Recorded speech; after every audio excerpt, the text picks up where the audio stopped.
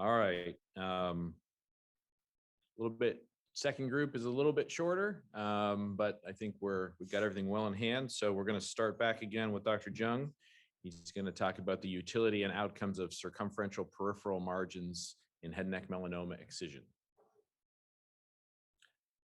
Hello, everyone. Topic of my project is the utility and outcomes of circumferential peripheral margins in head and neck melanoma excision. The objective of this study was to assess the rate of re-excision, recurrence, and survival in patients that undergo excision of head and neck cutaneous melanoma with reduced margin in association with enhanced margin assessment. And we'll get into what we mean by enhanced margin assessment in a bit. So the current landscape of surgical management of cutaneous melanoma is based on the NCCN guidelines, and the guidelines for the margin of excision is based on the Breslow depth. As you can see here, for melanoma in situ, they recommend the 5 millimeter margin. And for malignant melanoma with a depth of less than 1 millimeter, they recommend 1 centimeter. 1 to 2, they recommend taking anywhere from 1 to 2 centimeters. And if there's a depth that's greater than 2, they recommend taking at least 2 centimeters. In reality, however, the complex nature of head and neck anatomy often makes it difficult to excise these lesions based on recommended margins without violating crucial structures that have cosmetic and functional implications. So it's widely accepted among the head and neck surgeons and dermatologists that taking reduced margins is reasonable, but then you come into conflict with the fact that you may not be able to clear the margins and thus affect the patient's oncologic outcome. So just to go over a few examples, this is a patient that presented with a T1B melanoma of the right cheek. Based on the Breslow depth, the recommended margin would be about 1 centimeter, which would look like this. Obviously, very closely goes towards the lid margin, and this would have cosmetic and functional implications and kind of limit your reconstructive options as well. In reality, we excised it with the 5 millimeter margin. The 9 to 12 o'clock margin here were involved by MIS, so that was re-excised 3 months later in the office under local anesthesia, and the patient's margins were cleared. Another example is a patient that had a T4B melanoma of the left nasal ala. Again, based on the recommendation, we would have to take 2 centimeters, which would look like this. Obviously not ideal. In reality, we excised it with the 5 millimeter margin, and the margins were fortunately cleared after the primary excision, and the patient underwent delayed reconstruction with good outcome. I want to spend some time talking about what our pathology colleagues do when we send our surgical specimen. The most commonly used method is called bread loafing, and essentially what they do is they fix the specimen and cut it into at least 3 parallel cuts and look at it under the microscope and tell us how closely it goes to the margin. And as you can see here from this pictorial representation, there's sometimes extra tissue that's not taken that have any oncologic benefit.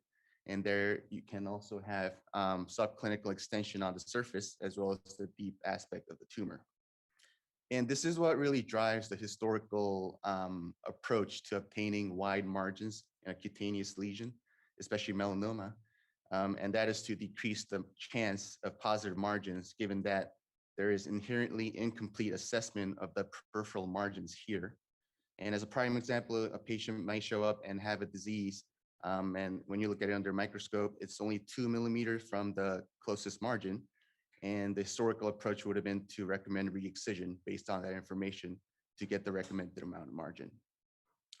An alternative approach would be the complete circumferential, peripheral, and deep margin assessment, or CCPD-MA. And this is what we mean by enhanced margin assessment. It is widely considered to be superior with regards to false negative margin rates.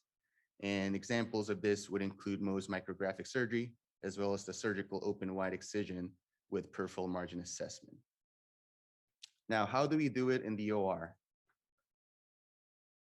So this is a patient that has a T1A melanoma of the scalp. We essentially outline the grossly abnormal lesion, and then we mark out the margin, and we give it a clock face designation so that the pathologist can look at it and orient it with regards in relation to the primary specimen.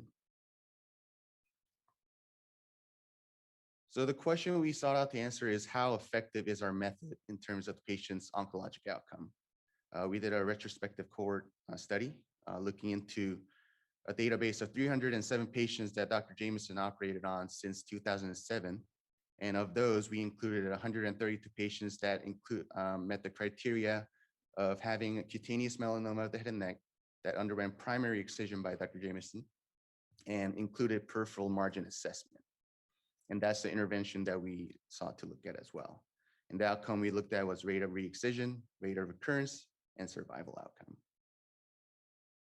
Just a key point about the study population, significantly more male and mean age at presentation of 71, duration of follow-up in average of 11 months. But I wanted to highlight here that a lot of the patients that were included in the study were operated on within the last year.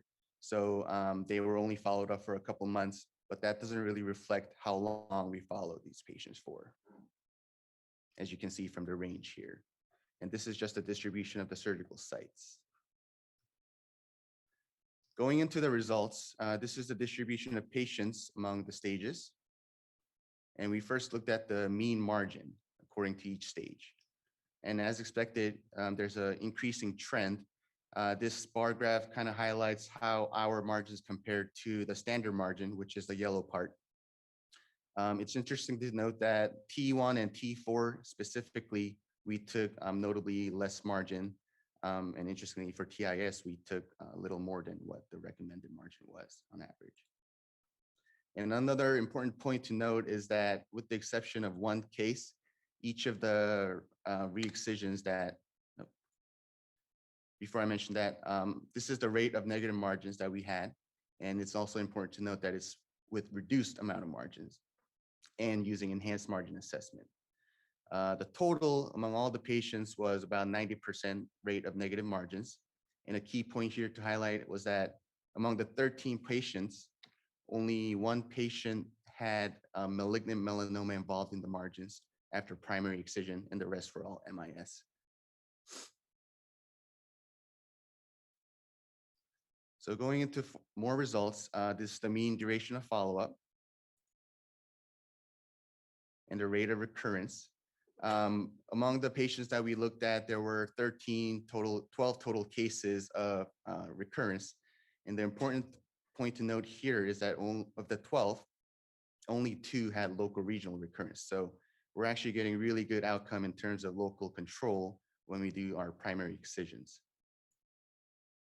And this is just the rate of disease-specific death. We had 2 reported melanoma-specific death that were included in our study. Going over the survival curves, for overall survival, there were a total of 4 events of death among the 132 that we included in our analysis. And this led to a 94% 2-year cumulative survival. Disease-specific survival, as I mentioned before, there were 2 events. At the 2-year mark, this is reflected as a 98% melanoma-specific survival. Looking into disease-free survival, the study had 12 total events of local regional or metastatic recurrence, leading to approximately 88% cumulative survival at the 2-year mark. And this is just the same data with stratified information based on staging. And as we expect, as the T stage goes up, the recurrence rate or the cumulative survival goes down. And this is looking at the local regional recurrence-free survival. At the 2-year mark, the cumulative survival rate was 100%, and the 2 recorded outcomes of local regional recurrence happened after this mark. And this just looks at the same information with an inverted form. So how does our result compare to the national guideline recommended outcomes? There's really not much literature out there that looks into the techniques of excision that's used and survival outcome data based on that. What you see here is the AJCC 8th edition melanoma specific survival curve. Obviously, our sample size is much smaller, so it's hard to compare. But based on our review of the literature and comparison with whatever is out there, our method of using reduced margins with enhanced margin assessment does not lead to an inferior outcome. Conclusion. So We believe that enhanced margin analysis with reduced surgical margins lead to low re-excision rate, low recurrence rate, and is comparable to patients treated with guideline recommended margins. What this means is that our method can potentially lead to improved cosmetic and functional outcome without necessarily compromising oncologic outcome. And we also believe that this could be more cost-effective going forward, potentially sparing our patients from further re-excisions that are not necessary, or sparing them from more complex reconstructive options. And I think, our data is a really good groundwork for looking into the role for real-time immunostaining, the utility of frozen pathology and melanoma excisions, and potential for us taking even narrower margins and considering immediate complex reconstruction at the time of excision to spare the patients more anesthesia and further complications. So I want to give a special thanks to Dr. Jameson for having me being involved in this project. I think going forward, it can have a potential to change our practice or modify it for the better. And I also want to thank Mike, our scribe, who is now going to medical school, for helping me with the data collection. These are my references. Questions?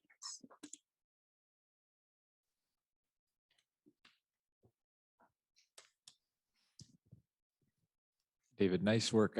One question I had was, did you have any sense of the percentage of cases where the narrower margins changed the reconstruction that was done? Like if you took the standard margins, you would have had to do an additional level of reconstruction, or did you look at that at all? No, and I think that's one of the things that we want to include in our next step study, but we did not specifically look into what sort of reconstructive options was used for specific patients that underwent reduced margin. Excellent presentation. This is Dr. Robbins' question. Any advances in frozen section value for melanoma in the past? I know it's, we can't rely upon that, but have they made any advances so you could even clear those remaining few cases that do not have clear margins? Thank you for the question or comment. Thanks, Dick. That's a great question. We're actually working on a clinical trial here. There is an immunostain for MART1, which is a very specific marker of melanoma.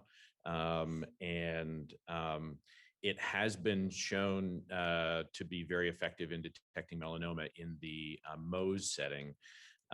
It can be done as quickly as, well, less than 20 minutes in terms of the immunostain itself. So we have a sort of a multi-step project looking at, can we implement that in our main operating room with the dermatopathologist reading it, turn it around in a reasonable time and get reasonable results. So that is on the horizon. It's a great question, and I think will change what we do for melanoma patients.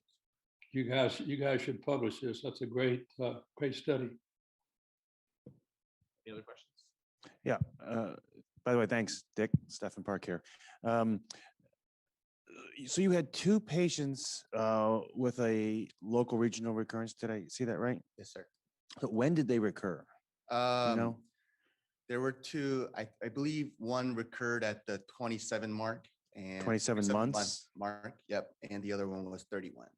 Okay. So is your inclusion criteria only people who had a certain number of months of follow-up?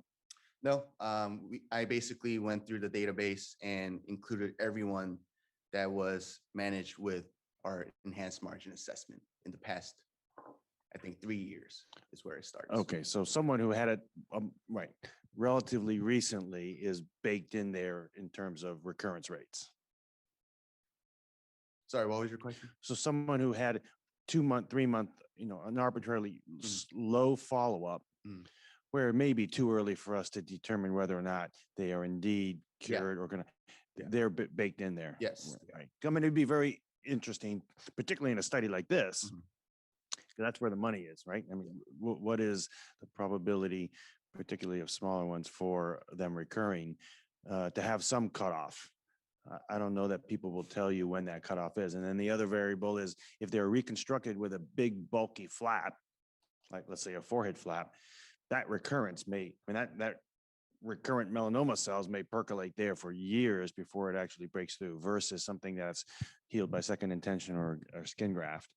So, and then it's follow-up too, right? Because a lot of these patients who come from a little bit of distance probably are lost to Dr. Jameson, and they're back in their dermatologist and doing their surveillance, and they may recur and they may not actually be brought back here for that. Yeah. So, yeah. Yeah, so I mean, ideally, I think what we want to do is as we collect data, we can put a cutoff mark and say, hey, let's stop at the 1 year mark from now and look into patients and how long have we followed them and when did they recur. So that would be the logical next step. And we were also even talking about comparing our patient right now to patients that were treated without enhanced margin assessment and see if that shows anything interesting. But, yeah, good point. All right, thank you.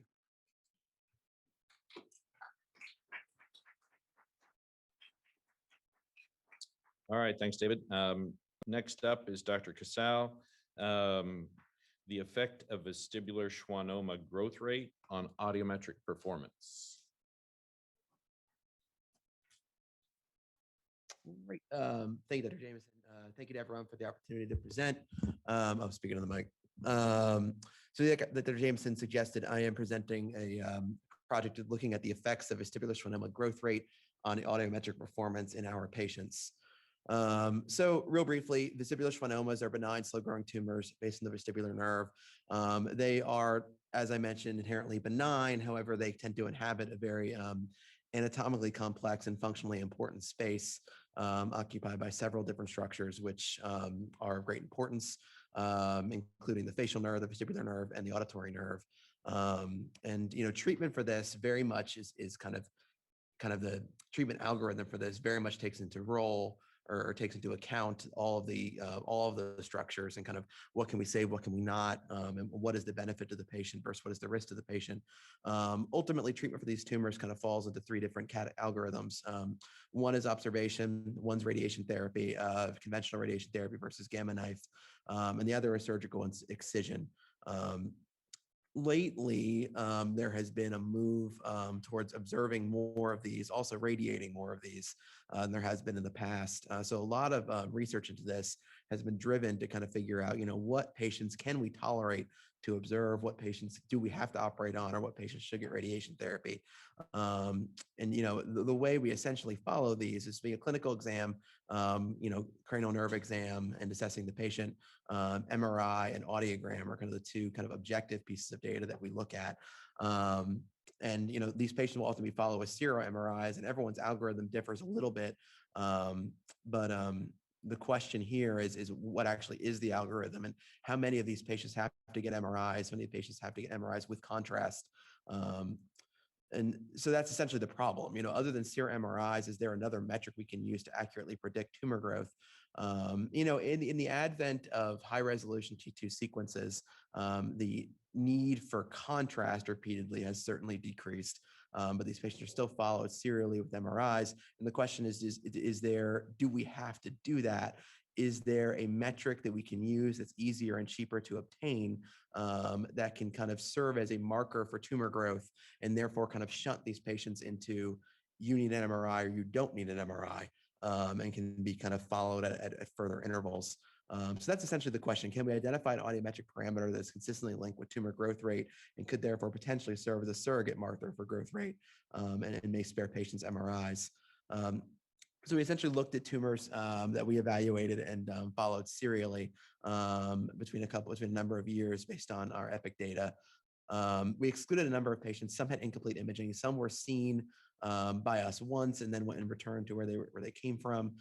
Others had incomplete audiometric data. Others had concurrent conductive hearing loss, which would confound all of our data. The goal was to exclude all of those that may have other reasons to have hearing loss and therefore would essentially just be a confounding issue with when we were actually looking at our data. And then we excluded all of those with NF2. Those are very well known to be a clinically distinct entity. Though they have tumors similar to those that are non-syndromic, they kind of are often looked at separately for that reason. So final population looked at about 50 patients. We looked at our imaging, our kind of big way we determined actual tumor size was looking at imaging data and calculating tumor volume. And this was based off our data in packs and essentially using a tool that we've used for a number of papers we've published recently and has kind of been a bit of a boon for us lately. But essentially looking at volumetric structures based off imaging and used that to calculate the volume of a space.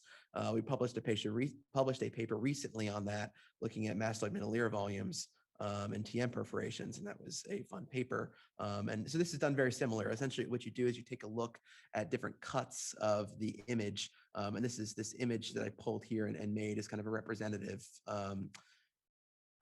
image of one of our patients.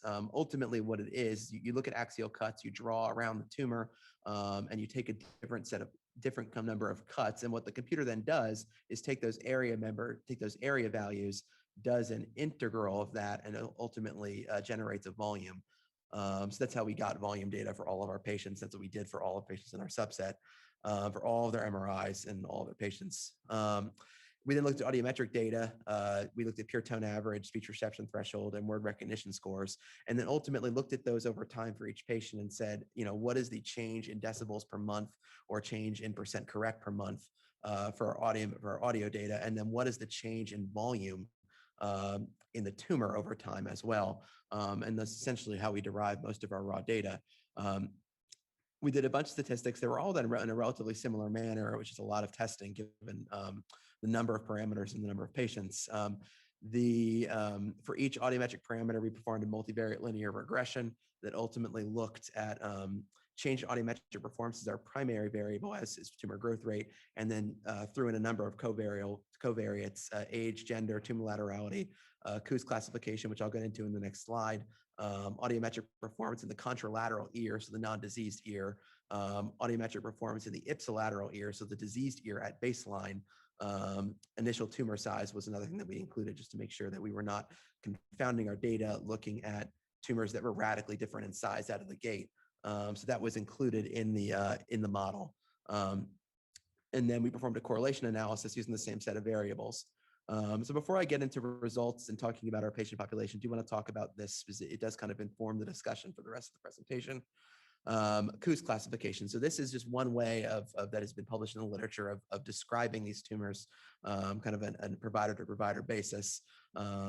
They are broken into 4 groups. Coues 1 is a purely intracanalicular tumor, purely within the bony confines of the auditory canal. Coues 2 extends into the CPA, cerebellopontine angle, but does not contact the brainstem. Coues 3 fills the entire CPA, and Coues 4 fills the CPA with significant compression on the brainstem and adjacent structures. So getting into our population, like I said, 48 patients, 16 male, 32 female, average age about 63 years. We had a basically right down the middle split, left versus right. And then our average length of follow was 899 days. The most someone was follow was upwards of 3.5 thousand days. And each patient had at least 2 sets of complete audiograms and imaging. The average was 3 complete sets. And then Coues classification, most of ours were Coues 1 and Coues 2. There were a couple of Coues 3 tumors. There were interestingly no Coues 4 tumors in the group. So this is just a demographic slide. I won't spend a ton of time here. It's just looking at raw data, but essentially that shows that, what are the averages for all of our population. And then interesting time, and this is purely to look at, does the diseased ear look different than the non-diseased ear? And they did. The rate of change in the pure tone average for the lesion side was different than the non-lesion side, as was the speech reception threshold, as was the word recognition score, although these values were quite small and maybe not necessarily clinically significant, but they were different, and they just kind of wanted to do that as a proof of concept before we got started. Getting into the data, kind of looking at the Coues 1 tumor specifically, so kind of breaking the population down to the Coues 1 group. the punchline for this slide is ultimately looking at the different variables. And this is what this is showing is pure tone average, speech perception threshold, and word recognition score. And then looking at the different variables and with the change in tumor growth rate as the dependent variable, as the independent variable, are any of the dependent variables showing a significant correlation. And as boxed in on this slide, the change in tumor volume was related to the change in pure tone average, and that was significant. And interestingly, the Pearson correlation coefficient was quite high, 0.78, which implies a somewhat linear relationship with that variable as it relates to tumor growth rate. Speech perception threshold and word recognition score were not correlated for that group. Looking at the COOS2 tumors, we showed kind of relatively similar correlation, although it's much less robust, between rate of change of tumor growth and pure tone average. Although interestingly, the Pearson correlation coefficient was much less significant.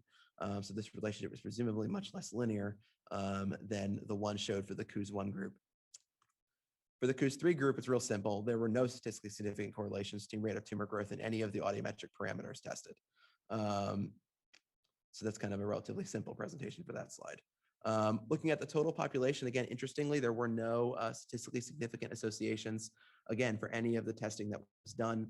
And this is looking at the total population. So taking all of those COOS1, 2, and 3 groups and merging them into one population and seeing if there's any correlations that hold up. So getting into discussion of this, one key assumption made in this analysis is that tumor volume is a reliable predictor of tumor size. And that's not necessarily something to take for granted. Although, as I kind of alluded to earlier in my presentation, the literature across the board does support volume-based measurements as significantly more accurate than 2D measurements like area. There's a couple of papers, specifically in the neurosurgery literature, that do cite that. And we found that in our own clinical practice to be quite more reliable. As I mentioned, we've published a number of papers using this kind of analysis. And as I mentioned, segmentation analysis specifically has been shown to have a high inter-rater reliability, which kind of answers the question of, if one person does this, if another person were to do it, would it be any different? The answer is likely not. Looking at growth rates, the overall tumor growth rate was about 8.8 millimeters cubed per month. Interestingly, there was a negative growth rate observed for some tumors. I found that a little weird, so I did a literature search, and this has actually been reported in the literature in a number of different ways. So not totally off the beaten path, but it is a little weird, but certainly has been observed.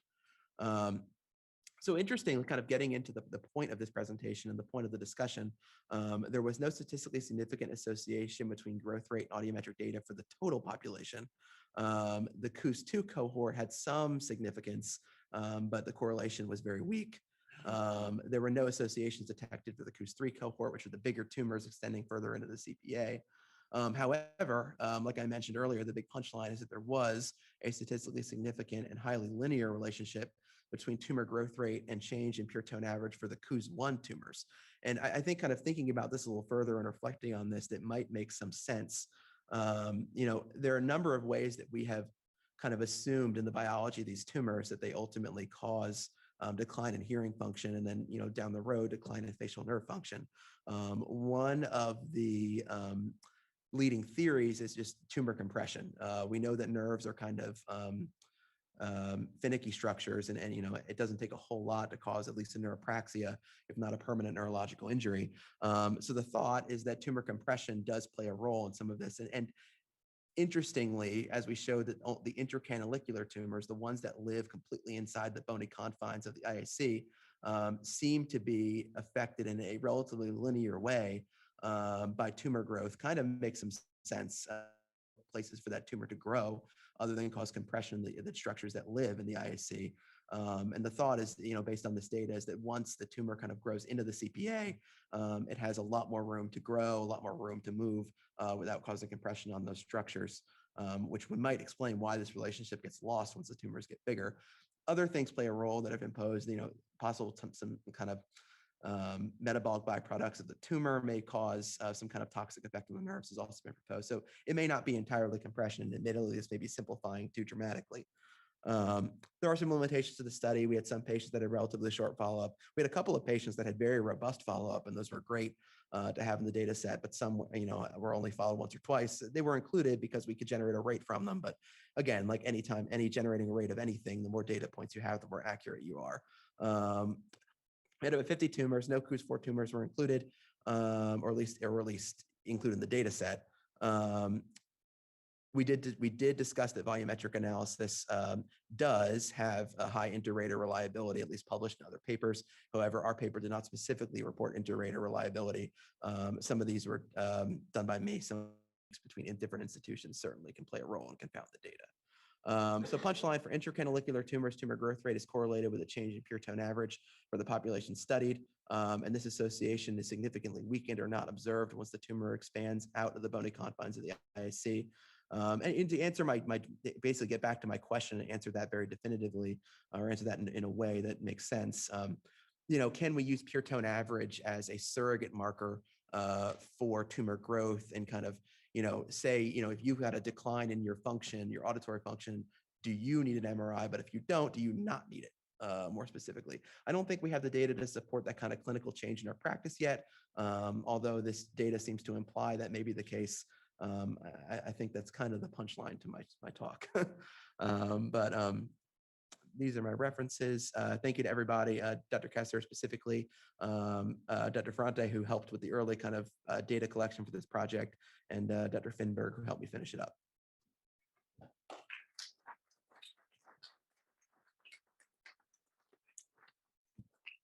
Any questions? Garrett, so this is John Mason. Garrett, that was great, and Brad. For diagnosis, everybody's looking for a surrogate other than MRI, and also on audiometric testing. So this actually is an interesting way of looking at progression of growth, trying to find a surrogate other than imaging. And to the best of my knowledge, there's really no good surrogate. But the question for you guys is, did you find any correlation with tumor size and initial audiometric data? We all have anecdotes of large tumors with perfect hearing and small tumors who lost all their hearing. Yeah, and that we didn't look specifically at that in our statistics, but looking back at my data, at least looking at it kind of like Stalt's 1,000-bit view of it, there didn't appear to be something that immediately was apparent. And we included initial tumor size in an initial pure tone average in our model to account for that as a possible confounding factor in this.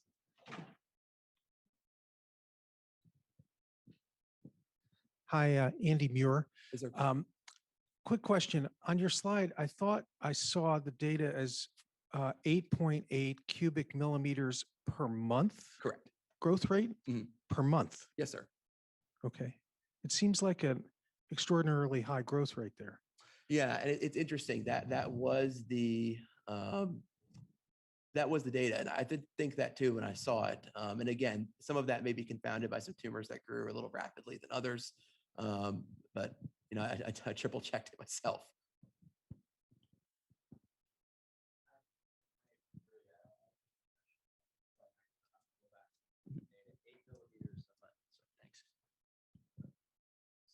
So this is Brad Kessler. I'm not sure that 8 millimeters a month is, the average growth rate is 2 millimeters a year on average. 8 millimeters a month would far exceed that. So we'll have to go back and check that. That was a good pickup, Dr. Muir. I think another way to think about this study is most of the patients that we see, we observe. We recommend observation. And the major risk factor of observation of these tumors is that during the observation period, patients will lose hearing during that time, and there are hearing preservation operations.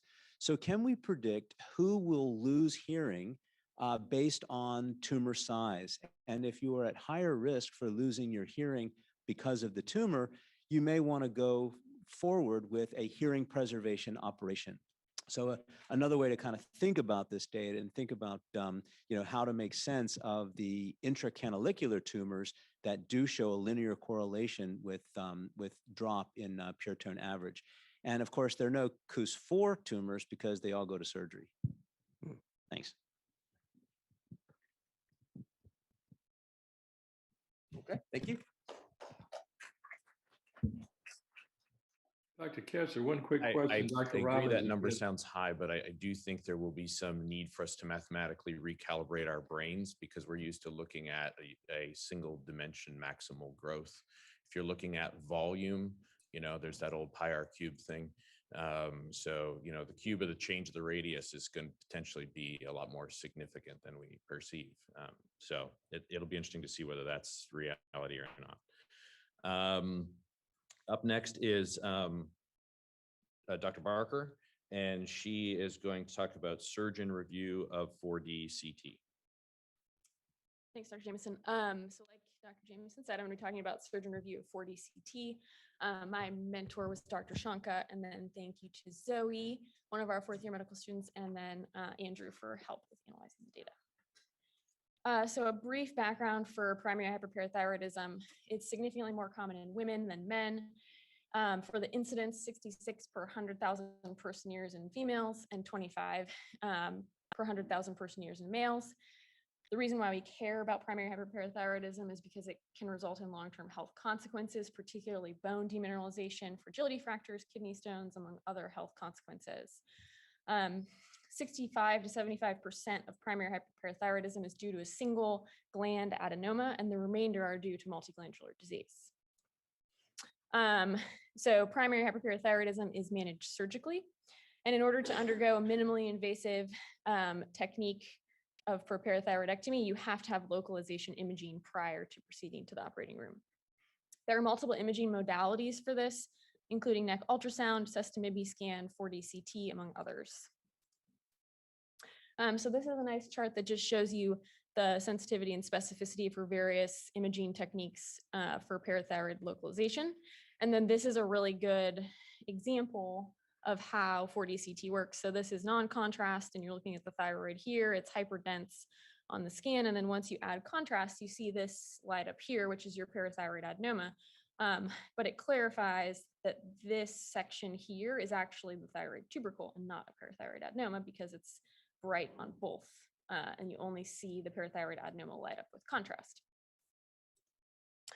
So for prior studies in this area, there's no literature that has compared the differences between surgeon and radiologist review of 4D CT scans. In 2006, Stewart and his associates evaluated surgeon-performed ultrasound, and they found that it had greater sensitivity for identifying parathyroid adenomas for localization preoperatively compared to sestamibi localization. And then Yi showed that 4D CT scan had a higher sensitivity than sestamibi spec CT for preoperative parathyroid adenoma localization, up to 92.5% for single gland disease. The current statement by the Head and Neck Society suggests that 4D CT scan can be used in conjunction with ultrasound preoperatively to localize parathyroid adenomas. So this was our objective, was to evaluate basically surgeon and radiologist reviewed 4D CT scans and compare the ability to localize parathyroid adenomas preoperatively. So our hypothesis was that similar to surgeon-performed ultrasound, surgeon-reviewed 4D CT will improve the sensitivity and specificity of preoperative parathyroid adenoma localization. So for our methods, we developed a patient database in REDCap, and I'll kind of go into the specifics for the database in a few minutes, but basically categorizing demographics, preoperative, intraoperative, postoperative data, and then surgeon review of the imaging studies. So we had 20 patients who with primary hyperparathyroidism who underwent a parathyroidectomy between January 1st of 2017 to January 1st of 2021, and these were all done at UVA. And then here's a nice little intraoperative picture of a parathyroid adenoma.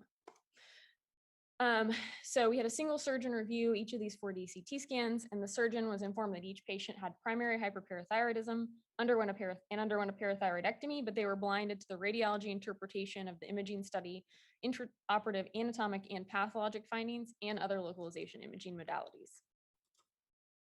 So how did we analyze our data? We performed descriptive statistics for our demographic and clinical characteristics, and then we calculated the sensitivity, specificity, positive predictive value, negative predictive value for localization for each anatomic site for a parathyroid. So this is an example of our 2x2 table. So basically this would either be surgeon or radiologist interpretation, whether or not they detected it on the 4D CT, if they did not detect it on the 4D CT, and then if it was present at the location that they identified preoperatively, or if it was present at a different location than the one that they identified preoperatively. And then we compared the overall performance for the radiologist and the surgeon. So in developing our database, again, like I said before, we included demographic information, preoperative, intraoperative, and postoperative data, and then surgeon evaluation of the 4D CT and ultrasound. So for our demographic information, this is just an example or a picture of our database kind of categorizing basic information about the patient and then some clinical history. For our preoperative evaluation, we included the type of hyperparathyroidism they had, if they were symptomatic, if they had a laryngeal exam preoperatively, and then what their preoperative labs were, as well as what their preoperative imaging was and whether or not an adenoma was localized on each imaging technique. For our intraoperative evaluation, we included the baseline PTH, how many glands were located during surgery, how many glands were removed during surgery, their weights, the subsequent drop in PTH, and then pathologic diagnosis. And finally, postoperatively, basically how long, if they were followed and what their calcium levels were, whether or not they had a repeat laryngoscopy, et cetera, if they had any complications. And then we included this section, which is basically our surgeon review of 4D CT for parathyroid. This includes our 2 surgeons. In this subset of patients, they were all reviewed by Dr. Shanka. But again, this is where the surgeon localized it to, if they had any comments. And then we didn't complete this for this study, but whether or not their localization changed if they added ultrasound to their review. So for our results, again, we analyzed 20 patients who had primary hyperparathyroidism and underwent parathyroidectomy at UVA between January 1st, 2017 to January 1st of 2020. For our patient demographics, our average age was 58.1 years old. We had significantly more females than males, which is to be expected, but 16 females and 4 males. The average BMI was 27.7. 10% of our patients had prior neck radiation, which seems really high, and none of them had prior radioactive iodine therapy. 5% were hypothyroid, and then 42% had prior neck surgery, again, pretty high, and 20% had prior parathyroidectomy. For our average labs, preoperatively, the calcium average was 11.2, and the average preoperative PTH was 144. 55% of them had an adenoma identified on ultrasound, and 85% had an adenoma identified with 4D CT. So what is the comparison between surgeon review and radiologist review? So we broke this down into the sides. So this is the right side. Obviously you have superior, right inferior, and then the right side total. So for the right superior, the surgeon outperformed the radiologist with a positive predictive value of 1. And the radiologist had a positive predictive value of 0.62. They were tied for right inferior adenoma, and then overall on the right side, the surgeon outperformed the radiologist with a positive predictive value of 0.93. On the left side, again, the radiologist didn't identify any left-sided superior adenomas, so none were identified there. On the left inferior, the radiologist actually outperformed the surgeon there. But then on the total for the left side, the surgeon outperformed the radiologist. And then just comparing left total and right total, surgeon positive predictive value was 0.93 compared to radiologist of 0.79. And then on the left, the total was surgeon positive predictive value of 0.70 and radiologist of 0.60. So what are our limitations? Obviously, our main limitation here is the small number of patients we evaluated. And this is all going to be a retrospective analysis, and then the fact that we only had a single surgeon review the imaging. So where do we want to go from here? So we want to continue to add patients to the database, continue to evaluate radiologists versus surgeon reads, add in an additional surgeon to allow for inter-rater reliability, and Dr. Garneau has graciously agreed to do that. And then evaluate how other variables affect preoperative adenoma localization. And this will be able to be done once we have more patients, so more data to kind of analyze. So for the conclusion of this, the 4D CT scan has excellent sensitivity and specificity for preoperative localization of parathyroid adenomas. And surgeon review of 4D CT is valuable as it improves the accuracy of preoperative adenoma localization. These are my references.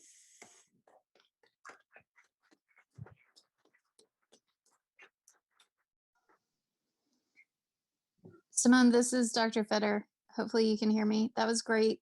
My question is, how do you account for the experience level of both the surgeon and the radiologist, any subspecialty training from the radiologist standpoint? And then when you're looking to generalize this to other providers, do you think about surgeon volume of these cases and how many of these studies that they've looked at?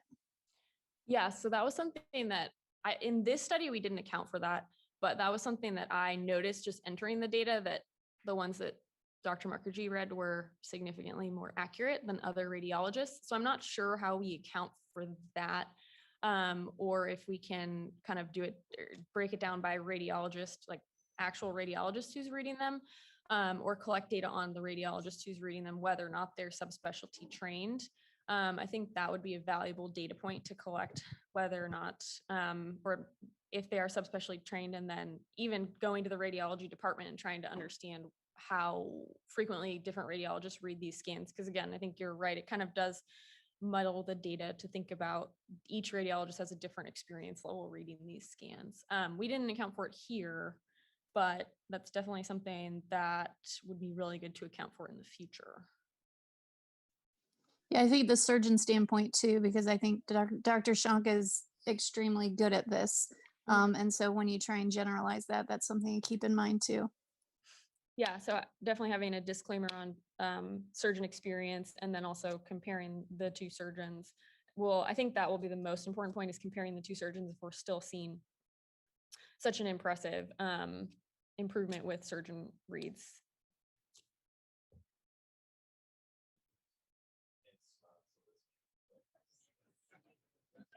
For you, anything. Hold on a second. Oh, yeah. Yeah, I'll read them first. Those will all be wrong, and then you'll know how that'll work out great. Simone, what was the logic between distinctly looking at the left side versus the right side? I mean, why separate those out at all? Sure. So that was actually kind of initially unintentional, because the way we were going to look at our data was kind of all or none. But since all of these patients had an adenoma and they all had surgery, so they all had an adenoma like preoperatively, and they all had an adenoma in surgery, that kind of skewed the way we could look at the data, because then we didn't really have we basically couldn't analyze the data that way, because there were no true negatives. So no patients who had imaging but then didn't have an operative adenoma. And so when we did it by side, then the true negative could be an adenoma is not on that side. But in the future, so that we can kind of conglomerate the data into one whole thing, not just sided, we're going to count patients with multiglandular disease as a true negative, because their localization imaging wouldn't be accurate and you wouldn't be able to localize them. So they could be a true negative for us moving forward, so that we could analyze all that data together. It's going to take me about 20 minutes to sort that answer out, but okay. I think the other important piece there is this isn't just about who can and who can't. I think it's really going to be about how do you teach people so that they all can, and looking at, what makes the people who are really good at it, and can we then translate that to everyone else? Not me. Good. Dr. Carpenter is going to present next on predictors of laryngeal stenosis development and tracheostomy dependence after acute laryngeal injury. All right. So today I'll be presenting this project, predictors of laryngeal stenosis development and tracheostomy. What? Okay. You're on the air. You're Cool. live up. Great. Thank you. And tracheostomy dependence after acute laryngeal injury. My faculty mentor for this project was Dr. McGarry. Thank you for your help with this. And I'd also like to thank Jessica Lynn, a first-year medical student, and Carly Sivitz, an undergraduate student who did a bulk of the data collection for this project. So posterior glottic stenosis is a condition in which the vocal folds become partially or completely fixed, causing narrowing of the glottic aperture secondary to interarytenoid scar formation. PGS most frequently develops as a result of acute laryngeal injury, largely related to prolonged intubation or multiple traumatic intubations with established underlying risk factors for development, such as diabetes, ischemia, vasopressor use, large ET tube size, or prolonged intubation over 10 days. The incidence of acute laryngeal injury, as evidenced by mucosal ulceration or granulation tissue in the larynx after intubation, is as high as 60% based on prior studies, but only a very small subset of these patients ultimately develop PGS in the end. But when it does occur, it can be devastating, leading to tracheostomy dependence, severe dysphonia, or aphonia. And the concern regarding PGS development has been particularly relevant over the past year in the setting of COVID-associated prolonged intubations. This project began as an undergraduate summer research project consisting of the development of a REDCap database to assess patient outcomes following evaluation for acute laryngeal injury. The original objectives were twofold. The first was to develop a classification scheme for acute laryngeal injury based on the severity of the injury and how that relates to various patient and clinical factors and comorbidities kind of based on endoscopic findings. Currently, we have grading systems for mature PGS and subglottic stenosis, but there's no grading system or published correlation of acute injury findings on endoscopic exam, such as mucosal ulceration or cartilage exposure, with prognostic indicators suggesting the development of PGS. The second objective was to characterize risk factors for the development of posterior subglottic stenosis, as well as risk factors for tracheostomy dependence after acute laryngeal injury due to intubation-related trauma in our patient population here. So this was a retrospective chart review, including patients who were evaluated for acute laryngeal injury following endotracheal intubation from 2015 to 2021. Inpatient consults by the ENT service were searched for ICD-9 and 10 codes for focal fold paralysis, dysphonia, dyspnea, stridor, dysphagia, and ventilator dependence, and then CPT codes were searched for tracheostomy. Inclusion criteria included adult patients, so ages 18 or older. Patients all underwent tracheostomy placement for prolonged intubation or acute laryngeal injury, and all patients had to be seen by either Dr. McGarry or Dr. De Niro within 2 weeks of the time of injury, and they were seen at least 8 weeks from the time of injury. Patients were excluded if they had pre-existing airway stenosis, a history of head and neck cancer, a prior radiation treatment, blunt neck trauma, or an interval intubation between the initial and the follow-up exams. We specifically chose to look at patients who underwent tracheostomy placement, as we felt that this population would be most likely to follow up in clinic after discharge and most likely represented the patients with the most severe laryngeal injury and were at the greatest risk of stenosis development. Data was collected retrospectively. It included a wide range of information, including demographic details, comorbidities, daily blood glucose levels while admitted, details regarding their admission, SLP evaluations, and then also photo and video documentation of their initial and subsequent assessments by our team. We also looked at whether these patients remain tracheostomy dependent at 2, 3, and 4 months after placement. And this data was all entered into a REDCap database. We then took this data and we looked at which clinical and demographic factors correlated with tracheostomy dependence for airway stenosis at 2 and 4 months. And we also looked at the visual data from patients' endoscopic exams in an attempt to better characterize acute laryngeal injury findings. Statistical analysis was performed through RStudio using the Fisher's exact test for categorical variables and the Mann-Whitney U test for continuous variables.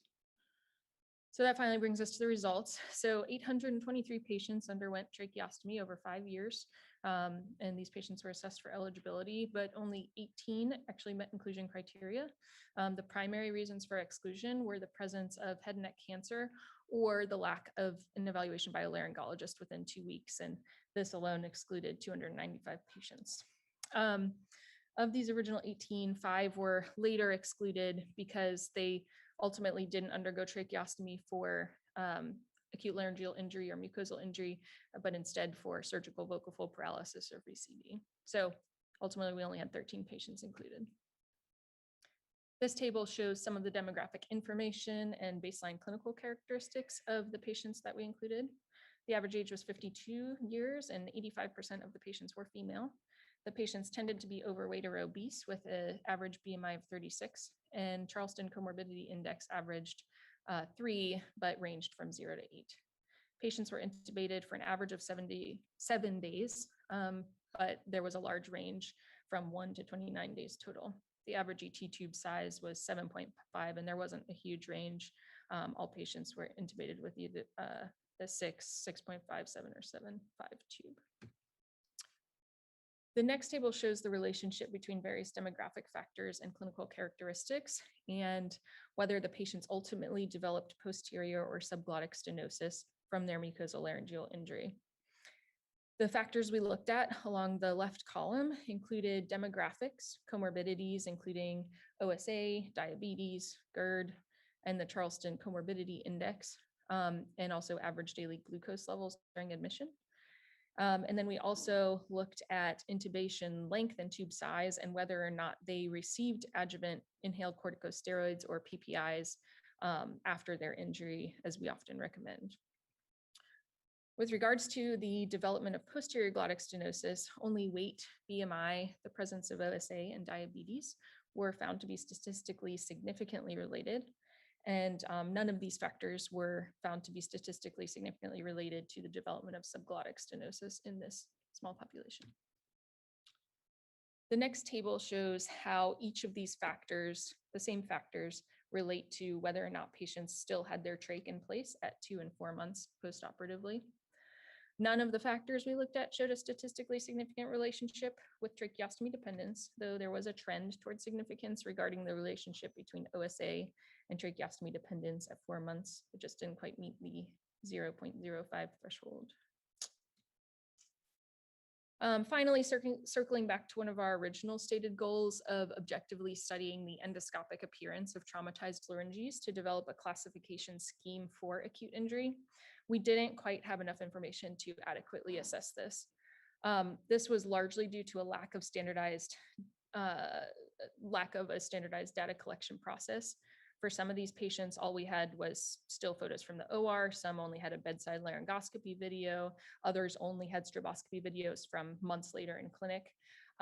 So we were really unable to review and grade endoscopic exams as we had originally intended in a standardized way. This table here shows some of the findings that were documented in the chart based on operative reports and consultation notes specifically. So just kind of what was written in the chart.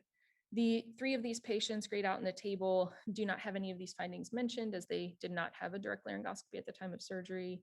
Of the others, ulceration and granulation tissue were documented for 5 patients, pseudomembrane formation for 2, and mobility impairment for 3.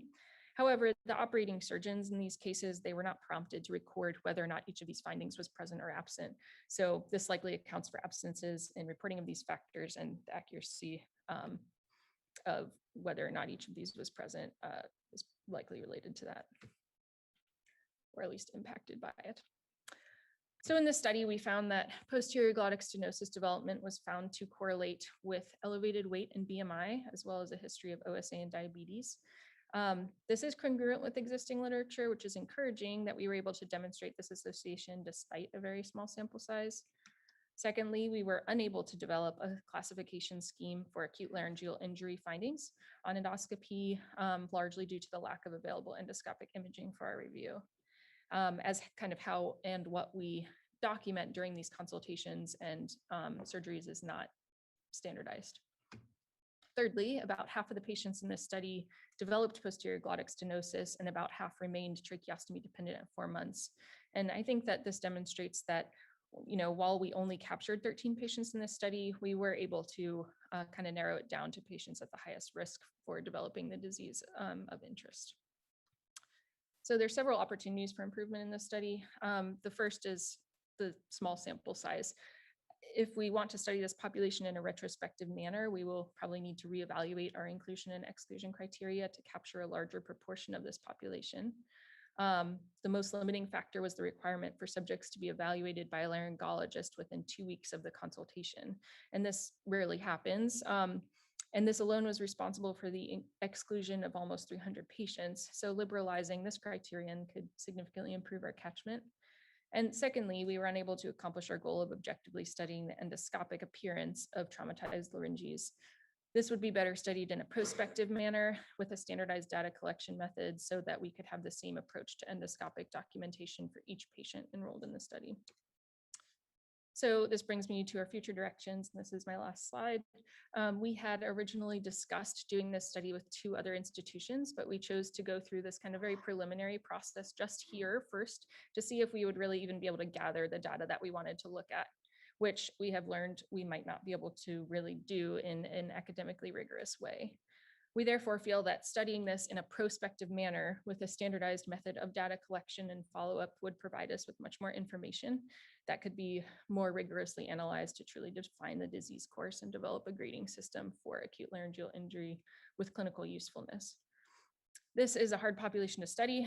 These patients are sick, follow-up is unreliable, which is why recruiting as many patients as possible from several institutions would be extremely beneficial in achieving these goals. Thank you. And in addition to the people I mentioned before, I'd like to acknowledge Andrew Strump for helping me tackle our studio and learning how to do statistics. And thank you all for listening to the presentation. These are my references.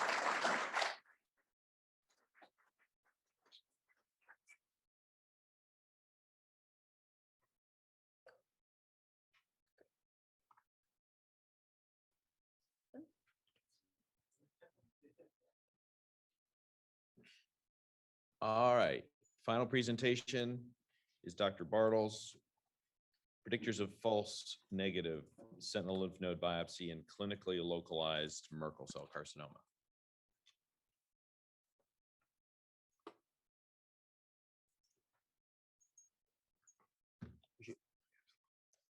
Everybody, great job to everybody who has gone. You guys are amazing. I'm proud of you. Today I'm talking about predictors of false negative sentinel lymph node biopsy in clinically localized Merkel cell carcinoma. I'd like to thank Dr. Jameson for being my mentor for this project. There were numerous collaborators among many institutions for this, and we'll get to that at the end. As an introduction, I'd like to introduce Merkel cell carcinoma.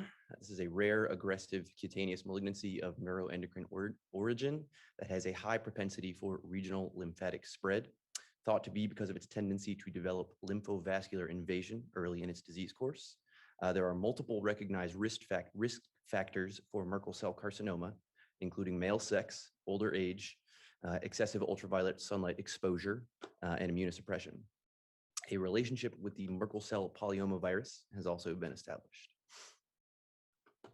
While Merkel cell carcinoma is generally described as an aggressive malignancy, its clinical course is variable and significantly dependent on extent of disease at presentation, with 5-year overall survival estimates of 50 to 80% for local disease versus 35 to 50% for those with regional nodal involvement.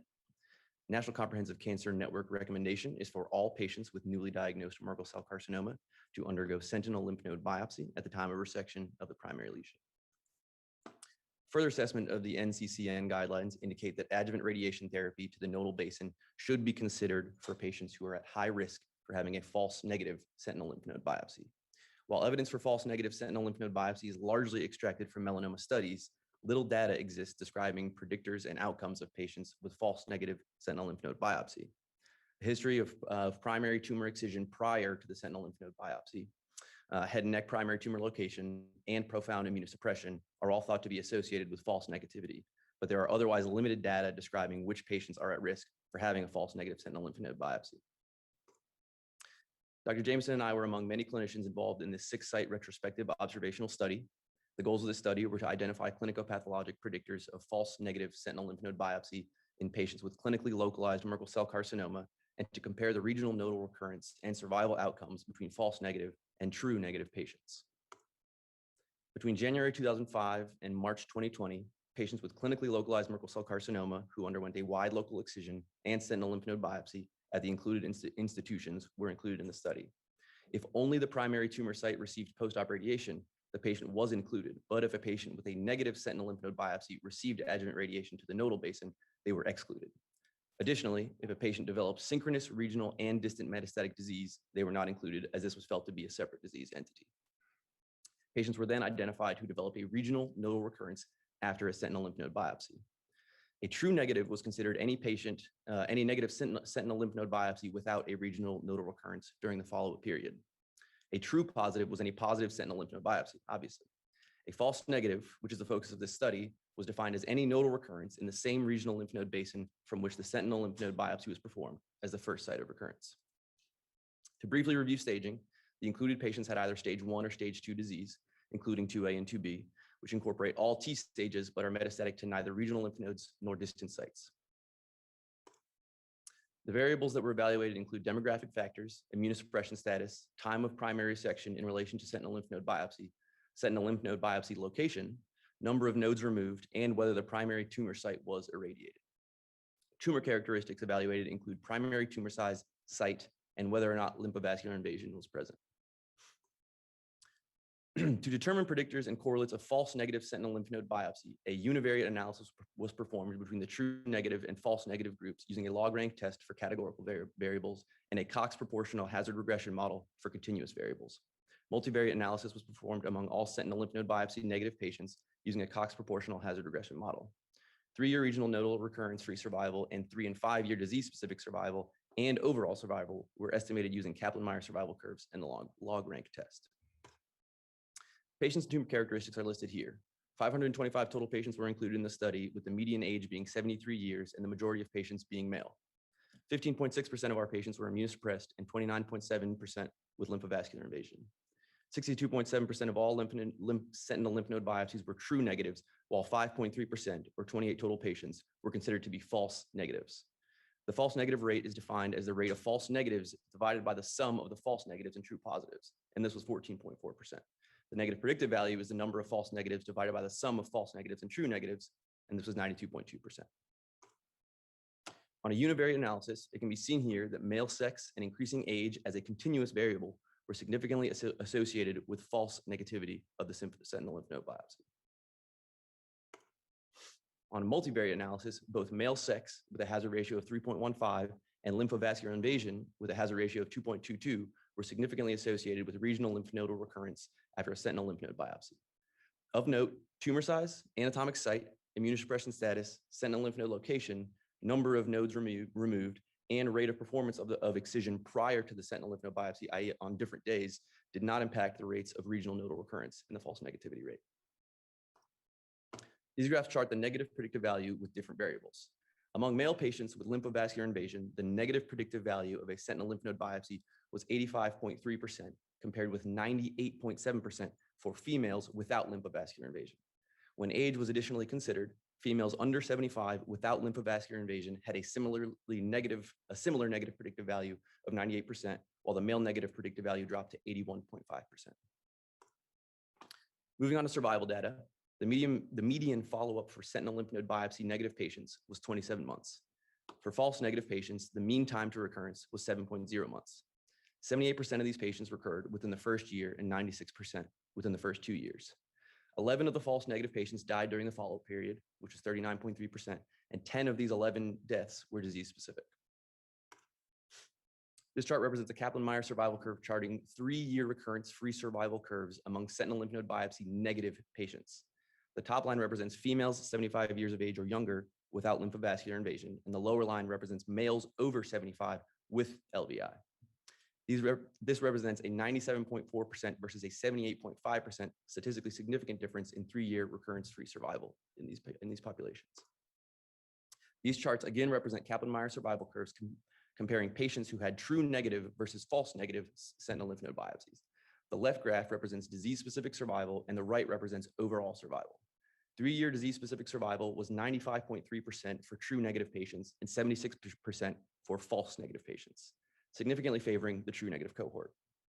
There was not a significant difference between overall survival at 3 years between the two groups, but at 5 years, both disease-specific and overall survival were significantly worse for the false negative cohort. In the present study, 28 patients developed a nodal recurrence after a negative sentinel lymph node biopsy, resulting in an overall false negative incidence of 5.3% and a sentinel lymph node false negative rate of 14.3% and negative predictive value of 92.2%. These findings are consistent with false negative rates and negative predictive values reported in prior literature for Merkel cell carcinoma, and are also compatible with false negative rates seen in melanoma in fairly recent large melanoma studies. We found that male sex and the presence of lymphovascular invasion were predictors of a false negative sentinel lymph node biopsy, and that increasing age correlates with false negativity. Other studies have also found an association between male gender and false negative sentinel lymph node biopsy in both Merkel cell carcinoma and malignant melanoma. So why are these factors associated with increased rates of false negativity? Merkel cell carcinoma has a high propensity for lymphovascular invasion early in its course, which is one of the factors thought to contribute to its aggressiveness. It has been theorized that tumor cells could possibly be in lymphatic vessels destined to reach the regional nodal basin, but have not yet reached it at the time of the biopsy. With regard to increasing age being associated with higher false negative rates, some theories derived from melanoma studies with similar findings hypothesize altered lymphatic function in elderly patients. I've yet to encounter a theory as to why male sex is associated with a higher false negative rate. This study benefits greatly from having a large sample size for a relatively rare disease. While it is a well-powered study, it has a number of drawbacks. First, it is a retrospective analysis, and there is obviously no ability to prove causation between false negative events and our correlated variables. Additionally, we are looking at a pretty small sample size of false negatives, which preclude a robust multivariate analysis. I think a large confounder is the exclusion of N0 patients that received adjuvant radiation to the regional nodal basin. As we are unable to include patients who would otherwise be of interest, it is difficult to know what our true false negative rate is, as a number of potentially high-risk patients may have gotten postoperative radiation for that specific indication. I think that this limitation is what makes this study the hardest to extrapolate from. But nevertheless, I think the findings in the study do contribute to our knowledge of Merkel cell carcinoma and will help support the design of future prospective studies with the goal of stratifying risks in patients with this disease. I'm happy to share that we are publishing or have published this in the Annals of Surgical Oncology. These are all the numerous authors on this study that Dr. Jameson and I worked with. And thank you. Happy to take any questions.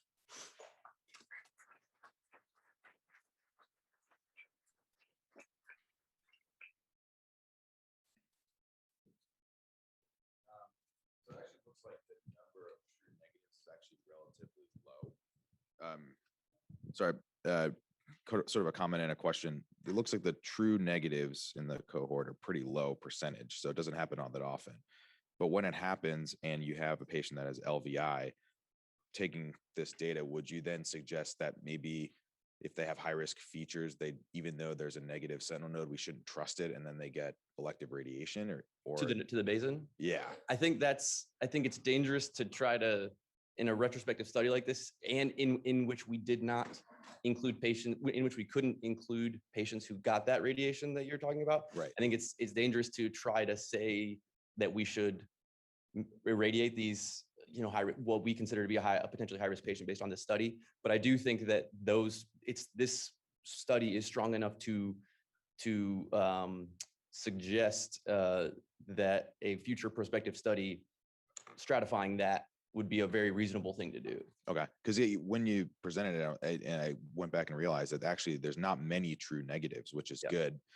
So you can definitely trust your sentinel node in majority of cases, right? It's just when it is negative and there's high risk features, you worry a little bit that you have to maybe do something extra and not rely on that. And the rate being as low as it is, I think also cautions me to say that we should irradiate all the people with these features because it's still pretty low. Okay, great. Thanks.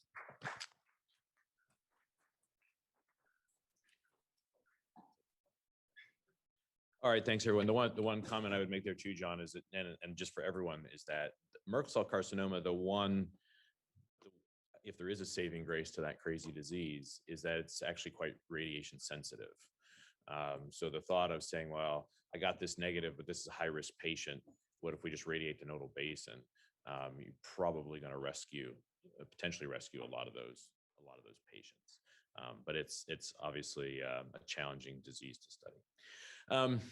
I am going to close the session.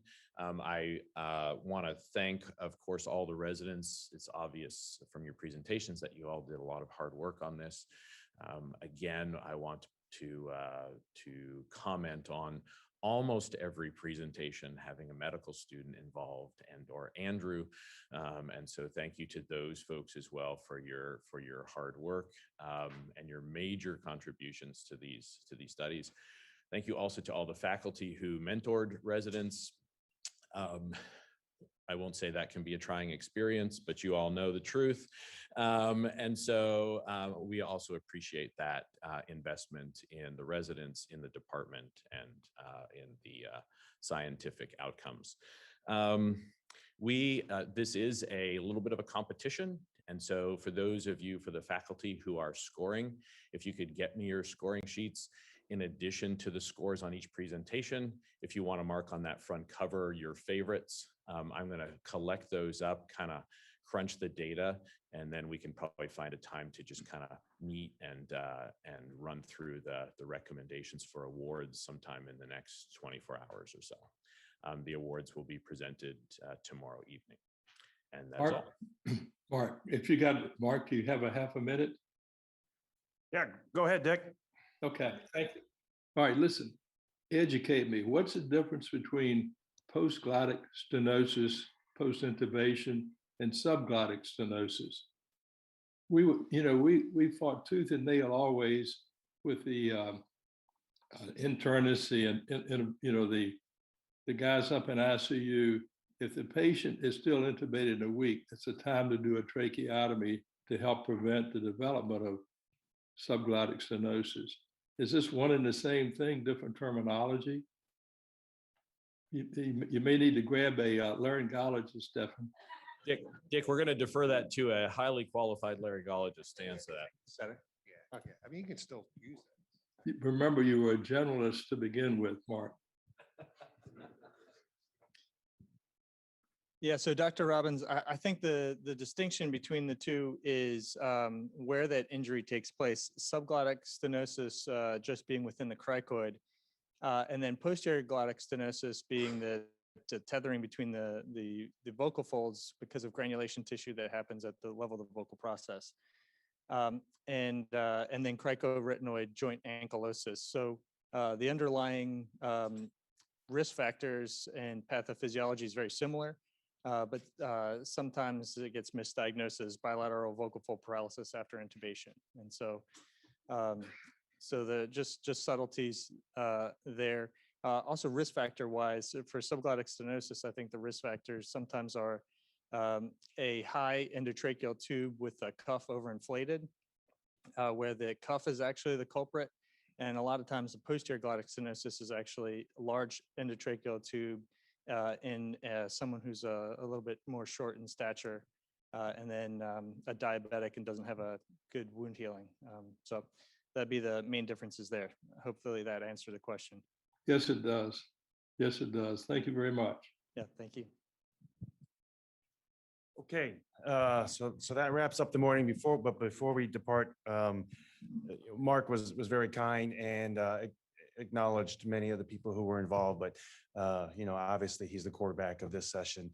And we say this frequently, but this is really a high level of presentations. I mean, these are all publishable. They're all national presentation worthy. And to kind of drive all this, I really appreciate Dr. Jameson, for really making this a high quality session. It's really come a long way.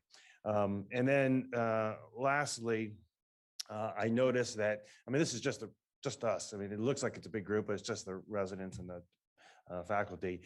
So I noticed we have our 3 new interns here. John, you can give them the mic. We have a tradition here, guys. And it's a very long standing tradition that the new intern, when they come into the family, they stand up individually and sing a song. And so you're welcome. But if you really don't want to, you can tell a joke. So think really quickly. Yes. And your third alternative, which would be a little disappointing, is you can just introduce yourself, say where you're from, and just, I mean, it's just us. Well, actually, it's on social media too. So, but go ahead, Katie. Why don't you start? Jonathan's right next to you. All right. Hi, everyone. I'll defer the joke to Anisha later, but my name's Katie. I'm from California. I came here from Albany Medical College. I'm excited to be here. Those were very impressive presentations. So it's nice.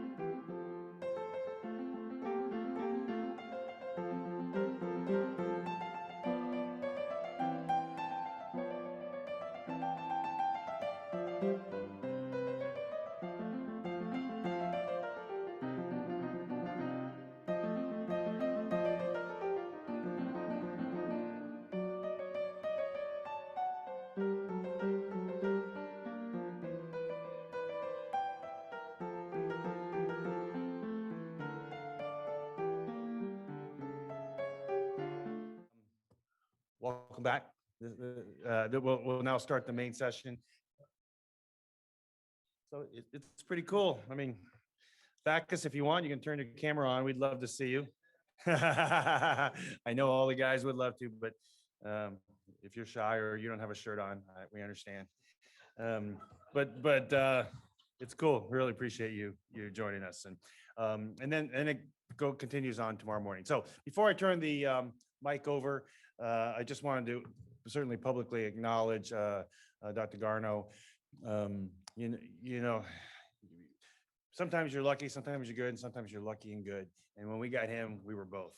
And so, you know, he has just been, as you guys will certainly all the residents will attest, and the head and neck faculty, he has been just a terrific partner to have on faculty. And, you know, as the junior guy, naturally, we gave him this responsibility. And I don't know, he probably wasn't at the faculty meeting, which is really why he probably got it. But look how he's done. I mean, this is a lot of last minute things that we had to swing. Originally, this was all virtual, and then, you know, tomorrow night we didn't know what we were going to get into. Even if you could bring spouses, and as you know, we limited it just to us, the residents and the faculty. But on behalf of the department, John, thank you for all that you've done, and the podium is yours. All right. Thank you. Thanks so much. I have to get lucky reading parathyroid imaging now, so we gotta see here. So it's really my honor to introduce our guest of honor, who's Dr. Andrew Muir. He's a visiting professor at our institution. He's currently the professor and chairman at the University of California, San Francisco. And at his institution recently, they just lifted a travel ban. So he's here with us in person, which is incredibly grateful to travel, make the long trip to Charlottesville from the West Coast to be with us here today. And we're incredibly grateful and thrilled to have him here. Just a little bit of background. Dr. Muir has an extensive CV and impressive history. You can see that in the program.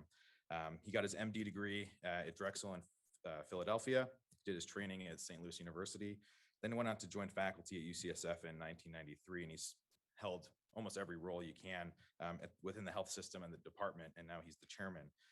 He holds also national and international appointments, currently serves on various committees and societies within our field, mainly making major contributions to the AO Society, the AO Foundation, and AO North America, which I'm sure you've all read multiple articles and learning points from that. So he's agreed to give us multiple lectures spanning the course of 2 days, spanning a wide variety of topics, and really kind of set the framework for how we made this program today. So without further ado, I'd like to introduce him and thank you very much for making the trip.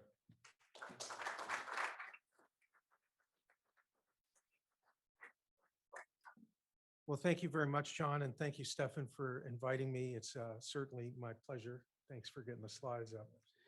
So who likes mandible fractures? Okay, a couple of hands. All right, talk to you guys later about that. So I'm going to talk to you a little bit about how to avoid complications in mandible fractures by thinking about engineering in, I hope, a more refined way than you might be doing it today. So I want you to understand the difference between load bearing and load sharing techniques. I want you to be able to discuss the indications for the Champi technique. And I want you to be able to conceptualize the place of the lag screw in mandible fracture fixation. So we're going to drill down on this topic a little bit today. So the principles of options for fracture management are, I suppose you could use a Barton's dressing or soft diet. You could use a bunch of different closed stabilization techniques. But really what I'm going to be talking about mostly today is the options for the open management of a fracture. And this is a person who uses a little bit too much methamphetamine. And you can see that the dentition is not going to support those techniques that I just mentioned. So then you get into open fixation. And you could use non-compression plates, dynamic compression plates, lag screws, monocortical mini plates, or threaded reconstruction plates. There are other techniques beyond what are just there. But I'm going to try to show you how to avoid this technique, which is external fixation. And this is a patient that I took care of back in the 90s. And I can tell you it's bad that I remember his name, okay? And he required an external fixator because of troubles that we had in getting him healed. So the goals are, that's my daughter, Madeline, eating corn. She's now a senior at Berkeley, by the way. But the goals of fracture management are to get a precise occlusion, to have stability of your repair, to prevent infection. That's actually a key goal. You want cosmetic acceptability. And this is really the whole name of the game with internal fixation is you want early function. It is the principal advantage of open techniques is to get early function. And then there's some secondary goals, which include patient safety and compliance, risk of nerve injury, visible scars, operative time, and cost. And of course, nerves include the facial nerve, the marginal mandibular branch of the facial nerve. Now, there is a principle of an engineering principle of tension and compression with regard to mandible fractures. So generally, on the superior or occlusal surface of the mandible, the forces of mastication tend to create a tensile force. But actually at the inferior border of the mandible, mandible under load has compressive force, and compressive force is actually beneficial. It is the tensile force that you principally have to overcome to get a stable repair. So that's a key principle. And the ideal placement of a plate would be right down the center of the body of the mandible, but that's where the inferior alveolar nerve is. So where you see this plane, if I had my choice in a vacuum, I'd put the plate right there, but I can't because the nerve is just below the surface. And that's what causes all the fits about how to how to engineer your repair so that you can take care of the tensile force, which is principally above that plane. So it's really all about the nerve and the teeth. And this is a really nice diagram of the inferior alveolar nerve coming out through the mental foramen. And you can see on the other side of the screen, the shaded portion is the sort of no man's land of fracture repair where you can't use bicortical screws to put a large plate on. And so the plate has to be moved inferiorly to get a bicortical screw in that area. Now, why is the inferior border plate bicortical? Why must it be bicortical? And the reason is because the plates were engineered for compression. And the principal advantage of compression is that you don't go through callus formation, but rather you get direct bone healing. That's why compression was invented. And that's why bicortical screws were necessary. So AO spent a lot of time engineering the mechanical techniques for how this principle would work. And it's based upon two key things. One is the spherical gliding principle, which I'm going to explain in a minute, but the other is the biocompatibility of titanium. Now, when I was in dental school at Boston University, by the way, in 1982, I did a thesis on implants. And I came to the conclusion that there was no biomaterial that was utilizable for implants at the time. In 83, Brannemark, who was a Scandinavian orthopedic surgeon, demonstrated the biocompatibility of titanium. And that busted open the entire field of fracture and implant repair. Now, why titanium is biocompatible, I can't tell you, but they stumbled upon it. It has to do something with the actual metallurgical structure of titanium. So credit to Brannemark for demonstrating that internationally. So the primary bone healing is done by compression. And here's how they design the plates. The plates are countersunk and the heads of the screws are chamfered. If you drill an eccentric hole so that the head of the screw hits the edge of the plate, as you're seeing here, what will happen is the screws will drive towards the center and actually put that fracture into compression. And so as these screws are driven home, they actually move the bone, because this is only the first two screws, mind you. It moves the bone towards the center to compress the fracture. So that's the engineering principle that was created by AO. So AO's principle was to say, look, we can't put the bicortical screws either through the shaded area that you see here, or obviously in the alveolar bone. So we must put it on the inferior border. And so all of their engineering principles were designed to completely take on the force of mastication from an unfavorable position. So an inferior border placement of the plate with bicortical screws was determined that a 6-hole plate without a tension band was the minimal amount of fixation that could be accomplished at the inferior border, or, and that's shown here, 6-hole plate, inferior border, bicortical screws, or alternatively, you could use a 4-hole plate, but then you needed something on the superior border of the mandible to overcome the tensile force, and that's called a tension band. Now, a tension band is demonstrated here with an inferior border bicortical screw plate, but the superior border plate is actually monocortical because it's in an area where you can, in a different placement than where I have it shown there, can injure a nerve or a tooth.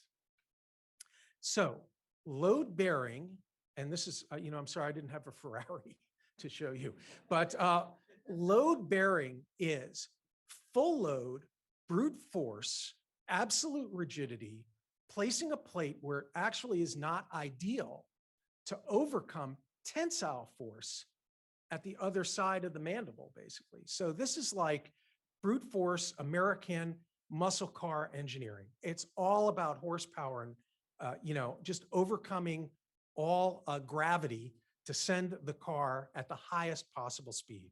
And that's the way I think about load bearing.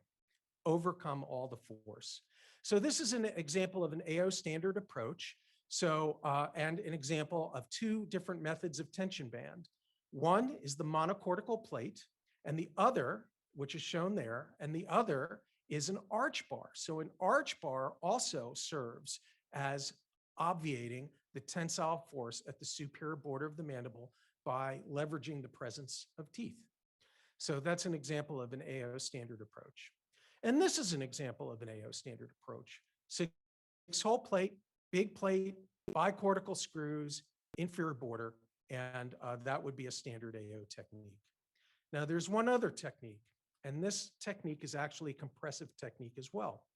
This is the lag screw technique, and the lag screw uses the minimal amount of hardware available, does have compression, but is actually not load bearing. It's not absolutely rigid. It's actually a load sharing AO technique. So this is kind of interesting. AO put all their technology into developing the absolutely rigid technique, but they also had in their back pocket a technique that understood that load sharing was possible, in this case with compression. So load sharing with compression was also a technique that AO developed with lag screws. Now, along came Champy.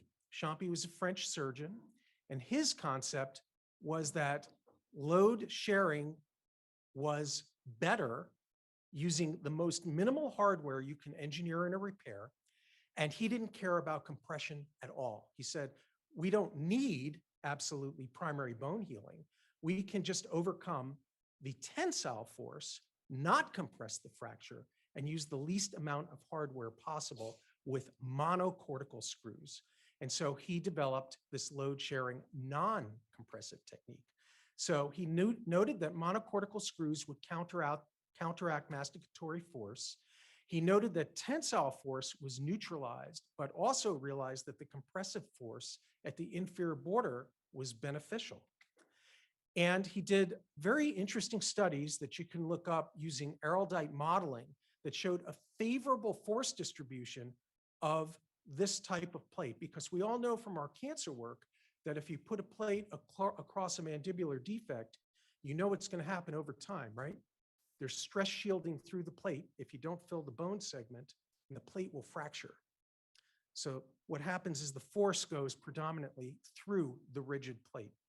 And he also noted that force-wise, there was about 60 decanewtons of force at the angle, but 100 decanewtons of force anteriorly because there was twist anteriorly. So this is an example from his paper of the eraldite modeling.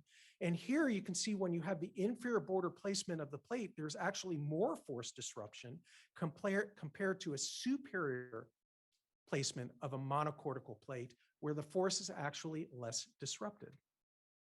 So the way I think about load sharing is it's kind of like the Lotus automobile concept. Why is this car fast?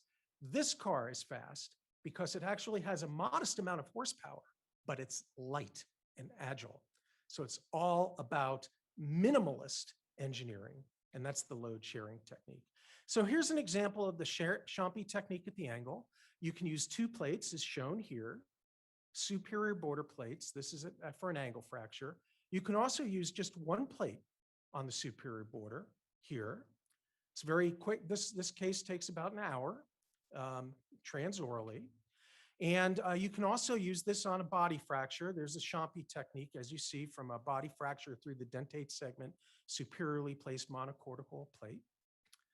And anteriorly, you can also use Champy techniques, but these are both monocortical plates, but you need two plates anteriorly, basically in front of the mental foramen because of twist.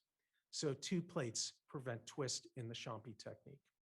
So how do you choose your approach to a fracture? Well, you want to use load bearing, which is bicortical reconstruction when you have poor bone contact, when you have to have absolutely rigid fixation, or where there's a bone loss defect or comminution, because the Champi technique relies on the bone fitting together perfectly, what's called buttressing of the bone segments. If you have any lack of bone, you don't have the ability to overcome the minimal force. So there can be no loss of bone.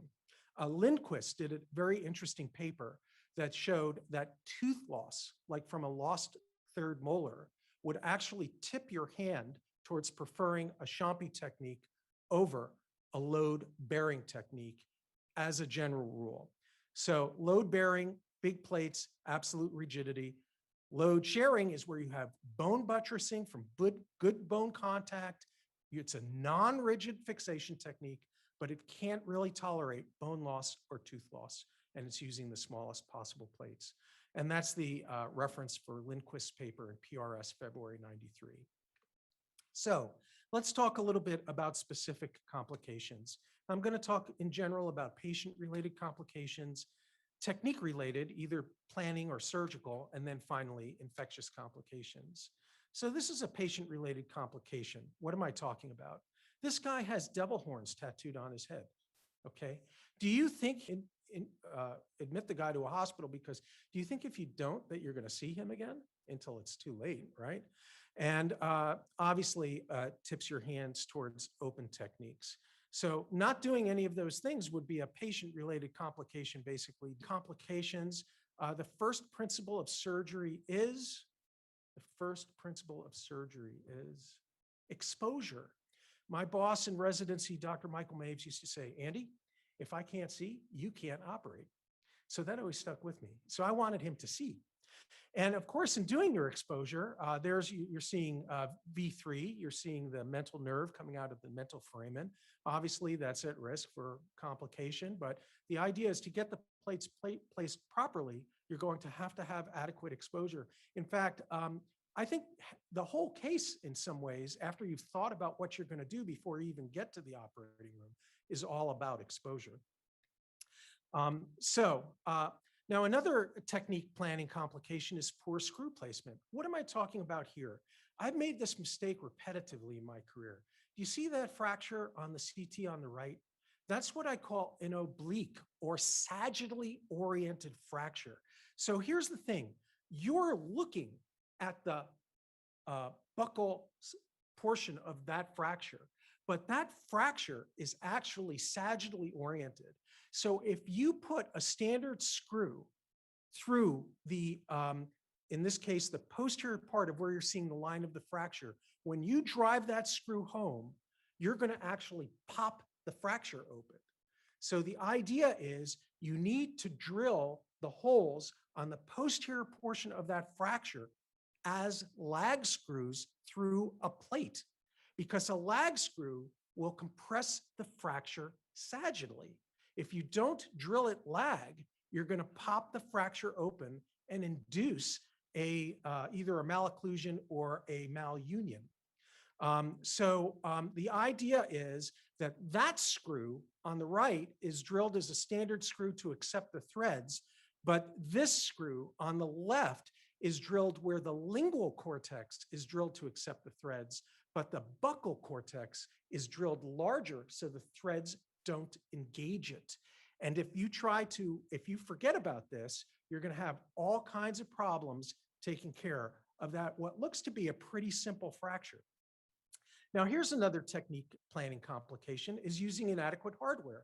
So what was the minimal hardware to take care of an angle fracture at the inferior border without a tension band? There's no tension band there. 6-hole plate, not a 4-hole plate. So why would that fail? Actually, it didn't. I got away with it. But why would that? These are all my cases, by the way. Why would that fail? That failed because, or could have failed, because I didn't actually use a 6-hole plate. So keeping that in mind. So remember, the engineering standard is 6-hole plate on the inferior border, or 4-hole plate's okay with a tension band. Now, here's another technique planning complication. If you try to compress a comminuted fracture, what you're going to do is you're going to shorten the mandible and actually induce malocclusion as you try to compress the fracture. So how do you obviate that? You drill the plate neutrally so that the chamfered head of the screw doesn't hit the countersunk hole on eccentrically. You go right down the center of the hole. And that's why that drill guide has an eccentric side and a side right down the center.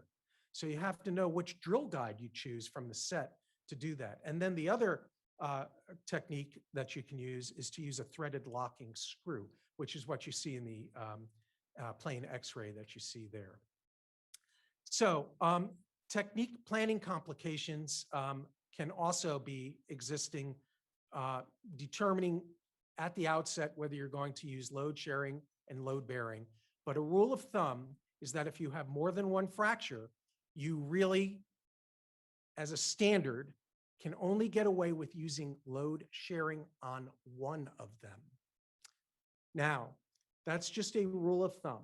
So if you have two fractures, load sharing would be good for one, but you should probably be using load bearing on the other. Now, can you do bilateral champis? Yes, you can. Have I done it? Yes. Can you get away with it? You can. You'll be lucky if you do, though. Now, another thing is placing a screw in the fracture line. So here you can see my tension band. Oop, I thought I had an animation there. Here you can see my tension band with a screw going through the fracture line. And that screw has lucency around it. There is an infection there, and it was because of screw placement. And that's why exposure is so important, so that you know precisely where you're placing your screws. Another error that I still continue to make, by the way, is what is called a plate bending error. So here's the deal. You're using a load-bearing plate. You're looking at the lingual cortex. You bend the plate, you get it coapted to the mandible as best you can, you drive it home, but what you're not seeing is the lingual surface of the fracture. And what can happen is, if you're not really careful, is that you actually have the bone coapting to the plate and inducing an open contact on the lingual surface. And these are all examples of poor plate bending technique. The two X-rays that you see there are my own cases. And this is a better example of a patient on whom I obtained a CT postoperatively. This patient had no problem whatsoever, but I think you can see, comparing the left and right sides, that the reason the mandible is not exactly the way it is on the uninjured side is because the plate was not bent ideally. Now, how do you obviate plate bending error? One way to obviate it is by using threaded locking screws, which don't draw the bone to the plate. So by using threaded locking screws and a reconstruction plate, you can not induce errors by sub-ideal plate bending. So here's an example of what I'm talking about, where there is a bicortical screw that engages both the buccal and lingual cortex, and the screw head is threaded into the plate and thereby does not draw the bone to the plate. And so that's why these threaded locking plating systems were developed. So in summary, technique planning complications are usually due to inattention to the principles of internal fixation. They are usually based on engineering or thought errors, and often poor outcomes can be traced to a nuance of technique or engineering. Many of these errors are errors of planning, and it really is important for you to assess your approach in advance.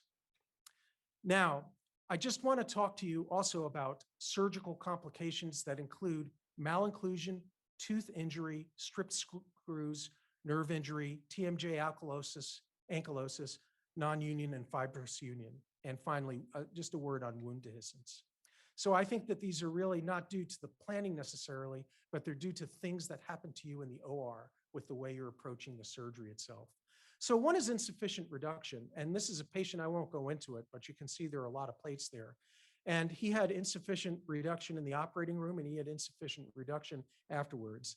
Now, he actually had a pre-existing malocclusion, but that was the best we could do for him. And so that all has to do with how you're getting these bone pieces together in the operating room. There's also a concept of facial widening, which is really at play with bilateral condylar fractures. And what happens here is where you lose the continuity of the condyles, the mandible tends to splay. And that's very, very difficult to overcome in the operating room, especially with rigid fixation techniques. So that's really a setup when you have a bilateral type of condylar fracture. I actually consider the fracture to be part of the complication there, the fracture itself. But when you do rigid fixation on these types of fractures, you create rigid errors, and it's not going to get better in the office, and it's not going to get better with MMF. If you've used rigid fixation techniques. And so actually, and this is a little controversial, I actually prefer guiding elastics and closed procedures for bilateral condylar fractures in general. And I do have literature that I can cite to back me up on it, mostly from a gentleman who practiced in Dallas, Texas, whose name I'm blocking on right now, but he had actually 30-year follow-up on patients with bilateral condylar fractures. His name will come to me. In any case, it's a bit controversial. Surgical complications include tooth injury. You can see a tooth that was impaled by a screw. So let me just give you a hint. If you're taking a drill and the drill is not progressing and there's smoke coming out of the drill, chances are you're in a tooth. And, actually, that doesn't necessarily mean that it's a fatal injury to the tooth, if you can believe that, but try not to drill holes into teeth. And then, MMF itself can be damaging to teeth. And IMF screws, like you see in the bottom right corner, also need to be placed so that they don't go into the teeth. Those are actually self-drilling screws. And you should know as you're putting that in whether you're hitting a tooth. Now, one of the things that you probably don't realize is that the drills that you're using are one-time use only. Now, that's not what anyone does. But one of the reasons is because they have to be sharp and they shouldn't be eccentric. So when you chuck a drill, you should run the drill and see if it's eccentric. If it's eccentric, it's not drilling a perfect hole, and the threads of the screw will not be engaged in that hole properly. The second thing that will do this is heat. So you need to put irrigation on every screw to avoid heat from the drill melting the bone and having the bone melt away from the screw. You're relying on these screw threads to engineer your fixation. And this is an example of a screw in the soft tissue that loosened up under function and created a problem for us. That's from a stripped screw.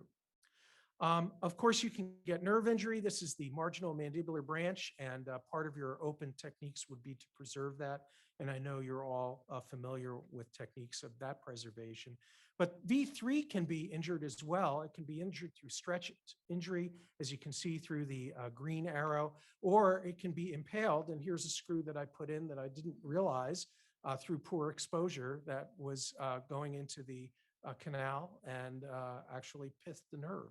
So you can put a screw right into the nerve and drill a hole through the nerve canal if you're not careful. This is an example again of a bilateral condylar head fracture. In my world, the superior case is not amenable to surgery at all, open surgical techniques.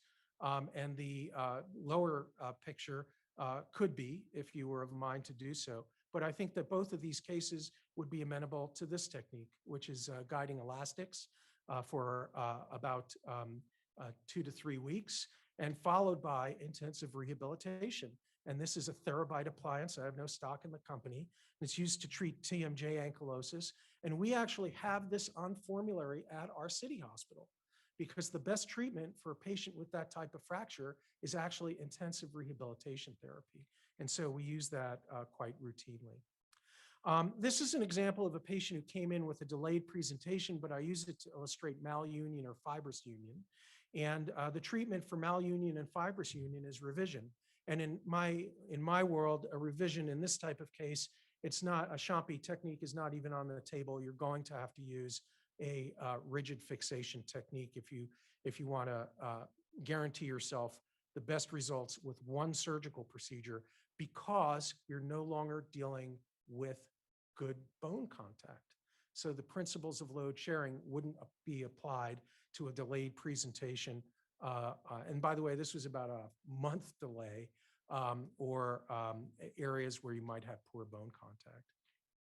And then I also wanted to mention wound dehiscence, very common through our transoral approaches. Now, seeing plate exposure like that does not necessarily mandate removal of the plate unless there's loosening at the fracture site. So you can go through some therapy for that, but this is normally due to thermal damage or poor closure technique, but it can also be due to plate placement. So this is actually important. If you place a Champi plate on the external oblique ridge versus on the buccal surface, the odds ratio of plate exposure is 7 times greater. 7 times greater on the external oblique ridge versus on the buccal surface. Now, I'll also tell you, in my experience, placing plates on the buccal surface is easier than placing it on the external oblique ridge. So wound dehiscence can be related to where you place the plate. And treatment of this would be local care, antibiotics, and possibly revision if there's loosening of the fracture. Now, in my final seconds here, I want to talk to you about teeth. I can guarantee you this. If you have a tooth in the fracture line and the tooth is stable, you can probably get away with leaving it in. But if you have a diseased tooth in the fracture line or a fractured tooth in the fracture line, you have my personal guarantee that if you do not remove the tooth, you will get an infection and possibly osteomyelitis. If you can get away with leaving a fractured tooth in the fracture line, I want you to call me up and tell me that you were able to do it. But you basically have my personal guarantee. Now, here was a really interesting point. You see that plate? That's a recon plate, bicortical screws. It was beautiful. That plate got wasted by this tooth that was fractured in an unusual way. It was fractured in the axial plane, and frankly, we missed it on the imaging. That tooth got infected and spoiled the entire repair. Another thing you can do is to cause an infection is to get a sequestrum, and this is the lag screw problem that I talked to you about. So do you see that that screw on the right-hand side has popped the lingual surface of the fracture out rather than engaging it? And do you see the subtle loss of trabeculation in the alveolar bone? That's osteomyelitis, and that was caused by not recognizing the need to use a lag screw in the plate or to make sure that you engage the lingual cortex. And that causes a sequestrum. Here was another example. This is the only case that I'm showing you that's not mine. This was actually Andy Goldberg's case. He did a magnificent job on this. I thought it was beautiful, but he tried to plate this triangle piece back in and take a look at it. It got totally infected and caused an osteomyelitis, and we had to go in and remove it. Now, in that case, we didn't have to remove his plate, but we're sort of compulsive about putting all the pieces back. But in the mandible fracture, a little triangular piece like that, you might not want to put it back because it's devascularized. And this is an example of what a patient looks like when he comes in with a delayed fracture presentation. And he has what they call a Louisville, Kentucky, a pone at that point, which is basically an infection with a tract to the skin. And what do you do for osteomyelitis? Well, you have to go back in, revise, debride, IV antibiotics, culture, but using load-bearing repair is putting in a bigger plate with more stability is certainly an option. And this is what it looks like on the scan. On the left-hand side, what you're seeing is loss of fine trabeculation in the in the cancellous bone, and that's what it looks like on the CT scan. But this is something that I've picked up over the years. Do you see that lucency around the screw? That's osteomyelitis. The bone's infected. The threads are not engaged. There's loosening of the hardware, and that's a problem that has to be revised. So you can actually make that diagnosis on your CT scan. So that's my advice for you on how to avoid mandible complications. I bring you greetings from San Francisco General Hospital, where we have a saying, it's as real as it gets. And in summary, engineer your repair before you ever get to the operating room and avoid thought errors on how you're approaching these things. Be consistent, Know what you want to do before you ever step into the operating room. Technical control of fine points, irrigation on the drill, screws that are not stripped, plate placement that's correct, understanding the sagittal orientation of a fracture, understanding that you might have to use a lag screw through a standard plate. All these points of technical control, I think, can wind up being important. And then I will also mention, although I didn't present the literature, the lowest complication rate in the literature is with load sharing techniques. Now, it is a selection bias because you're approaching fractures without bone loss, but it is the lowest complication rate in the literature. Thank you for your attention.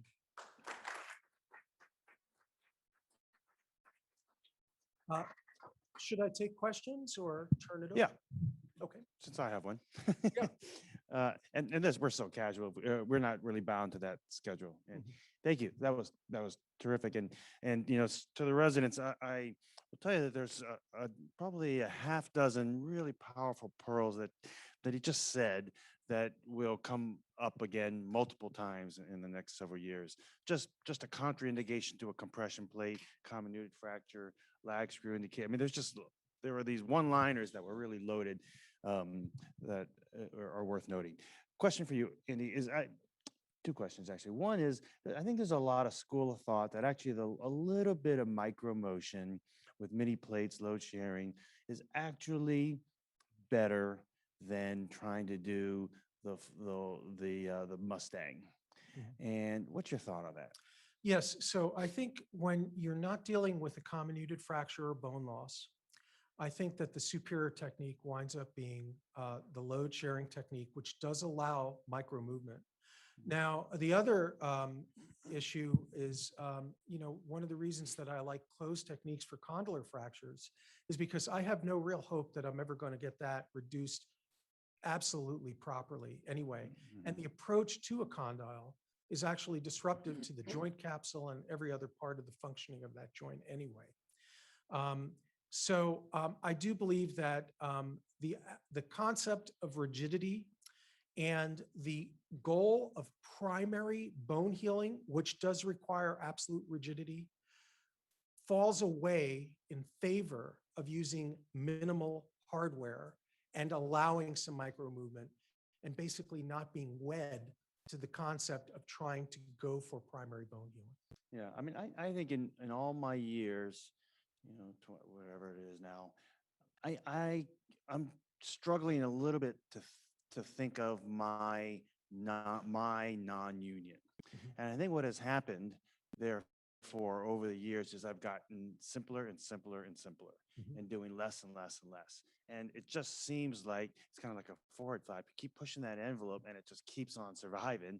And, you know, it goes in the face a little bit of some of the classic teaching, which in my gut, I feel is a little overkill. Yes. And frankly, it took somebody from, frankly, outside the AO, Dr. Champy from France, who just wasn't going to have it. And he published his papers in English around 77, 78. But it really wasn't until the late 90s that I started doing Champy technique. So I think of him a bit as a hero, a little contrarian, but he backed it up with engineering studies. And I think if you went to an AO meeting and polled, AO is open, by the way, to oral maxillofacial surgery, plastic surgery, and otolaryngology, head and neck surgery. It's the only meeting that I go to where all three of those fields are in the same room. And if you take a poll of North American AO faculty, basically, I would say that all of them are using Champy technique. Thank you very much.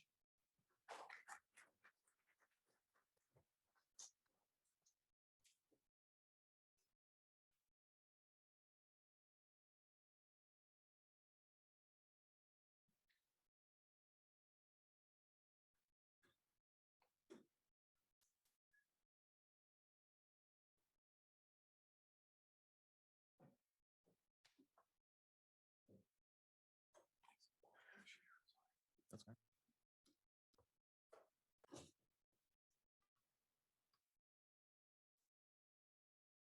To the residents, have any of you heard of the AO courses? Have you guys gone to any of those in person ever? Okay, those are when things get open up again. I think that was the best learning experience I ever went to. It's totally free. You go there. There's super condensed lectures. They're amazing. They're built to keep your attention, and they cover all these points. It's amazing. So thanks, Dr. Muir. That was an excellent talk.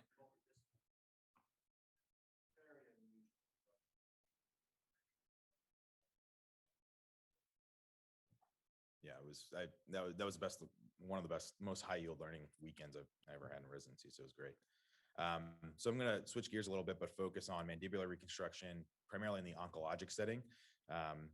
Hopefully there's something for everyone at all levels at this talk and kind of cover a variety of topics. So we'll start with talking about the biomechanics and applied anatomy. Dr. Muir went over all the nuanced points, so I really can now breeze through it, which is great.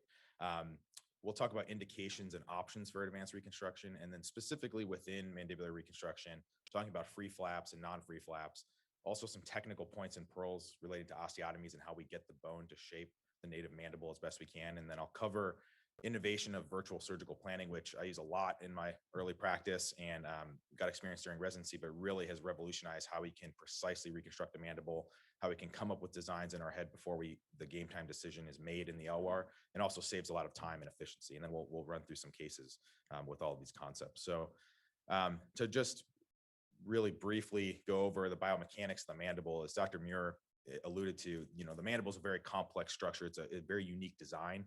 It's a U-shaped structure, and there's variable bone stock among the entire length of the mandible and its various subunits.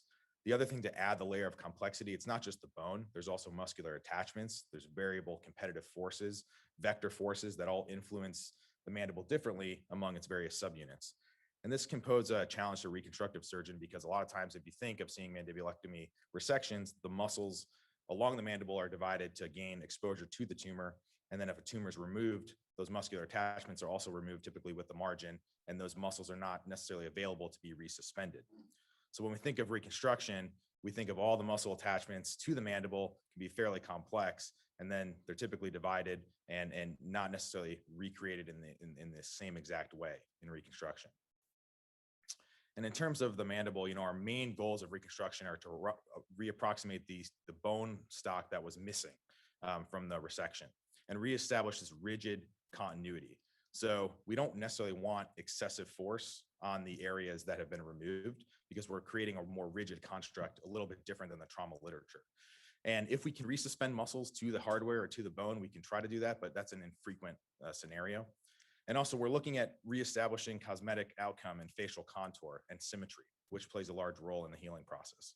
The other thing you have to think about with oncologic surgery is that these patients either have had radiation or they're going to get radiotherapy. And not only are they going to get radiotherapy that's really intense, they're going to get it within 4 to 6 weeks of the surgery. So immediately after the healing process has begun, they're going to get hit with radiation. And we have to fight the effects of radiation. That's a significant point that we have to think about. And then lastly on this list, we talk about reestablishing dental rehabilitation and dental implants. In reality, very few of our patients actually make it to a point where they're getting dental implants.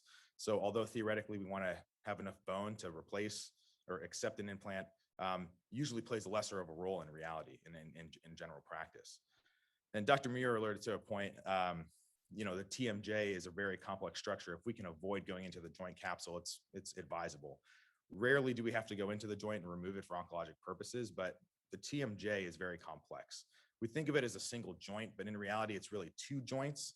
So when we open our mouth to maximum capacity, there's a lower disc that acts as a hinge, but then there's this upper articular disc that acts as a gliding force. So the condyle is not just opening and closing in one dimension. It's actually a complicated rotational force and also a gliding force. Take-home message is that we really can't reconstruct that very well. We can't create that multiple disc, nice 3-dimensional gliding force if we have to resect the mandible and the condyle in that fashion. So there's some ways we can do this. If we're using a fibula flap, we can back dissect the periosteum off the fibula, use that excess periosteum to roll over and make a nice smooth neocondyle and then put it back into the joint. Alternatively, you can take that patient's condyle, put it back on the fibula, and then put it back in the joint. But the best way to manage this is just don't get into it if you don't need to. You can also utilize the coronoid process. And this is kind of a point that I learned in residency with the ablative resection. One of my mentors would always said that he liked to cut the coronoid and include it in the resection if possible, if it was a tumor like this with the margin. His argument was that it could fight the effects of trismus and fibrosis of the joint. But you can use the cornoid, like let's say you have this scenario and you lost the angled mandible. Well, now you only have 2 holes to plate to. So you can actually use the cornoid and gain additional holes. So you can use virtual planning to kind of get a more creative design. It's also a balance. So if you devascularize the cornoid, you're removing all the temporalis attachments. There is a blood supply that goes to the mandible. So it's a little bit of a give and take. But if I usually try to remove the attachments to kind of get a little bit of a release. And if the cornoid can be resected, it can help with postoperative trismus. So these are all considerations that don't necessarily exist in the trauma setting. So to review some indications, the overwhelming majority of these patients getting mandibular resection, it's for oral cavity squamous cell carcinoma. It's the most common reason. And the goal is to reestablish oral intake, cosmetic outcome, and eventually dental rehabilitation. But there are also some benign conditions that come up. So ameloblastoma, there's other locally destructive tumors that are benign, ossifying fibromas, fibrous dysplasias, and extensive trauma. You're gonna have maybe a high thermal injury or ballistic injury. You may delay a free flap reconstruction. The mandible may be so severely comminuted that needs to be actually getting a vascularized bone graft to reconstruct. And I put osteoradial because this is of oncologic origin, but it's technically a benign disorder. But it is real challenge for the reconstructive surgeon because regardless of surgical technique or what you choose to do, patients with ORN just don't do as well. They're prone to high free flap complications. Failure rate is increased, persistent infection, hardware exposure. It can be a mess. So it really kind of falls into this Venn diagram. And briefly touching on oral cavity carcinoma, we think of it kind of as a linear progression, right? We think that there's a gingival buccal lesion on the mucosa that is next to the mandibular tooth. It can go through the periosteum, then invade the cortex of the mandible, then go into the marrow space. But we've all seen tumors that don't respect this linear progression, right? You have these non-linear tumors that maybe it's a lesion in a dental socket of a previously extracted tooth. Or we've even seen sometimes just intraosseous lesions with really no mucosal lesion, but there's this bone lytic lesion on exam or on radiographic exam. So the majority of these tumors are gingival buccal tumors or floor mouth lesions, but it doesn't necessarily respect that nice linear progression. In clinical practice, we've all seen ulcerative mucosal lesions in the head and neck clinic with either close fixation or proximity of the mandible. The patients may describe pain or loose dentition. Also, there may be radiographic evidence, and that's the only reason you maybe need to remove the mandible that you can see in physical exam. Maybe a large mucosal lesion, but then you get preoperative imaging and you see that there's cortical erosion or bone loss that needs to be resected. And the big 2 classes of mandibulectomies we talk about are marginal and segmental mandibulectomies. So marginal mandibulectomies, the bone is taken as a surgical margin. It's the way I think of it. If you have cortical erosion or bone invasion, you're not doing a marginal mandibulectomy unless it's in oddly select settings, which do come up. A general rule, though, is you want to have preservation of the mandibular height. So you want, as a general rule, about 1 centimeter in the coronal or sagittal plane, depending on where you're taking, and that avoids that excessive force and motion across the native mandible that's remaining. Segmental mandibulectomy is when the mandible is cut and blocked, either side, and the whole bone stock is removed. Now, edentulous mandibles are really, we see them a lot, especially here from patients coming from far away and potentially in rural areas and poor access to healthcare. And those patients can theoretically have a tumor that's next to the mandible that can invade the mandible more quickly. The tooth and the dental ligament actually prevents tumor spread and it acts as a natural barrier. So you can see in this cartoon depiction, the lack of mandibular height puts the nerve in closer proximity to theoretical tumor spread. So in edentulous mandibles, less easy to do a marginal mandibular resection, also a higher chance of invasion in theory from an anatomical basis. Now, there is a classification for mandibular defects. This is the Cordero defect. It comes up as a standardized way. I don't really think of mandibular defects this way, and it's rarely used, at least in my experience of hearing people talk about defects. It's mainly used for papers and categorizing a host of patients. But the most limited defect, they say that a class 2 defect is actually involving the heavy mandible. And in reality, I kind of think of that being the most complex. But they're also, when mandibular reconstruction, it's not just the bone you're losing. There's a soft tissue component you got to think about, intraoral, extraoral, or a combination of both. And what is the preoperative workup? So I think the most important thing is discussion with the ablative surgeon and thinking of what is going to come out, not only just the bone, but the soft tissue that's going to be lost. And really thinking about the bone margins. You have to have a little bit of wiggle room of if more bone is resected and more soft tissue is resected, is your reconstructive goal going to be able to account for that? And can you make intraoperative decision-making? Is there a pivot away from one choice to another easily? And I really take into account patient body habitus and preferences, because not everyone's lower extremity is the same thickness, size. You don't get the same skin pliability or freedom of the soft tissue to reconstruct your defect. And for fibular flaps, which we'll get into, really, we do have to get an assessment of the lower extremity. The whole point of doing that is to avoid this scenario right here, where you have a peroneal dominant lower extremity blood supply, where most of the foot is supplied off the peroneal artery, which will be taken with the fibula. Some patients also have prohibitive atherosclerosis. So you have three main arteries: the anterior, posterior tibial, and the peroneal. As you all know, I prefer getting CTAs of the lower extremity, which has been a new thing with me ordering these. And you have to be very clear in the order to say, evaluate for 3-vessel runoff through the ankle to the foot. I care less about the fact, are there 3 vessels? I want to know if all 3 vessels make it past the ankle, because we're going to be taking the peroneal. So the scapular flaps and radial forearms, you don't necessarily need imaging, but we do want to ask hand dominance, preference for manual dexterity if they have any strong feelings, if they're a piano player, or if they do something that scapular flap would be maybe not their first method, we want to at least broach that subject. So getting into advanced mandibular reconstruction. So it's a very dramatic image, but this is typically what we see when we're doing advanced mandibular reconstruction. The whole goal is to restore the form and function. We want rigid continuity. We want to reestablish as best we can the preoperative occlusion and contour of the native mandible.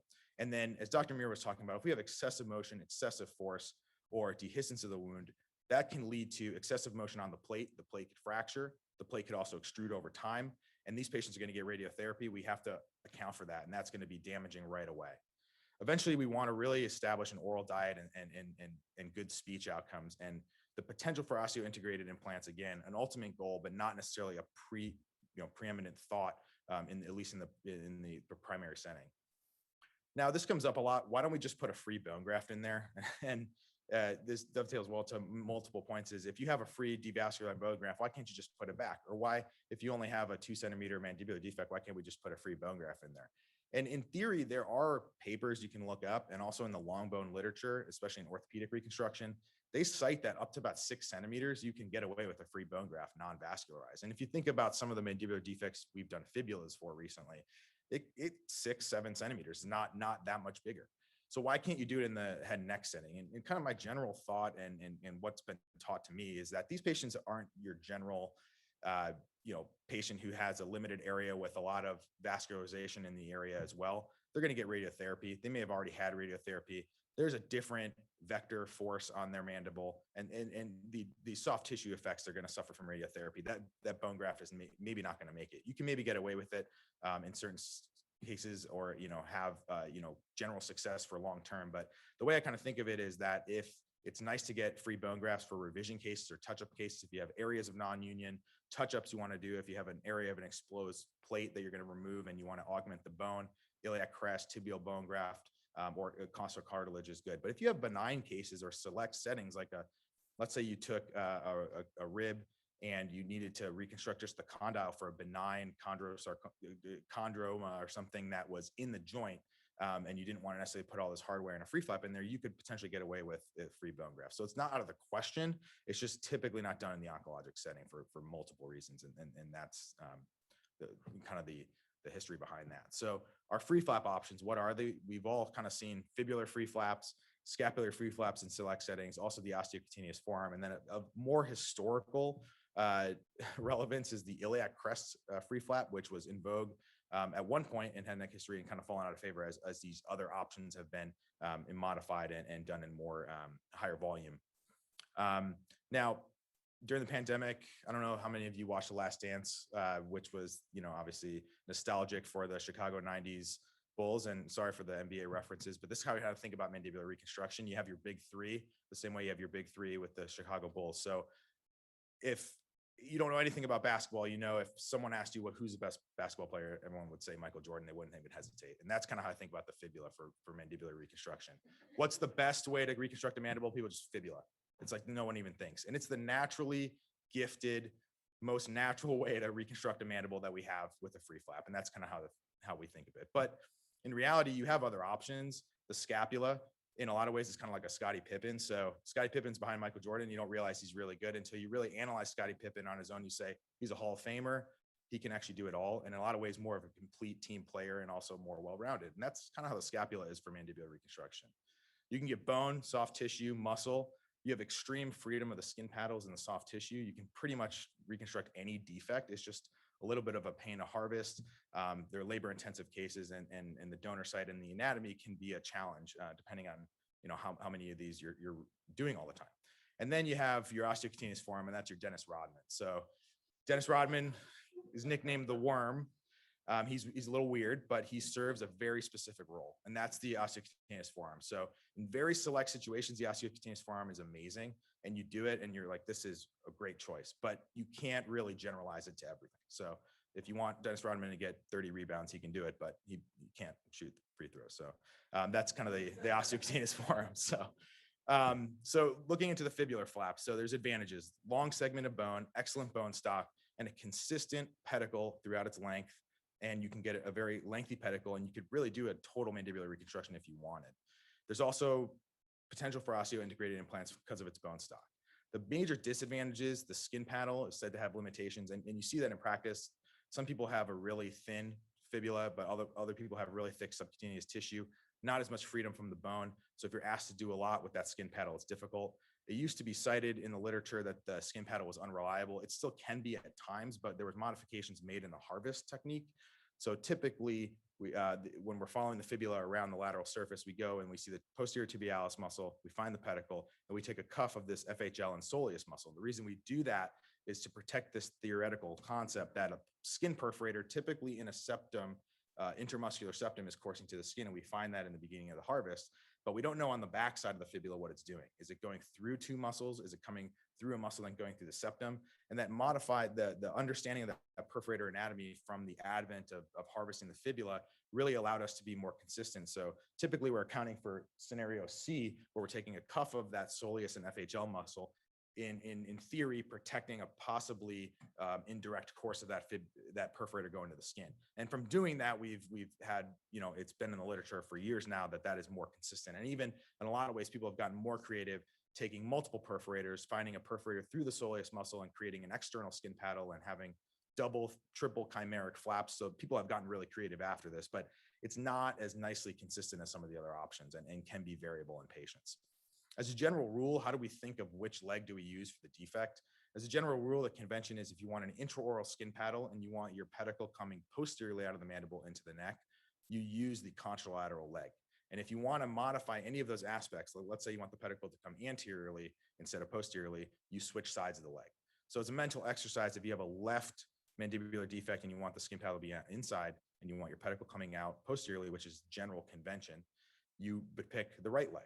But let's say for whatever reason you can't use the left neck, you have to go into the right neck because you have a vessel depleted neck or some issue with microvascular surgery. You want to go the other side, well, you would just use the left leg instead. So you'd still have your skin paddle on the inside and your pedicle comes anterior. Same with this. If you have a right-sided defect, you want an intraoral skin paddle, you use the left leg. And in general, how do we plate and design our fibula? So you got to think consistently, where are my drill holes going on the fibula? Where's my plate going to be? So you have a plating surface of the fibula that's always consistently the external or most lateral surface of the fibula, and that's here in green. And your neocortex, or your lingual cortex, is going to be where your pedicle is. And that's going to run on the inner surface or the lingual surface of your mandible. That's going to be here in red. So when you're plating, you're doing the external surface, and the inner table of the mandible is going to be the pedicle side. And that comes into account where if you're trying to make a mandible fit your reconstructive goal, this is an excellent paper out of Ohio State where they just use a marking pen ruler, and you can see how you have the defect, you can bend, and you create these wedge osteotomies. And this is a concept in fibular reconstruction, doing what's called the closing osteotomy. It's essentially taking out triangles in the right dimension to get your fibular construct to bend the way you want it to bend. So in Ohio State, they just bend this model and they drop it down off the fibula. So you have a lateral surface of the fibula here in green. You can see your osteotomies need to go into the lateral surface in order to get that triangle to carve out so your plating surface stays consistent. So here they mark out where their osteotomies are going to be, and then they drop the ruler down a surface to see that your osteotomies need to go into your plating surface instead of just on the outside. Now, you don't always want your mandible to close in that U-shaped fashion. So let's say you have an ascending ramus and a body defect. Well, you actually want it to close or bend in a 90-degree way in the sagittal plane. So then you got to just keep this in your mind consistent. Where's my plate going to go and where's my lateral plating surface? So if you have a lateral plating surface here, your wedge is not going to go into the surface. It's going to be to the side 90 degrees to get your osteotomy to bend. So you can see varying degrees of complexity in your design. If you have an ascending ramus body and then you need to go around the parasymphysis, you can see how you got to keep your mind straight and where that plating surface is going to be. Now the scapular flap, we touched on a little bit, and it's been described to me as a desert island flap. So if you're stranded on an island and you only get one flap, you should pick the scapula because you can do whatever you want with it. You can get bone, soft tissue, degrees of freedom with the skin paddles and muscle. But you can see how in this AO depiction, the bone is not going to contour as nicely.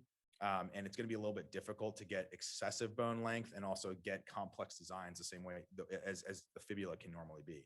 Now, I won't get into the deep anatomy of the scapula, but essentially you have two major arterial pedicles, the circumflex scapular and then the thoracodorsal. And because you have these two systems, you theoretically have two separate systems of flaps that you can design so you can see how the increased complexity can happen. And you can see this is a case from fellowship. We had a multi-segment skin paddle, muscle, bone, and they all link up to one pedicle that then you can do your microvascular anastomosis. Interestingly, patients, despite how bad their vascular disease is, for some reason, the scapular flap is impervious to prohibitive atherosclerosis. So those arteries not typically as calcified or even calcified at all, the same way a fibular flap would be. Another advantage to using that if you can't use a fibula. And you can see how you can design pretty monster skin paddles and get a good reconstruction. There's been modifications in the design. So the scapular tip has been described as actually having its own arterial supply. And this has advantages because especially for mid-face reconstruction, and you can also use for mandible reconstruction, you can gain significant pedicle length. So there's a study that demonstrates that you can gain an average of 6 to 7 centimeters of extra length if you base your flap off the angular artery. That angular artery is consistently inconsistent, so it doesn't come from the same origin all the time, but it's definitely there.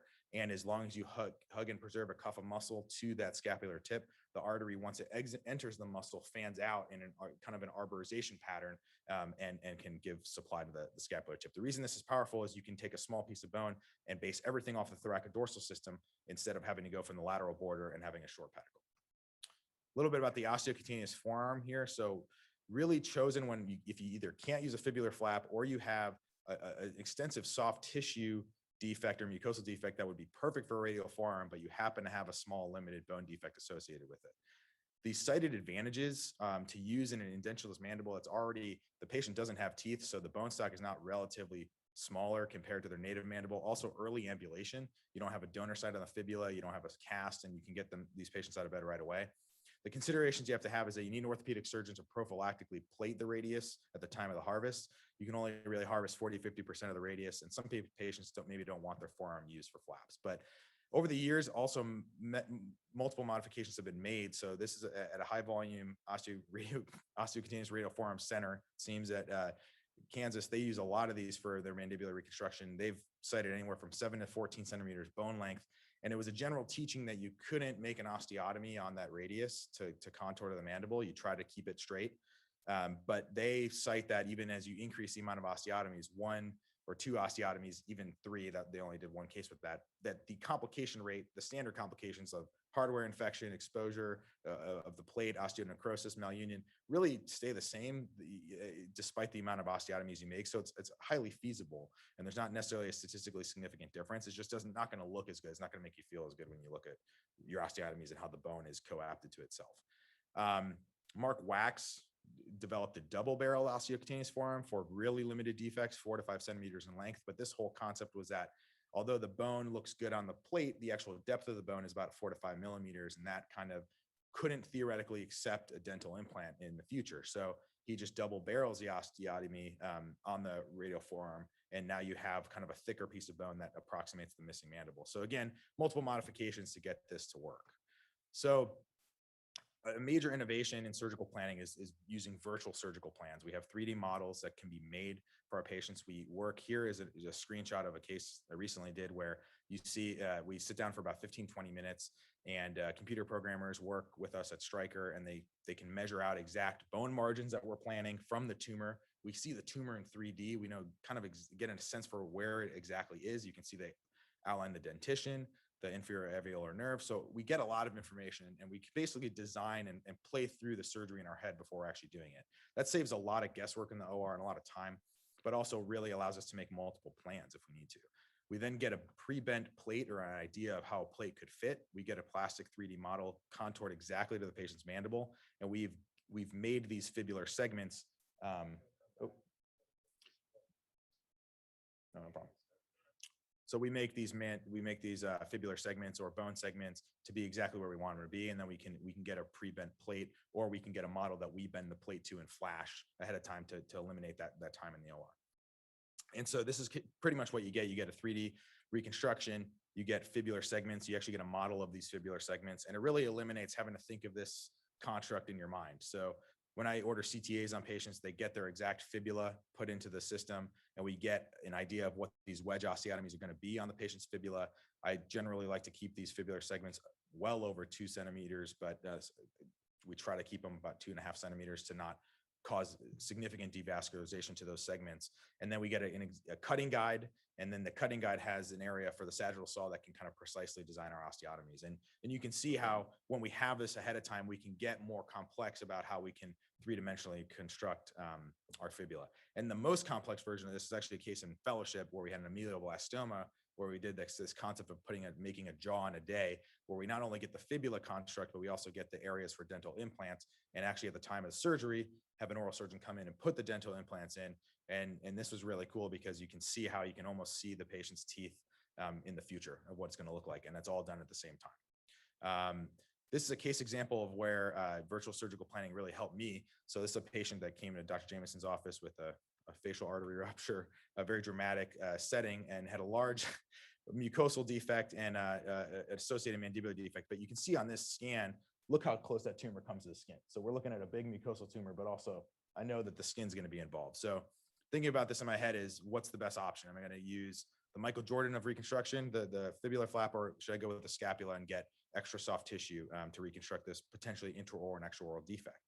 So with virtual planning, we can actually plan both scenarios. So the top one is a fibula that they get. And the reason why I did this was that, I can make a straight line with the fibula, but you just want to make sure that the scapula can span it in a certain way and rotate it in certain axis. And then this is actually his scapula bone taken from his CT chest that he got. So it's actually his scapula in the contour, and we can place it and see how it fits. And you can say pretty much they look the same. There's not major difference. In a lot of ways, the scapula kind of contours the front a little bit better than the fibula. But the thing you have to keep in mind when you're doing a scapula flap and planning it, there's a lot of extra soft tissue on the scapula. There's muscle, fibrous attachments, and also you're going to have an added bulk to that. Whereas the fibula, you're only really having a few millimeters of the periosteum and a little cuff of muscle. It is more approximated when you do virtual planning. And one of my mentors, Brett Miles at Mount Sinai, he really published one of the first papers on using virtual surgical planning for scapulas. And you can see that it doesn't maybe look as clean and nice, but it's definitely feasible. You can make multiple osteotomies. But he published this paper really honestly saying what he learned over the time using this is that he really says that you need to have either a 0.5 centimeter or a full centimeter offset of the cutting guide to account for that soft tissue and extra tissue that's going to be on the mandible. So you can definitely do it and get complex, but it's a little bit more of a challenge. So we chose to go with the fibula with a large skin paddle, and actually got, you can see the intraoral skin paddle here, the extraoral paddle here, and a relatively happy patient. So it was good. So the scapular donor site. So the big thing about donor sites is that we always quote the fibula and the forearm as having a bad donor site or potentially an issue with the donor site. And although you may have some initial wound complications, they generally heal pretty well, even if they require a skin graft. And this was actually an osteocutaneous forearm donor site that we had here, and it healed actually very well. And there's a plate underneath that too. So here's some clinical examples we'll run through real quick in the last minute or so. So an 80-year-old gentleman with multiple oral cavity resections developed a recurrence along the gingival buccal region and actually had an extra oral fistula that was positive for squamous cell carcinoma as well. So here's his preoperative imaging. You can see basically we didn't really know exactly where this tumor was within the marrow space, but the whole part of the paraphyseal and the entire body almost leading to the angle was involved with squamous cell carcinoma. So this was an intraoperative picture with a mandible split, or I'm sorry, labiotomy incision, external cutaneous defect here, and a neck dissection. And intraoperatively, this is what it looked like with the mandible resected. So I show this to show that you have this is what the bone looked like, but we had to account for an extra oral defect as well. So a really large skin paddle can be harvested and de-epithelialized. And most of this was actually just draped to protect the plate from extrusion or excessive force. And you can use that skin paddle to protect your plate from radiotherapy in the future, which he's going to get. But this was his virtual plan. And you can see from the plan to what it looked like in the surgery, it's pretty accurate. It looks like our construct really played out. And this really saved a lot of time and really good efficiency to get that construct to where we want it. And this was his reconstruction here. So post-operatively, this is almost in an immediate post-operative setting. So he had his lip was edematous a bit and still healing, but you can see the intraoral paddle is nice, and then everything rotated out, and there's just a small extra oral component. So the fibula can really allow you to do an intraoral and extraoral component if you harvest a big enough skin paddle. And that was his pre-op virtual planning. And this is actually his 3-month post-op recurrence surveillance imaging. And you can see that the osteotomies fit pretty well from what we designed it. So the virtual plan is really, can be very precise and accurate. This next patient's a 77-year-old female who is edentulous and had a large mucosal tumor, but on preoperative imaging, there was part of her edentulous mandible was eroded and invaded with tumor. And so, you know, her fibular flap, we thought a fibula was a little bit much for her, so we tried the osteocutaneous forearm based on the limited bone defect, but the large kind of undulating mucosal defect that we anticipated. And so this was her preoperative planning. We were able to do a straight shot of the, I used a fibula as a guide, but basically this lateral surface is going to be her radius. It's about 6.5 centimeters. This was the osteocutaneous forearm. You can see about 6.5 centimeter piece of bone, but the radial forearm soft tissue component. And post-operatively, you can see the contour on her right mandible. It's fairly symmetric, and you see there is rigid continuity there, and really a very nondescript or kind of subtle intraoral skin pad. You really can't even detect it. And that's what's nice about the radial forearm is you get that nice thin skin pliability that you wouldn't have got with a fibula. And this was actually her donor site multiple months out. She's got a hardware in there and a well adapted skin graft with muscle. The orthopedic surgeons closed some muscle over the plate to add a additional layer of protection, and she healed quite well. And lastly, this is kind of a curveball. So osteoradial necrosis is a total challenge to reconstructive surgeons for multiple reasons. But when looking at this unfortunate gentleman was in his 50s. He had a prior T4A and 0 oropharyngeal carcinoma, got 70-degree radiation, developed it pretty shortly after, a year or two later, developed extensive fibrosis and trismus, debilitating trismus, had to get a peg tube placed, and then developed an oral cutaneous fistula with exposed bone, spit, and chronic infection that did not heal to hyperbaric oxygen. And so here's the defect here. This is on the sagittal view. You can see the bone disease really goes right up into the subcondylar region. And then on the, he had an intraoral wound, but also this was his extraoral wound. So not only just the fistula here, but all this indurated, irradiated tissue adjacent to it. So we talked about what the reconstructive goals and the plan for this should be. And you're thinking, well, if I do bony reconstruction, I have to go near the condyle. I don't have this coronoid to make a creative plate. Now I'm putting hardware into an infected area, and then also now, but you can see the whole point of this is not to creep everyone out, but he can open his mouth very well. And we actually removed his peg tube. And he's got an intraoral skin paddle, and not trying to be fancy either. I actually skin grafted the outside of his. So I took extra muscle with his ALT, and this is what a skin graft after 2 months on an ALT looks like. It doesn't look bad. It almost looks like that was a planned skin paddle from the flap. So over time, this will atrophy and probably shrink wrap to his mandible. And you can see he's got a crossbite. His occlusion is not perfect. He's going to swing. But these were all the goals. We corrected his trismus. We got him an oral diet. We got his peg tube removed. He's not in pain anymore. And, you know, if you really want to in the future, we could improve his cosmetic outcome with revision cases or bony restoration. But ultimately, the whole take home here is that in osteoradial necrosis cases, the failure rate's pretty high, or the infection rate's pretty high. So you don't necessarily have to go and try to hit a home run with a bony reconstruction if there's so many other factors and limitations. Soft tissue works too. So in conclusion, try to visualize your defect, take into all these considerations and account for soft tissue, not only just the bone. We covered the kind of how the osteotomies can contour, but you can have a lot of freedom, and virtual surgical planning allows for that. And fibula is the traditional workhorse, but scapular and osteocutaneous radial forearms are excellent options. And I'll take any questions or that anyone may have. That's it.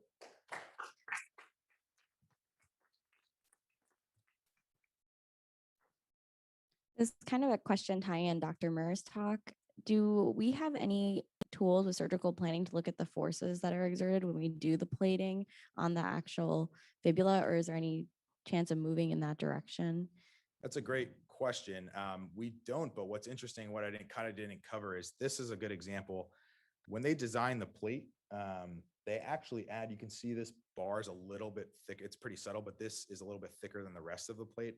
What the Stryker team will do is they thicken the bar at the proposed osteotomies in theory to fight those competitive forces. And really, I mean, this is your true load sharing bar, right? Load bearing, I'm sorry. You're not sharing any forces here. We're not trying to share any forces. So they will augment the osteotomies in theory to create and adapt a little bit of that force. But the actual analytic portion of that, we don't, but that's a good thought.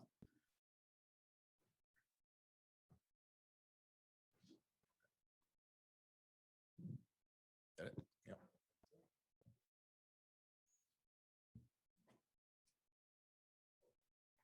And in the meantime, I'll introduce our next speaker is Dr. Samuel Oyer. I'll do a little formal introduction. So he's one of the few people in this department that's been here a little less time than I have. So, but he came from MUSC. He did his residency training there, did a fellowship at Johns Hopkins, has been attending there for 5 years, and then joined us here. And it's been awesome to work with him. I have learned a ton in just a short amount of time he's been here. We've loved having him with joint cases in our head and neck team. And I'm really glad he's able to talk to us about facial reanimation and what we can do for these patients immediately in the post-ablative defect. So with that, I'll leave. Thanks. Thank you. Yeah, thank you so much for having me here. And I just want to say I'm really happy to join this department. You know, it was a kind of a early career move, but I couldn't be happier. So thank you all for welcoming me so much with open arms here. So let's see. So no disclosures related to this talk. I'd like to talk about that. My goal is to focus this facial reanimation with respect to head and neck cancer. That was kind of what John had asked me to do. So I'd like to talk about a little bit of a range of the options we have, as well as the timing for those options. And then I also want to talk a little bit about static versus dynamic types of treatments. I mean, the first question is why do we care? I hope that's obvious, but I think when we think of facial paralysis, we immediately think of all the functional issues, you know, eye closure, drooling, eating, those sorts of things. But I'll tell you, there's so many psychological and social issues that we are just beginning to scratch the surface of. So you look at this face on the left and imagine him kind of going through his normal day and interacting with people. You look at the face on the right. You can probably pick out 50 asymmetries on the face on the right. If you measure things, they're all there. But look at the eyes and look at the, there's almost more shine in the eyes even. I've actually had people recently tell me they're a little disappointed that we're getting rid of masks because with facial paralysis, they like the security of the mask because they can interact more normally. So this is our goal, normal interaction in society. So that's why we really care. Okay, this is supposed to be a cancer facial reanimation talk, but I couldn't help myself. I have to have one little slide on Bell's palsy. And the reason is because this is the most common cause of paralysis that we see, right? So just as a reminder, our academy has guidelines for the diagnosis and treatment of Bell's palsy. And just remember, this is acute onset of facial paralysis, can be partial, but very commonly it's complete, affecting the entire face. And our academy guidelines recommend against routine labs and imaging with a recommendation for treatment with corticosteroids, especially when started within the first 72 hours.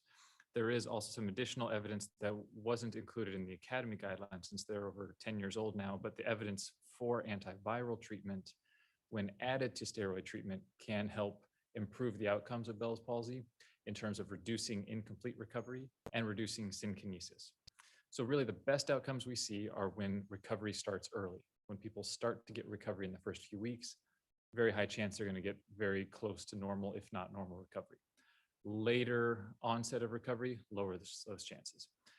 Incomplete recovery, though, still occurs in about 30 up to 30% of people, even with treatment.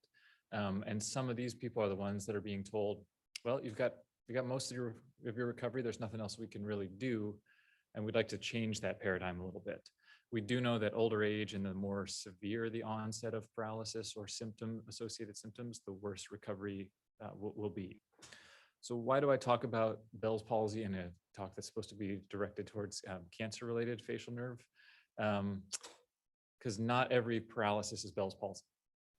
And I know you all know this, but this is a 34-year-old guy who I saw who was referred to me for Bell's palsy. And that's where they all come in with a diagnosis of from whoever's sending them, because it's such a laundry, it's such a waste bucket term that just gets thrown out there. So when you really ask him, he also, you see on his cheek, he's got this non-healing ulcer. Yeah, it's been treated with some cryo, it's been curetted, it's been biopsied at least 2 times by his outside dermatologist, had the slides reviewed, no cancer. Just shows chronic inflammation, but it's right there. And you say, well, tell me about the paralysis. Well, at first my smile was a little weak, like my lip wouldn't go up, and then my lower lip wouldn't go up, and then my eye wouldn't close, and my forehead stopped. So that's obviously not Bell's palsy. This guy ended up, we did a repeat excision, and it was basal cell cancer.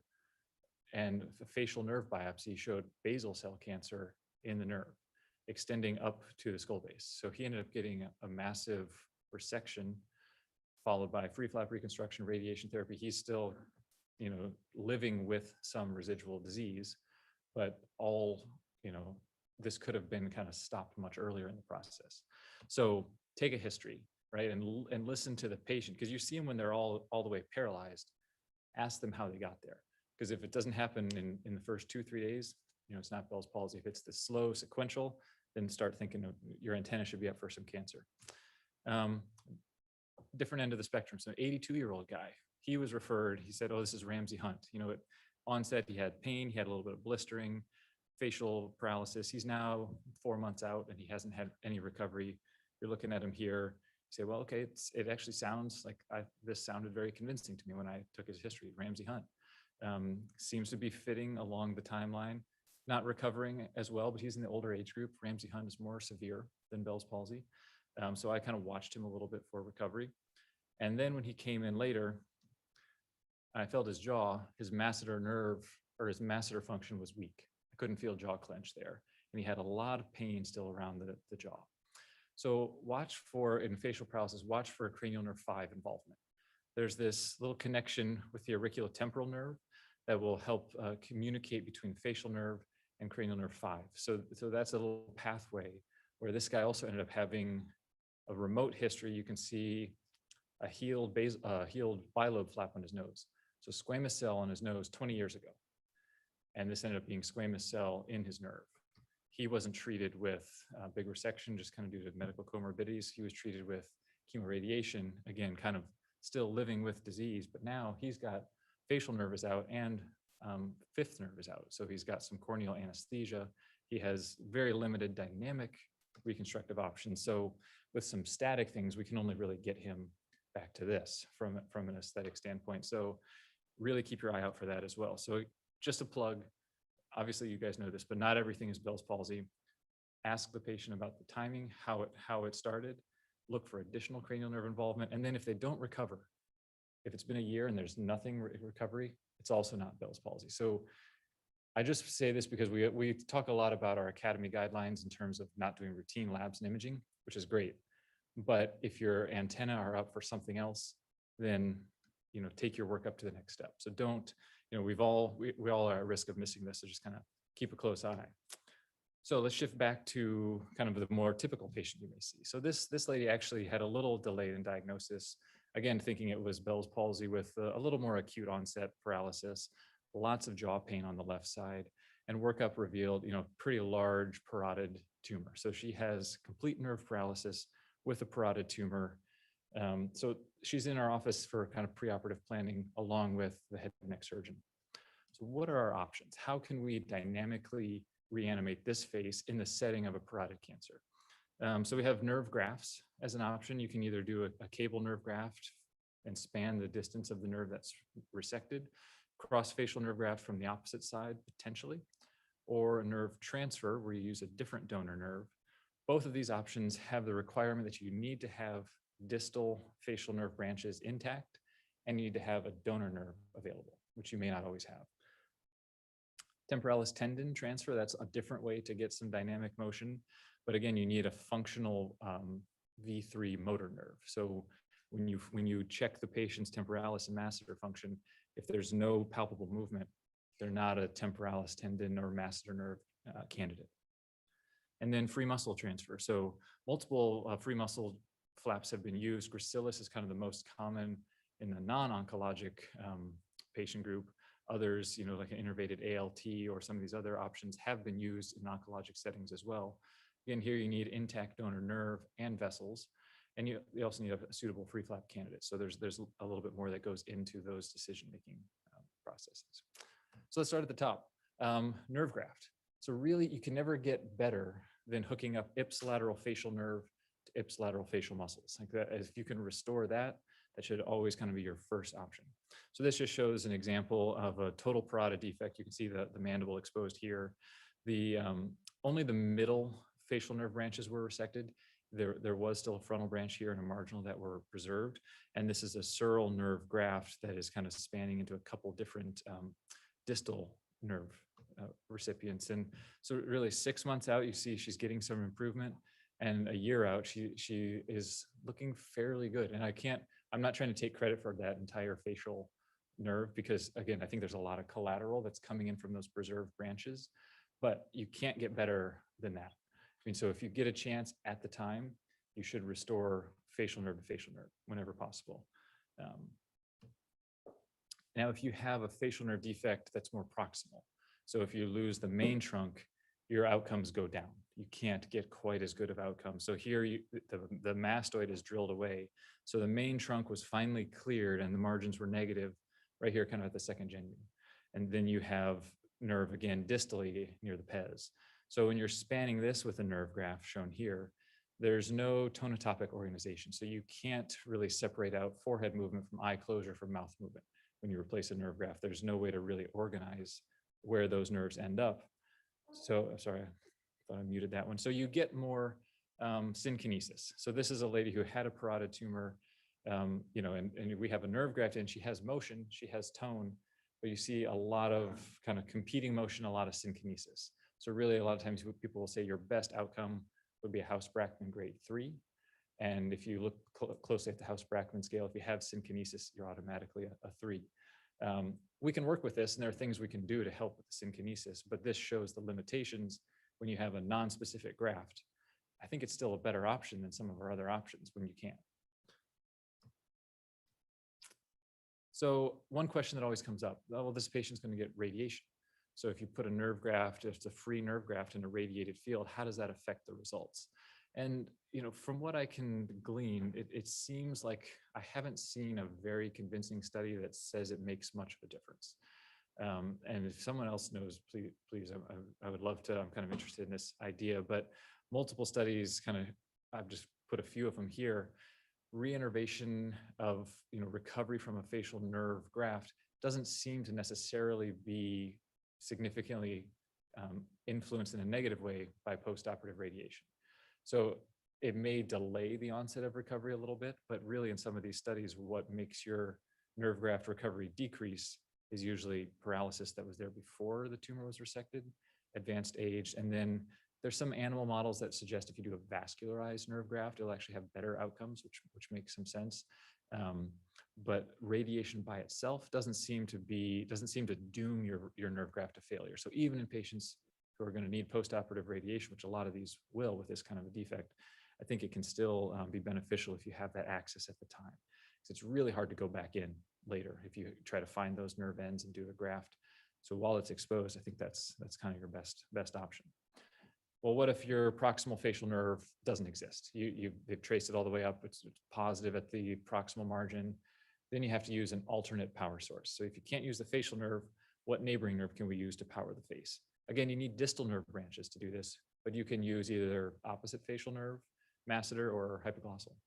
So just to run through each of these kind of briefly, but a cross facial nerve graft would seem to be our next logical choice. Why not use the contralateral facial nerve? You can get spontaneous mimetic movement. You can decrease synkinesis by taking a really long sural nerve graft and hooking up branches that are specific. So you can put one from the eye to the opposite eye. You can put one from the mouth to the opposite mouth. So you don't have to get that kind of entire nerve synkinetic movement. Biggest downside for this is it's a really long reinnervation time. So it takes probably 6 to even 9 months, depending on the length of your graft, to get propagation of the nerve fibers across your graft. And the excursion that you get, the motion that you get is pretty limited and often a little bit disappointing. So we can get some tone with these, but there's usually not a lot of really exciting movement that you can get, unfortunately. So in practice, this is fairly limited, and especially in an oncologic setting. I've never done one in the setting of a total parotid, and I haven't really talked with many people who have. So, but in principle, it's a great one. So this has been a big workhorse of the hypoglossal nerve, primarily for the acoustic and vestibular schwannomas, IAC tumors, where you use the hypoglossal nerve and connect directly to the facial nerve. In an ideal setting, you're able to do that without an interposition graft, and by taking only a portion of the hypoglossal nerve. The traditional approach: cut the hypoglossal nerve, cut the facial nerve, and put them together. Well, then you're taking someone with a facial nerve paralysis and giving them a tongue weakness on top of it. So if you take just 40% of the hypoglossal nerve, you can limit that and still give some good power. This is more limited in the oncologic setting because you don't have a long facial nerve stump to typically use. You don't have that proximal segment that you can kind of drill all the way out into the mastoid here and swing this down, as this diagram shows. So then you need a cable graft or some kind of interposition graft to span that, which decreases your outcome a little bit. But this can still give very nice tone to the face, so it can kind of support the face, and you can get movement. But like that first lady we showed, it's kind of mass movement. You can't distinguish eye closure from mouth movement. So there's a lot of synkinesis with it. And it takes a lot of practice. You have to move your tongue to get your face to move, which is really not that effortless. It's not spontaneous at all. So the masseter nerve has been a popular choice probably in the last decade or so.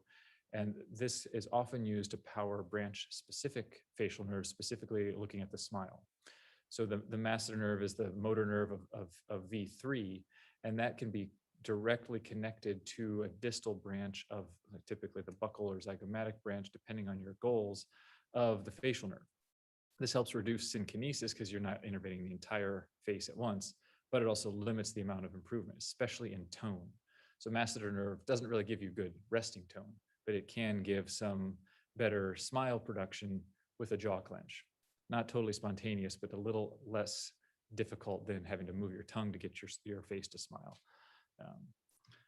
So this just shows a couple of examples of that, where you see this was after a parotid resection, where the facial nerves are outlined here, and the area you look for the masseter nerve is what we call it the subzygomatic triangle. So you have your condyle here, your frontal branch here, and the zygomatic arch. And deep within that, running within the muscle fibers, you get the masseter nerve, which can be directly connected here with 2 branches to your facial nerve.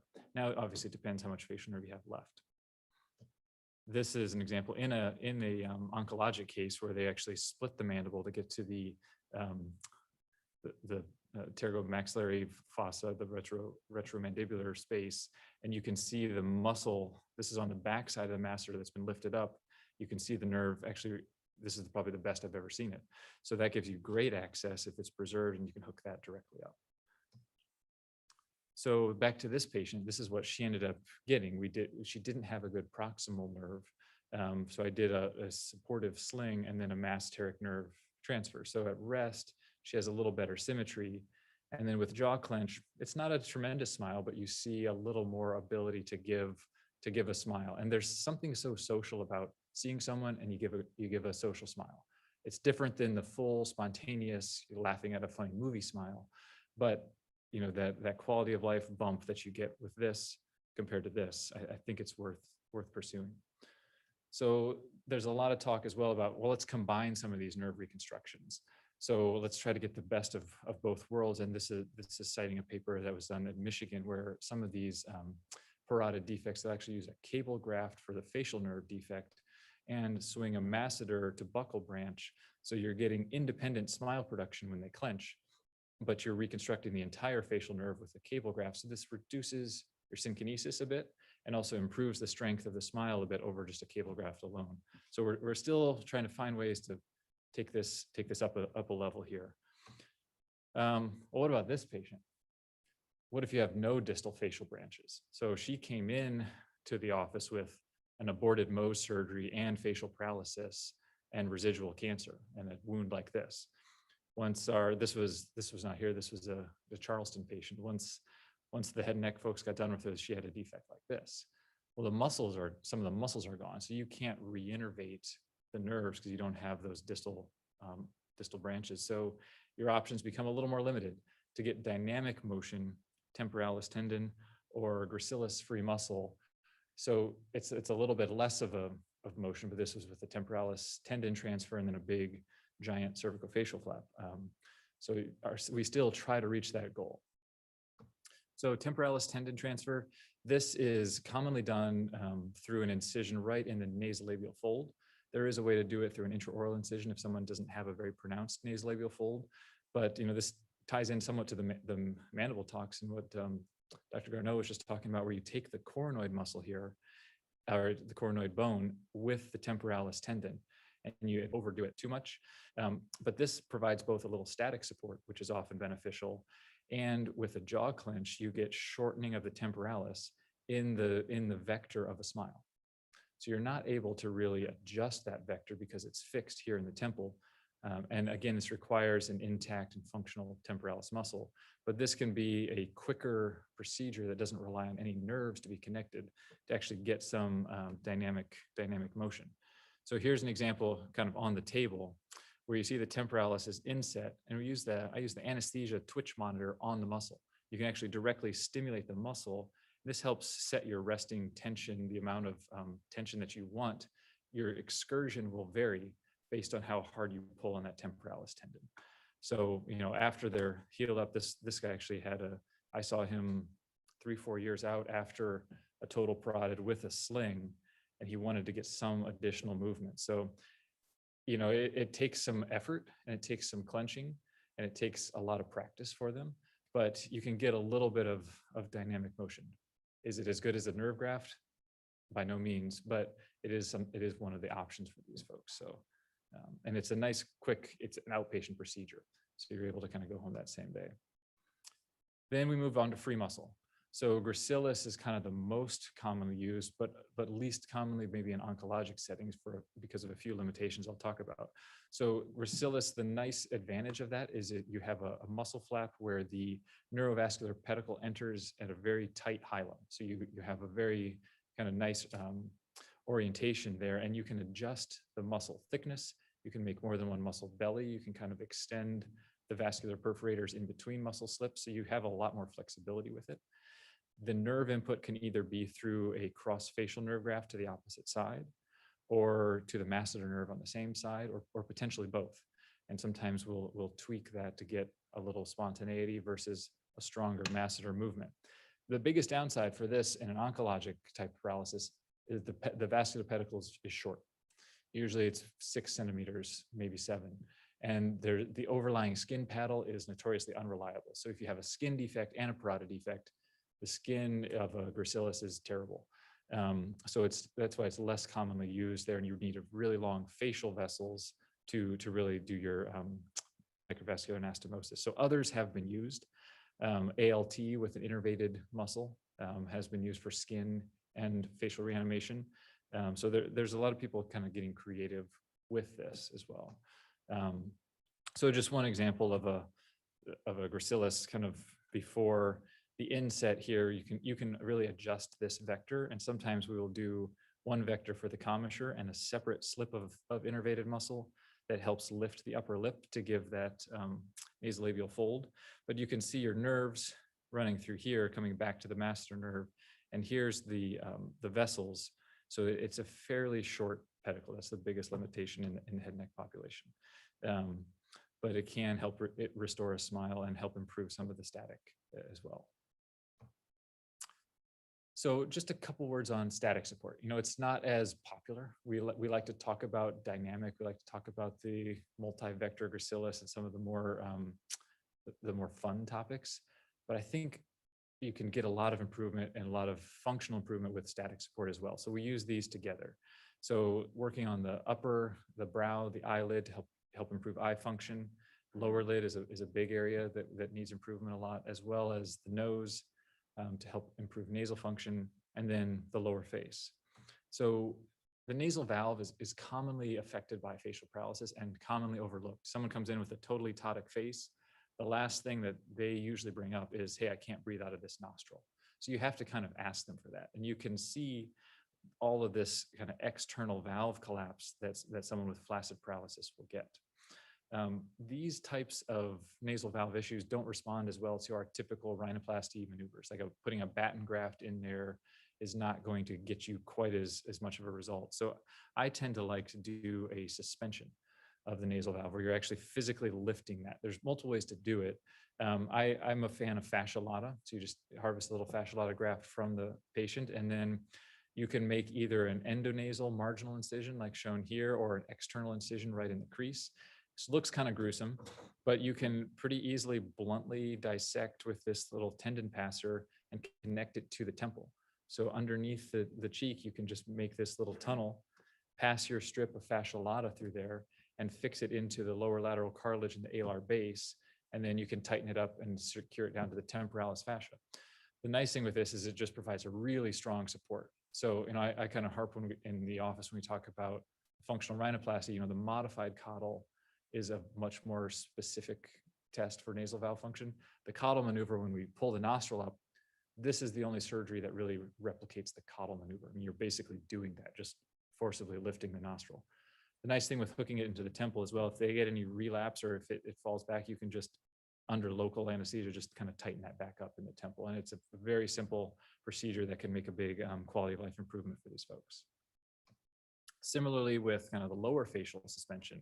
So, you know, you see this guy who just has this droopy face, he pockets food in here, he drools a little bit, but he's maybe not a candidate or not interested in a dynamic reanimation, nerve transfer, those sorts of things. A simple sling can go a long way to improve symmetry and as well as those oral competence needs. You can adjust the vector a lot of different ways. So this shows just a single vector fascia lata sling. You're kind of lifting along the entire nasolabial fold. Again, sometimes you want to lift the upper lip independently. So you can put a second vector slip up here. Sometimes the lower lip really gets lateralized. So you can put a third vector down here in the lower lip. So you can do a lot of different things with this to just help improve, again, symmetry and function in a simple way. This often is also combined with some of our dynamic techniques. So a masseter nerve, for example, doesn't provide good static support. So if you put a sling in with it, you can get immediate static support and then eventual delayed dynamic improvement. And this is one that we'll see occasionally as well. So lower lip alone, say you just have marginal branch weakness. There are some techniques that have been described, like a digastric transfer, to try to dynamically reinnervate the lower lip. I've never found them to be that successful, and I've never actually talked with anyone who really loves them. Usually if you transfer the digastric muscle up to the lower lip, it ends up being more static than dynamic. So a simple procedure I like for the lower lip is, again, maybe I'm in love with fascia lata, but it's nice, autologous and strong. So I put one strip of fascia lata in the lower lip to help lateralize this back towards the side that's paralyzed. So hook it to the orbicularis muscle and hook it back up in the modialis. That helps pull it back to the side that's paralyzed. And then a second strip comes in a more vertical oblique vector through a small incision at the mandibular border up and around your horizontal strip. And that helps give a little downward traction so that you don't get this lip lift. So remember, the paralyzed side comes up in a marginal mandibular weakness, and that rolls in and people bite their lip and it drives them crazy. So you want to pull it back over and slightly down. And if you fix it to the mandible, as they open their mouth to take a bite, the lip comes with the mandible, so it keeps them from biting their lip.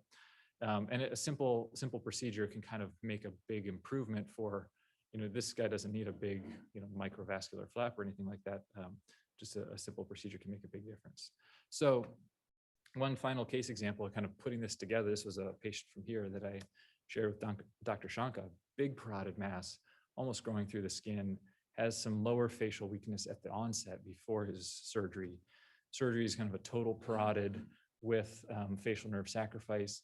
The frontal branch again here was preserved, but the rest were sacrificed. So this is a great auricular nerve graft in place, as well as I think we did a masseter to buccal branch, a little fat underneath just for a little volume, and then swung a little SCM over top to help with the volume as well. Just in this specific case, I don't do that a lot, but 2 months post-op, he has no facial nerve function because his grafts have not grown through yet, but the sling provides him some lower facial support.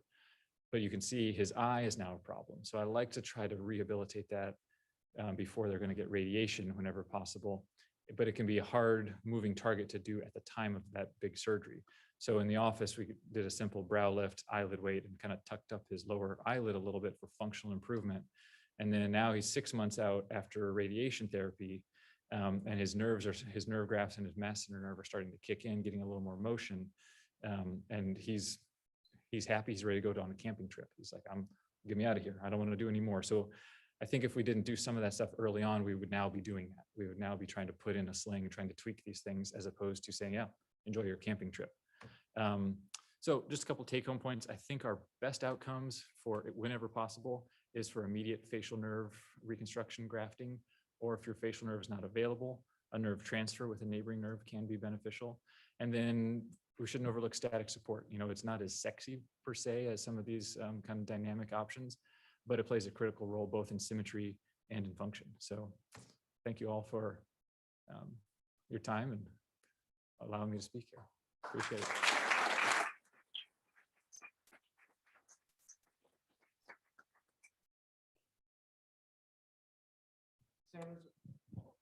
A lot of research going on with tissue engineering. And all, you know, so I see tons of small grants, a lot of resident projects across the country. Where are we with that? Tissue engineering meaning like nerve regeneration? Yeah. So, yeah, so engineer with all the you know, the biomedical engineers and all the synthetics and a bridge. Yeah.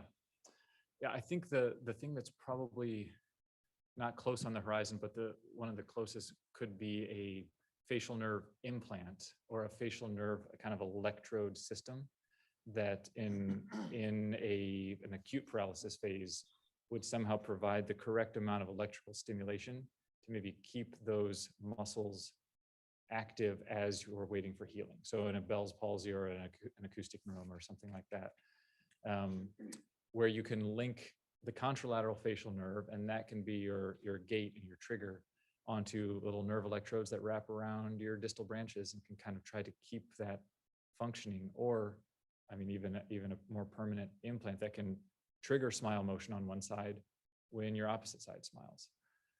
We're, you know, obviously a ways away from that, but I think that's within the realm of possibility. And from a from a generation standpoint, there's still a lot that we have to do to keep up with actually some of the limb nerve repair folks. They're ahead of us in terms of some of these nerve wraps and nerve grafts and those sorts of things. But yeah, so it's a less common enough entity that we're still a little bit behind in some of that.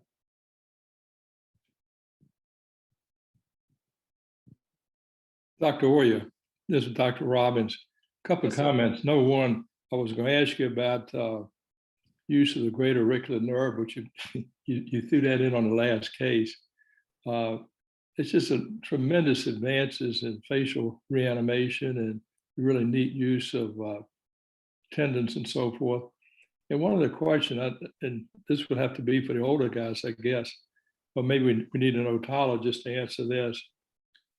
We used to follow patients with early Bell's palsy with the nerve stimulated. And when the nerve looked like it was really going out, we'd do a facial nerve decompression. I guess studies showed that was no better than once we added the antivirals to cortisone. Yeah, so you're saying in Bell's palsy, the kind of the role for facial nerve decompression? Yes. Yeah, yeah, you're right. That's certainly more of a neurotology field, but my impression is that there's very few people across the country doing very many of them because it's such a small, select group of patients who actually qualify.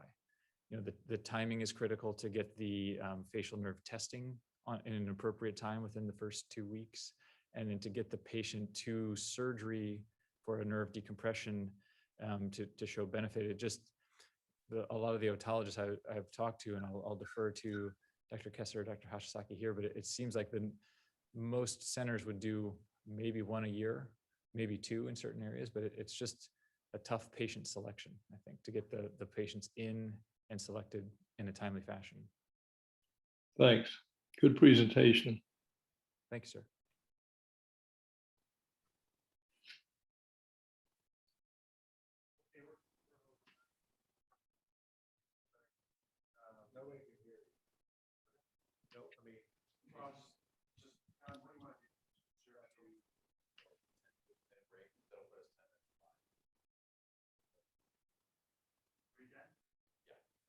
All right, 3:10, 10-minute.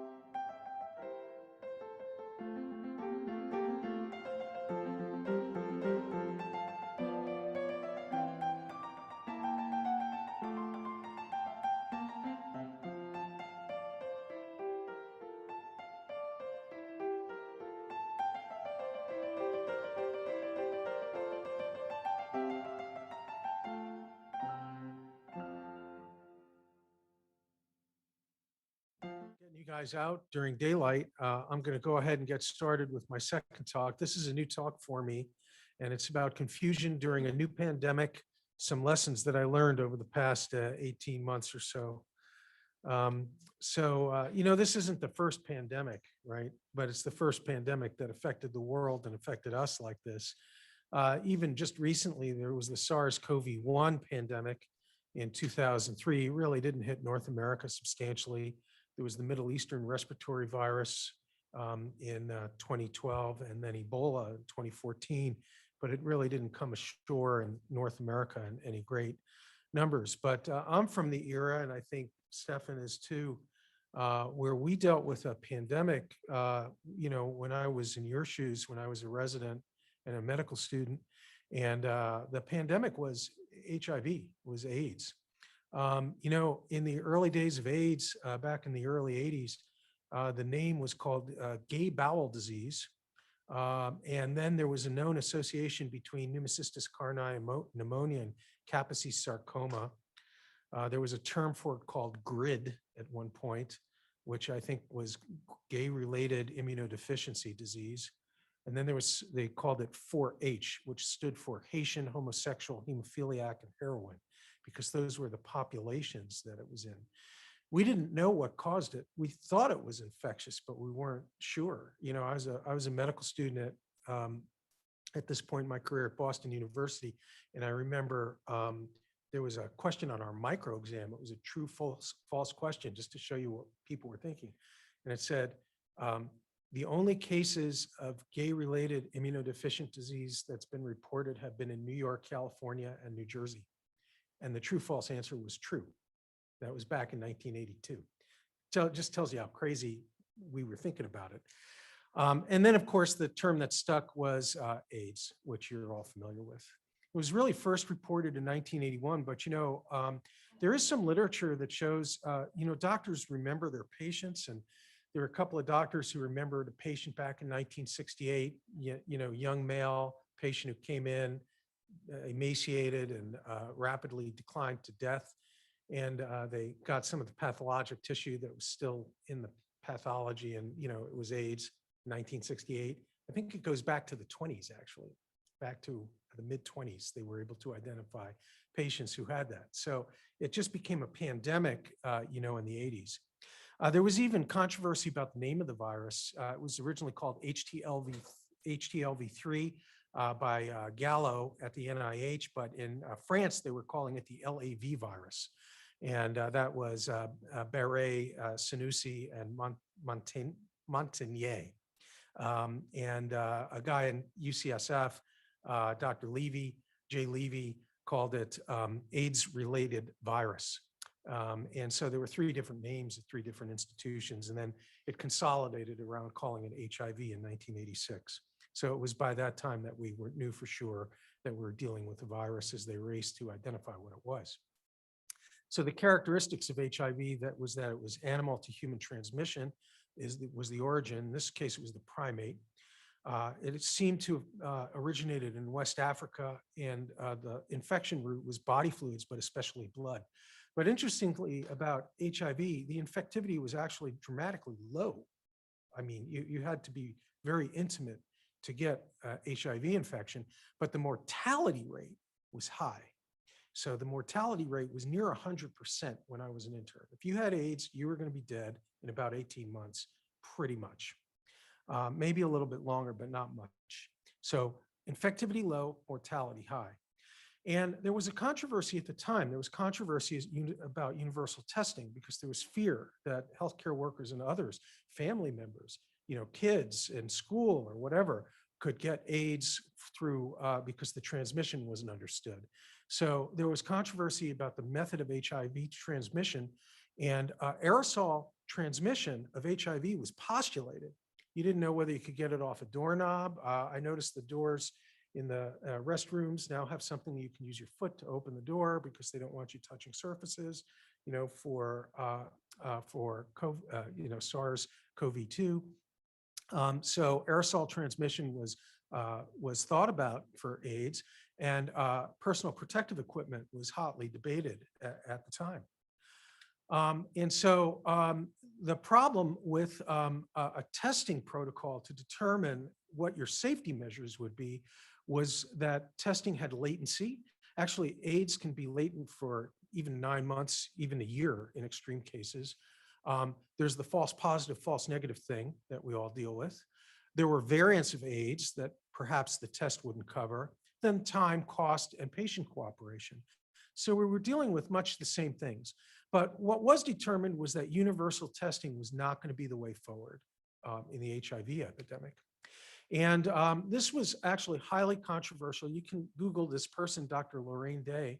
She was the chief of orthopedic surgery at San Francisco General Hospital, and she had a rather extreme opinion. This is a Los Angeles Times article from 1991, and she was called Dr. Doom because she was talking about the dangers of AIDS. She thought it could be transmitted through aerosolization during her orthopedic procedures, and she was extremely controversial because she recommended universal, said that she spoke out for universal testing for all hospital patients, not just suspected hospital patients, all hospital patients as a method of screening.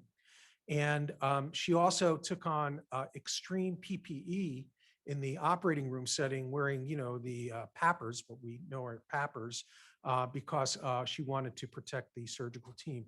There is a great movie, I think it's on Netflix. It's called 5B. Have you seen it? It's about the AIDS ward at San Francisco General Hospital, and it features some real heroes in medicine. And I think your homework tonight is that you got to watch the movie 5B. And she, by the way, she's featured as part of the story of 5B. So universal precautions was actually the route that was taken in the HIV epidemic. the idea was there was potential infection of healthcare workers during work. We actually even were able to figure out the risk in that a hollow bore needle stick, think 18 gauge needle while you're putting in an IV, the risk of transmission of AIDS from a hollow bore needle stick was 1 in 300. 1 in 300. And there was also risk for mucosal exposure to the eyes, mouth, conjunctiva, other mucosal surfaces could be an entry port for exposure. And so universal precautions were developed where instead of testing every patient, what we said is this: we're going to protect ourselves as if every patient had HIV. So that meant double gloving. Why is double gloving important? Double gloving is important because if you stick yourself with an instrument, the first layer of glove wipes the instrument and makes the second layer of glove also does a second wipe. And so the instrument is cleaner by the time it hits your skin. We also developed cut-proof gloves made out of Kevlar. I don't even know if they're available here anymore. They still are at San Francisco General if you ask for them. Hard to use though. Modified instrument handling. You wouldn't be handed a sharp in the operating room. And the rollout of eye protection from conjunctival exposure and using masks and in this case, regular gowns to protect you from splash injury. So that's how we dealt with it rather than relying on universal testing. So universal precautions, the basic tenet was to treat every patient as if they were infected, to protect every healthcare team member as if every patient was infected. And then testing was known to never be completely reliable as a safety method because it was really a Swiss cheese paradigm. There were gonna be people who were able to get through that you thought weren't infected that were. Now, let's talk about SARS-CoV-2. Different from AIDS in that infectivity is high, but mortality is actually, with all due respect, it's actually quite, not quite low, but it's low compared to HIV. The root was airborne or possibly aerosol. It is interesting that the CDC only came out admitting that SARS-CoV-2 is spread by aerosol last month. Last month, CDC, right on it, right? The origin was animal to man, in this case, bat. And of course, the area of origin, we believe, was in fact Wuhan, China, to the best of our knowledge. So the initial alarm in the United States occurred, you guys lived this, mid-March 2020. And there came out that there was an anecdotal concept of a high reservoir of disease. It's thought to be in the nose and respiratory tract. Specifically, by the way, the adenoids, I always get a kick out of the nasal swab, by the way. But, the idea was to swab the adenoid reservoir. Now, this was a letter to the editor. Are you familiar with this? Have you heard about this? This was a letter to the editor that was sent to the journal Neurosurgery. On April 15th, 2020, it was released for public consumption. And it said, a significant number of doctors became infected and even died in Wuhan, China, where anesthesiologists, critical care doctors, ophthalmologists, otolaryngologists, possibly due to high viral shedding from the nasal and oral pharyngeal cavity. So it was a report about what was happening in China. And this report was done in March before the full onslaught occurred in the US. And their recommendations were to only do urgent or emergent surgery as a protective method, that COVID-19 testing for patients requiring any type of urgent emergent surgery should be done. And if the test is negative and the patient is asymptomatic, that they recommended that you could proceed using normal levels of protective gear. However, the rate of false negative tests need to be determined. Now, let's look at this in the context of what we knew from the HIV infection. So urgent surgery only, okay, that made sense. COVID testing for this surgery, all right, that's okay. But relying on testing to guide healthcare worker protection, especially in the operating room, we had been there and done that in HIV, and we knew that that would not work. The recommendations were conservation of precious testing and PPE resources, to limit operations to a bare minimum. And they also recommended use of as minimal an OR team as necessary as a method to preserve resources. I don't know what it was like here at UVA, but we were running out of stuff at UCSF, even though we never took on a massive onslaught. There was a lot of worry about N95s, PAPRs, and other things. So we were having a supply line issue with the protective gear that was needed for people, forget the OR, in the ER, floors, ICUs. So there's this tension between testing and PPE.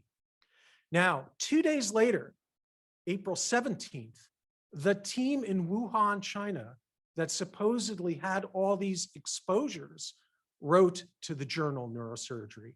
And they said, what was described in the April 15th letter does not accord with the facts. And here were the facts.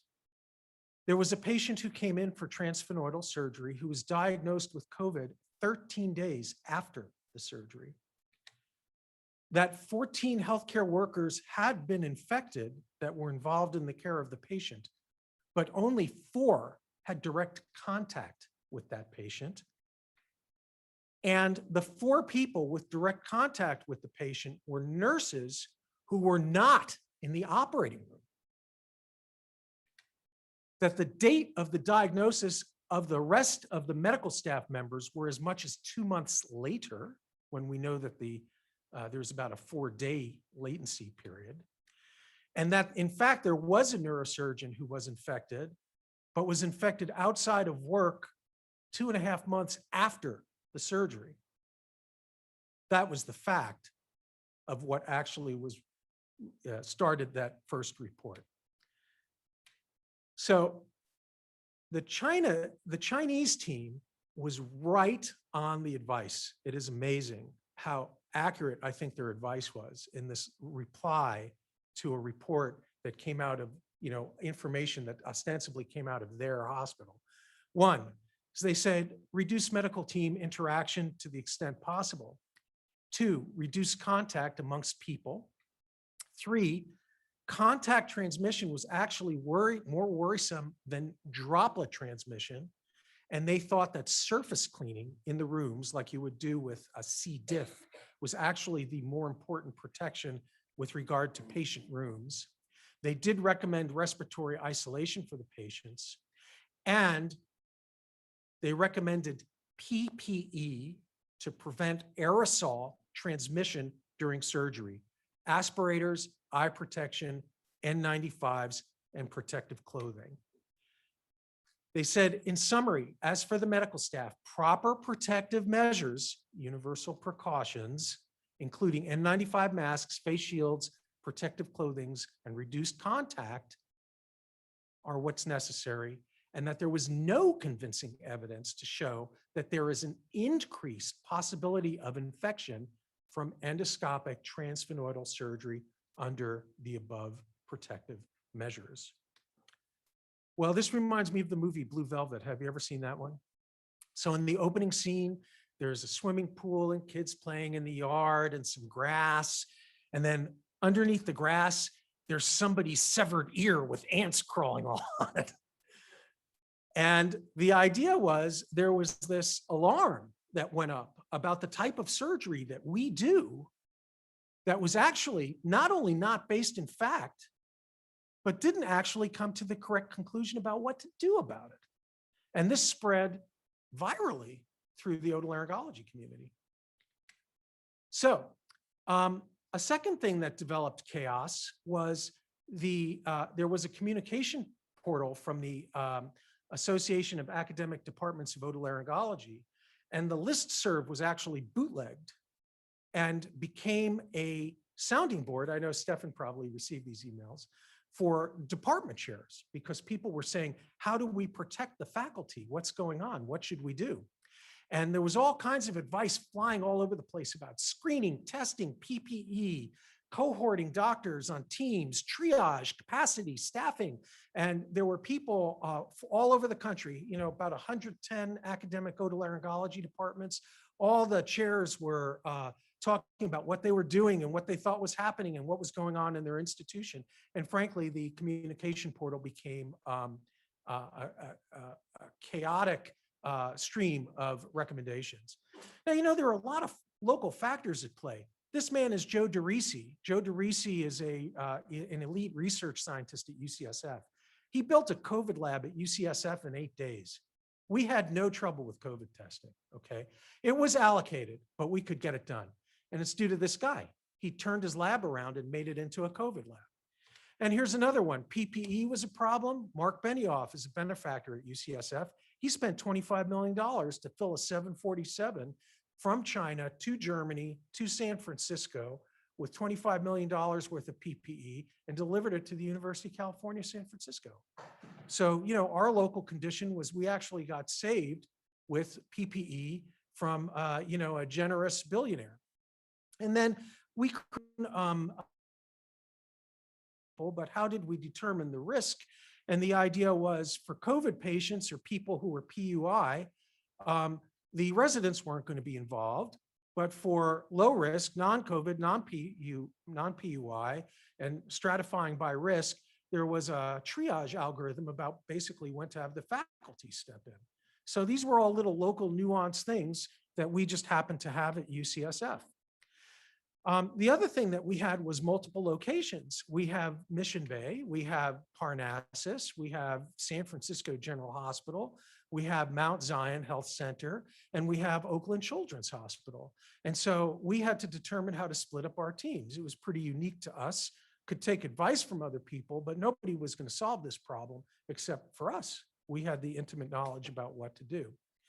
Now, you know, there are, in summary, different types of transmission, and contact precautions are what we do for C. diff, where we walk in and protect ourselves and are worried about surface protection, but and we'll wear masks, but we're really not thinking about aerosolized or droplet precautions.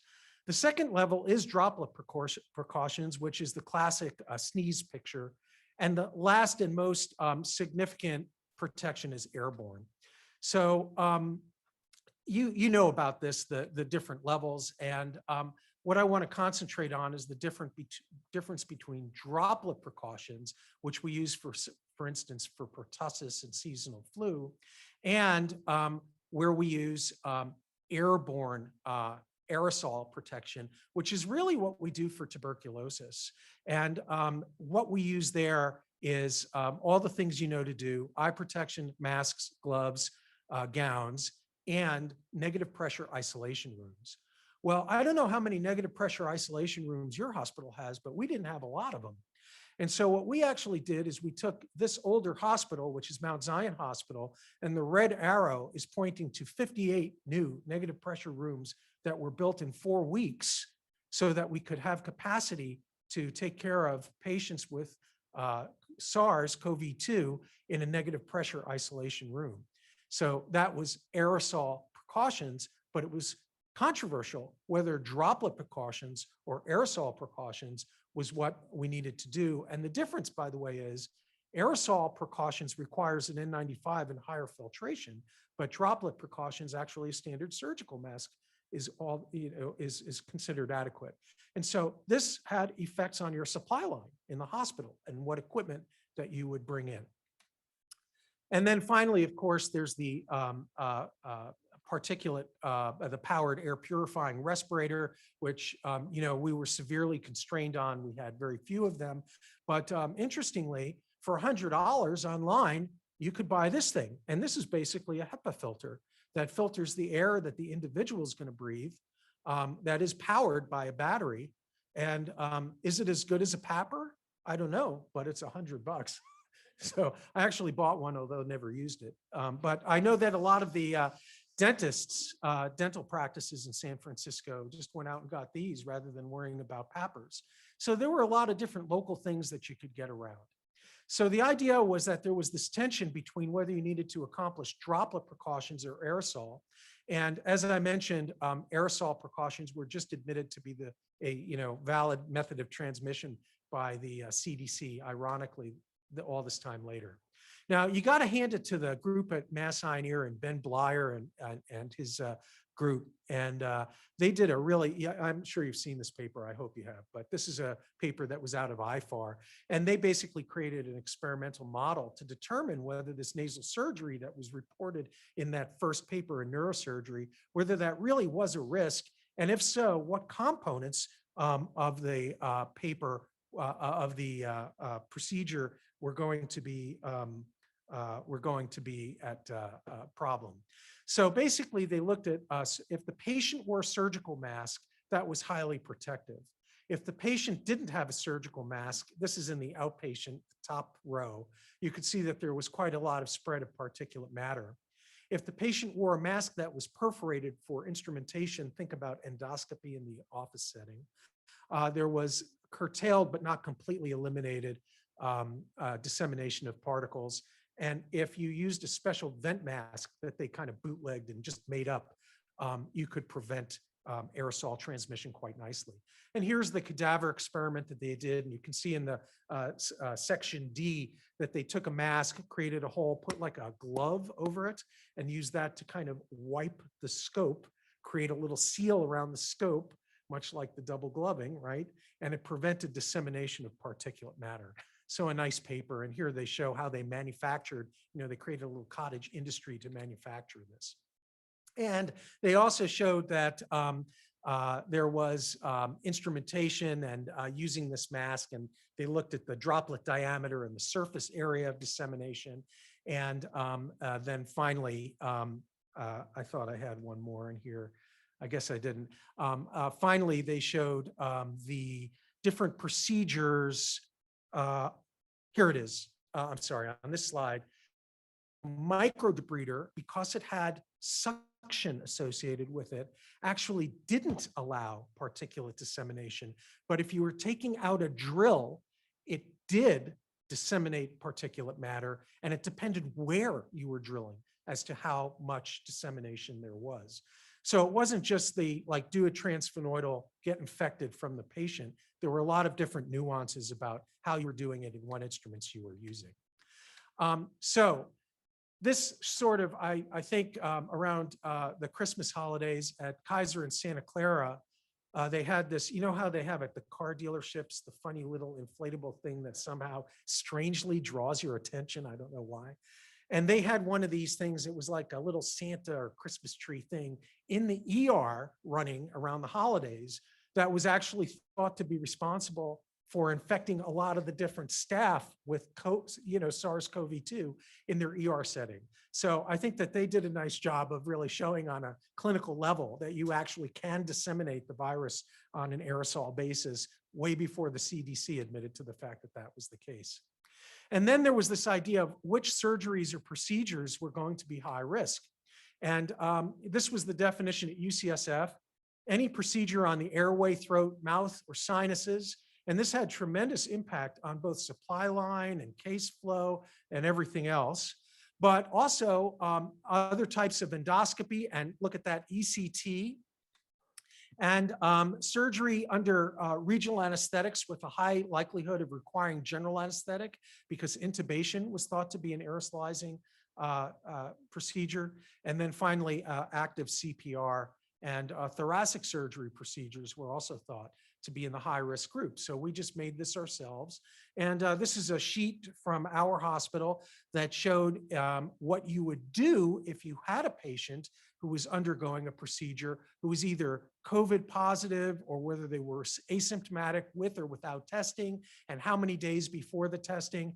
And you can see that in the COVID positive patient, that in fact, they did recommend reusable N95. So we were early in buying the aerosol concept, but it was interesting that resources were so constrained that we actually wanted to reuse our masks so as not to run out.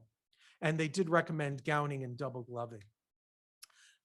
We also put together, this is another UCSF paper, and what we put together is a look at capacity, and I'm sure you guys did the same thing, but we cross-referenced what was going on in our hospital systems in our county, going into green, yellow, red, or black, depending upon how many patients were admitted and how many ventilators were left in reserve.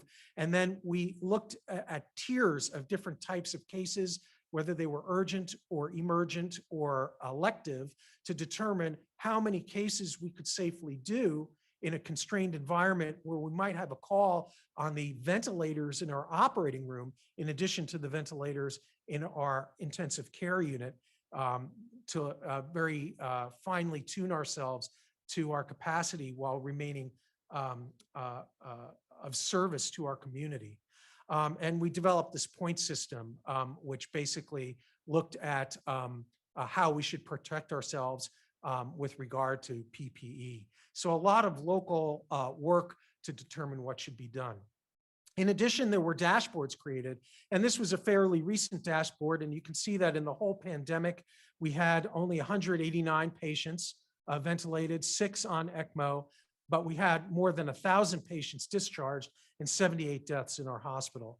And you can see in the center that we had, that was the capacity on that day. We had 75% capacity in the acute care setting and 77% capacity in critical care.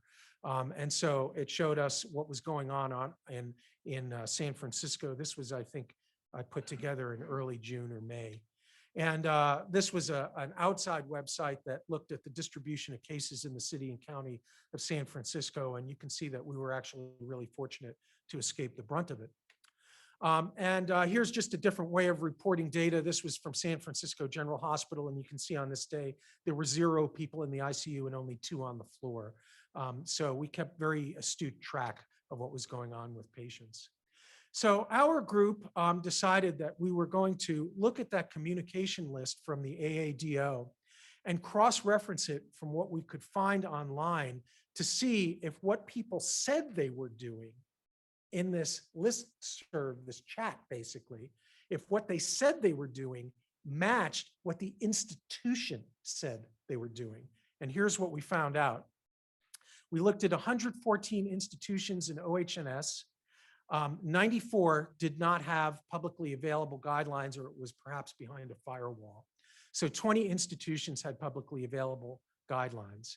And of those, 15 institutions had online guidelines publicly available and also had communications that were clear recommendations from that chat that was being done on AADO. And we decided to select, to throw out 5 institutions that didn't have either communication or comparison. And they were geographically distributed, as you can see here. And at the time, we did this in March and April of 20.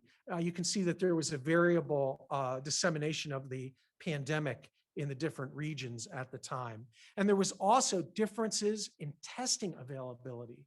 So some places, for instance, there was an institution in New York that had just facile testing availability, and some areas had very constrained testing resources.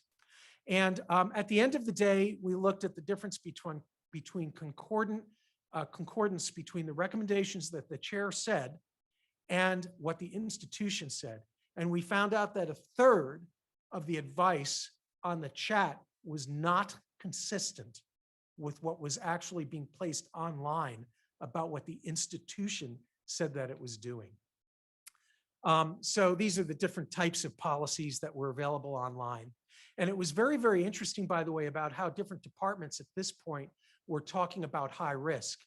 Here was a department that said that was concordant, by the way, just as an aside, and this was an example of a department that wasn't concordant. But interestingly, some patients only defined a high-risk patient as someone who is known to be COVID positive.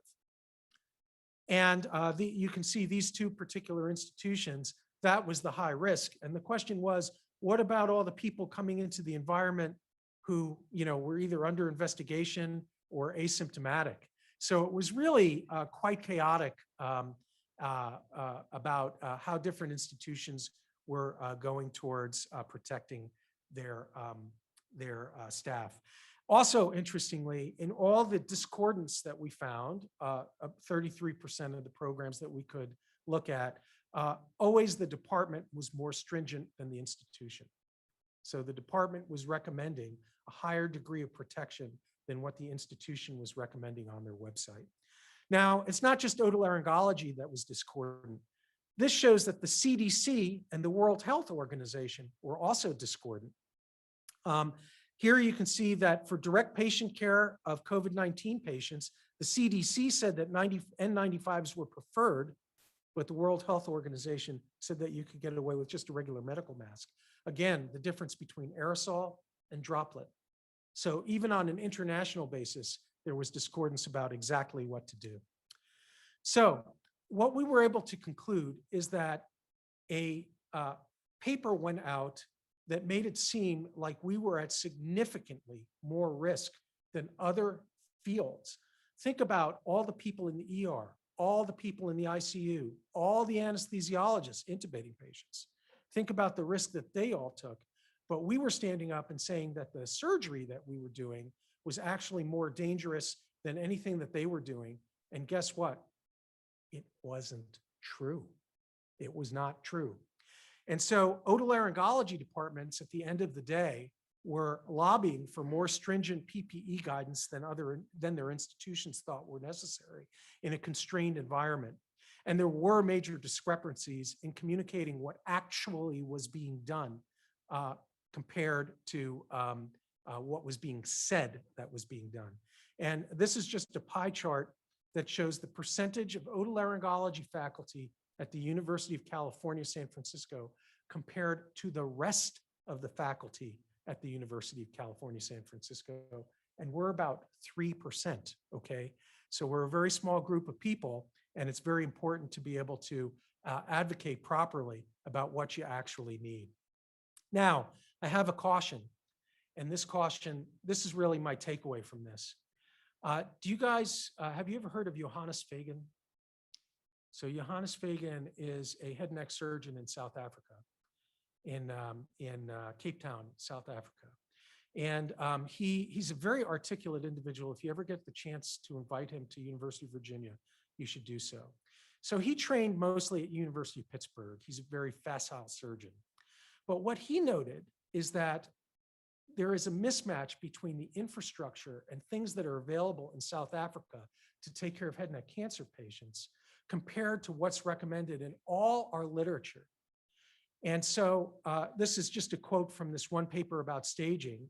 16 of 17 head and neck surgeons from 13 African countries cannot routinely test for P16, but it is part of the AJCCI, a UICC staging system of oropharyngeal cancer.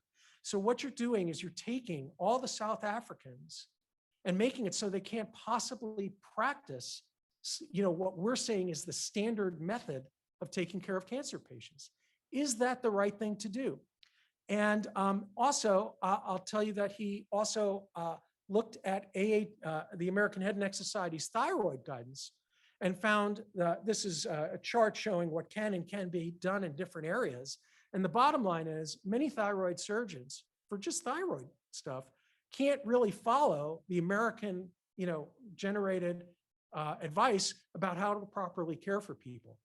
And so what he did is he created tables that could allow you to take the resources that you have and the best evidence of the ideal and do the best you can. And I think that that's where we went off the rails. We had people talking about testing where we had some places had testing ability, some didn't. We were talking about PPE. Some places had PAPRs, some didn't. Some had adequate N95 supplies, some didn't. And the point is this, I think it's a lesson that before you go out and start giving broad advice about something that might be, you probably need to take a step or two back and think about things that happened before with regard to a correct way of protecting medical staff. And the second thing is to think in the back of your minds, are you recommending something that's not actually attainable? And I think, although I don't think you'll see a pandemic like this again in your life, but I will say that you do see head and neck cancer all the time.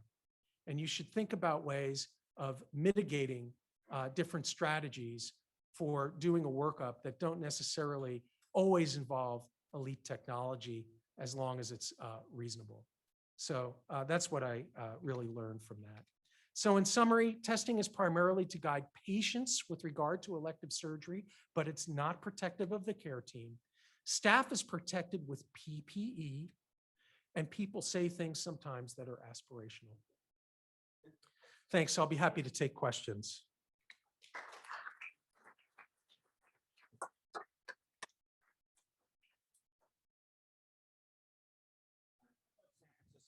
I thought San Francisco was exceptionally hard hit.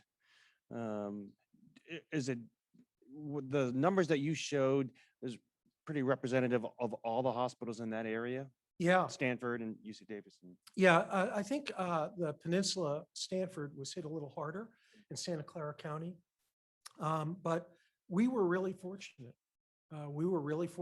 And there's some reasons that I think we were fortunate, but one was I would say that our community was with protective measures early, and the governor shut down the state at the right time. And actually the Bay Area county shut down about 3 days earlier than that. And I think that allowed us to get away with what we did.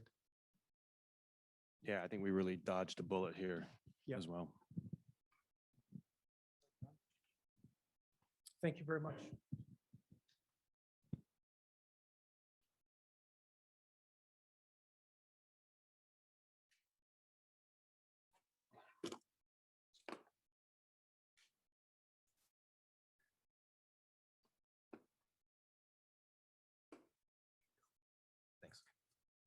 All right, so we have our last talk.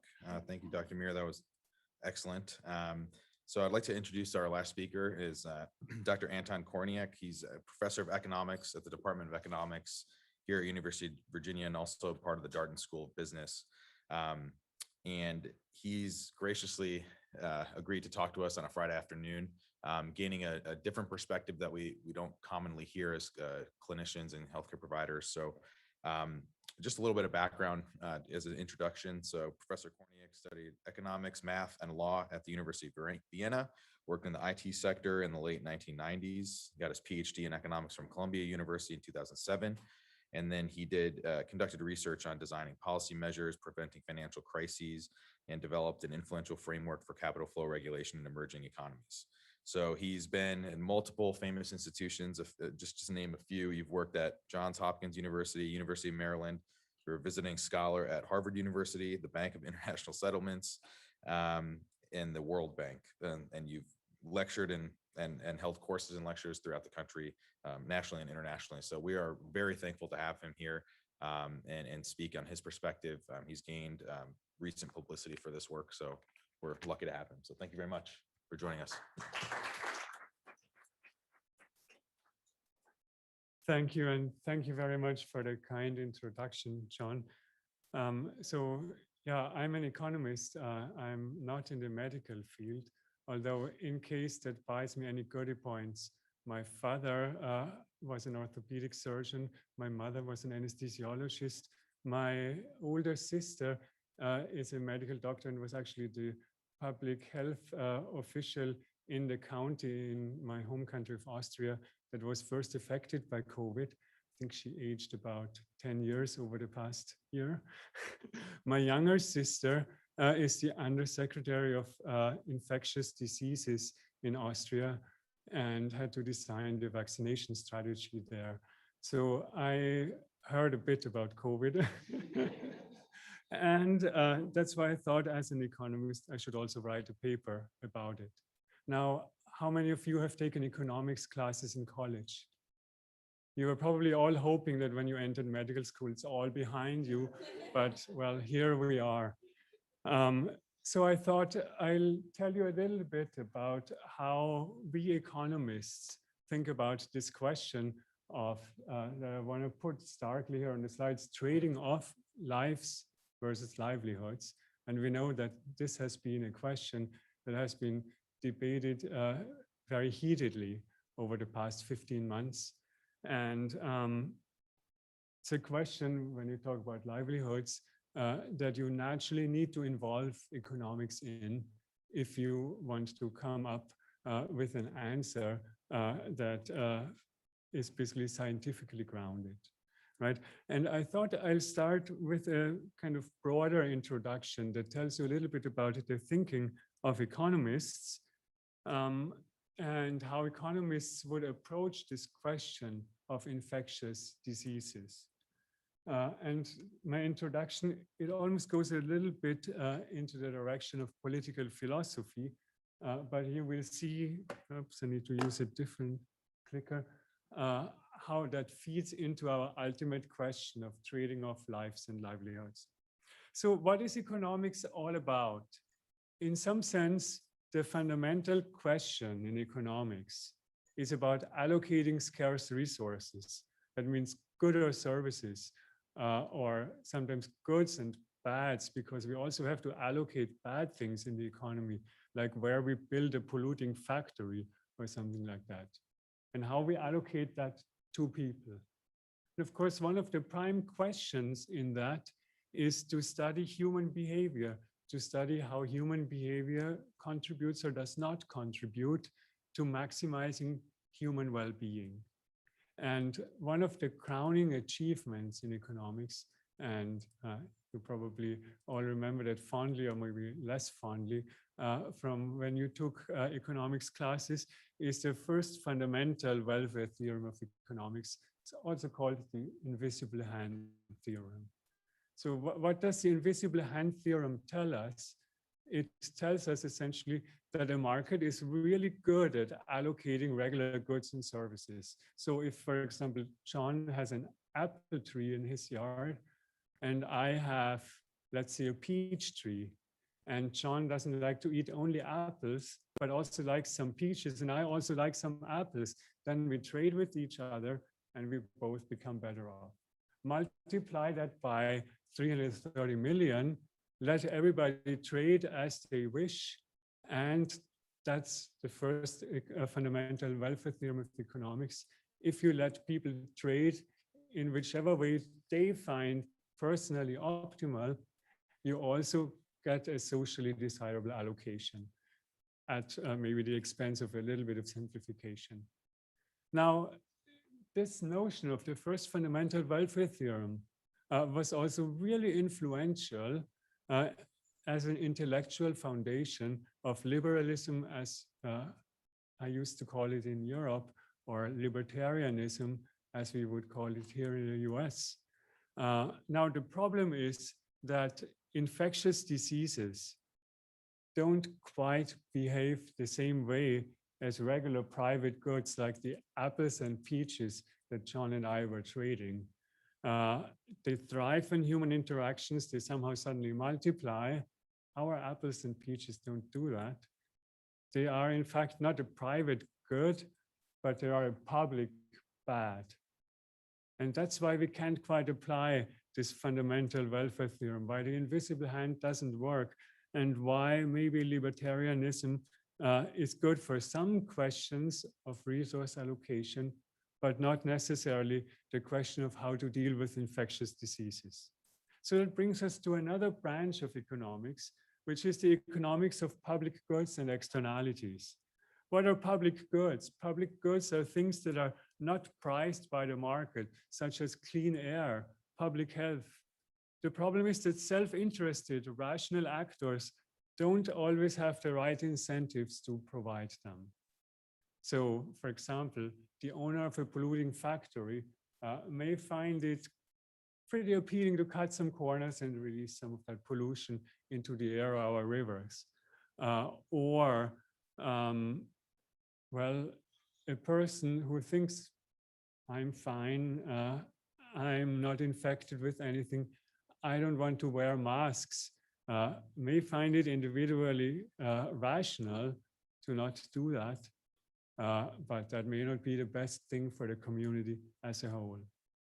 And that brings us to the concept of externalities. So whenever you have public goods, you also have externalities. And what are those externalities? They're essentially the unpriced social costs or benefits of an activity that falls on third parties, that falls on people who are not engaged in certain economic transactions. So let's say, for example, if John and I trade apples and peaches, and one of us is infected and passes on the disease, that would not have been part of that transaction. And that's why that would be an externality. So generally speaking, examples of these externalities include pollution, traffic accidents in the field of medicine, things like antimicrobial resistance, on which I've also written some papers, are also externalities. And they are self-interested, rational actors. Just don't find it optimal to consider those. And that means that these public goods and externalities give rise to collective action problems. That means the invisible hand no longer applies. If we let everybody engage in their self-interested behavior, we won't arrive at the best outcome for society. And that gives us a very clear way of kind of delineating when we should let people just act in their own best interest and when there is a reason for public interventions, like, for example, public health interventions. So what do economists do when we face these externality or public good problems? Well, the first thing that we like to do in order to inform the public debate is we like to measure these things. We like to measure how big are those externalities. Should we worry about them, or are they kind of negligible? How much should we worry about them? How much cost are we willing to incur to avoid those externalities? Because that's exactly what's necessary to alleviate the externalities. And that allows us, depending on the situation, to make people either pay for them, like let's say if you're polluting and you pay for cleanup, or to regulate what they are doing. Like most public health interventions, they are not taxes. They simply regulate what you're doing. They say, you must not congregate in large crowds and things like that, or some combination of both. And the beautiful thing is, if we correctly price these externalities, then the invisible hand theorem applies again, and we arrive at an optimal allocation, at an optimal outcome. So let's say, for example, if that polluting factory dumps some kind of toxic waste into our rivers, and the cost of that waste is, let me say randomly, $500 per gallon, and we make them pay exactly the $500 a gallon, then that factory will decide, well, it's optimal for me to reduce my pollution by a certain amount, but maybe I can't completely turn it off. And I will take that price and use that as a guide for how useful it is for society to reduce my polluting activities. And if they do that, then they will arrive at the outcome that's essentially best for society as a whole. So when we price the externalities correctly, we can get to an efficient allocation. Again, the invisible hand of the market, together with the visible hand of intervention, gets us back to a desirable outcome. Now, let's turn finally, right, you're all thinking, to COVID-19, which is a prime example of externalities. Because how is it transmitted? Well, we all know when we meet, interact with each other, passing on the disease, and this is true for all infectious diseases, is an uninternalized byproduct of our interactions. And that's why it is an externality. So in the context of infectious diseases, some of the questions that we can analyze using this framework of externalities are, should public or health officials, like, you know, my older sister or my younger sister, impose public health measures upon us? Or should we simply let individuals decide whether they should distance, whether they should mask, whether they should test, whether they should vaccinate themselves? And the collective action problem at hand is again that my actions infringe upon your freedom, in this case, your freedom from disease. And that's why the private market or the libertarian kind of behavior can't get us to an outcome that's efficient for society. So now, how do we analyze these questions in a more analytic way, in a more rigorous way? Well, I'm sure you have all seen lots and lots and lots of graphs and probably also equations about how simple compartmental models of infectious disease work. So this would be the typical SIR model. We know COVID-19 has a couple of features that are a bit more general than the SIR model.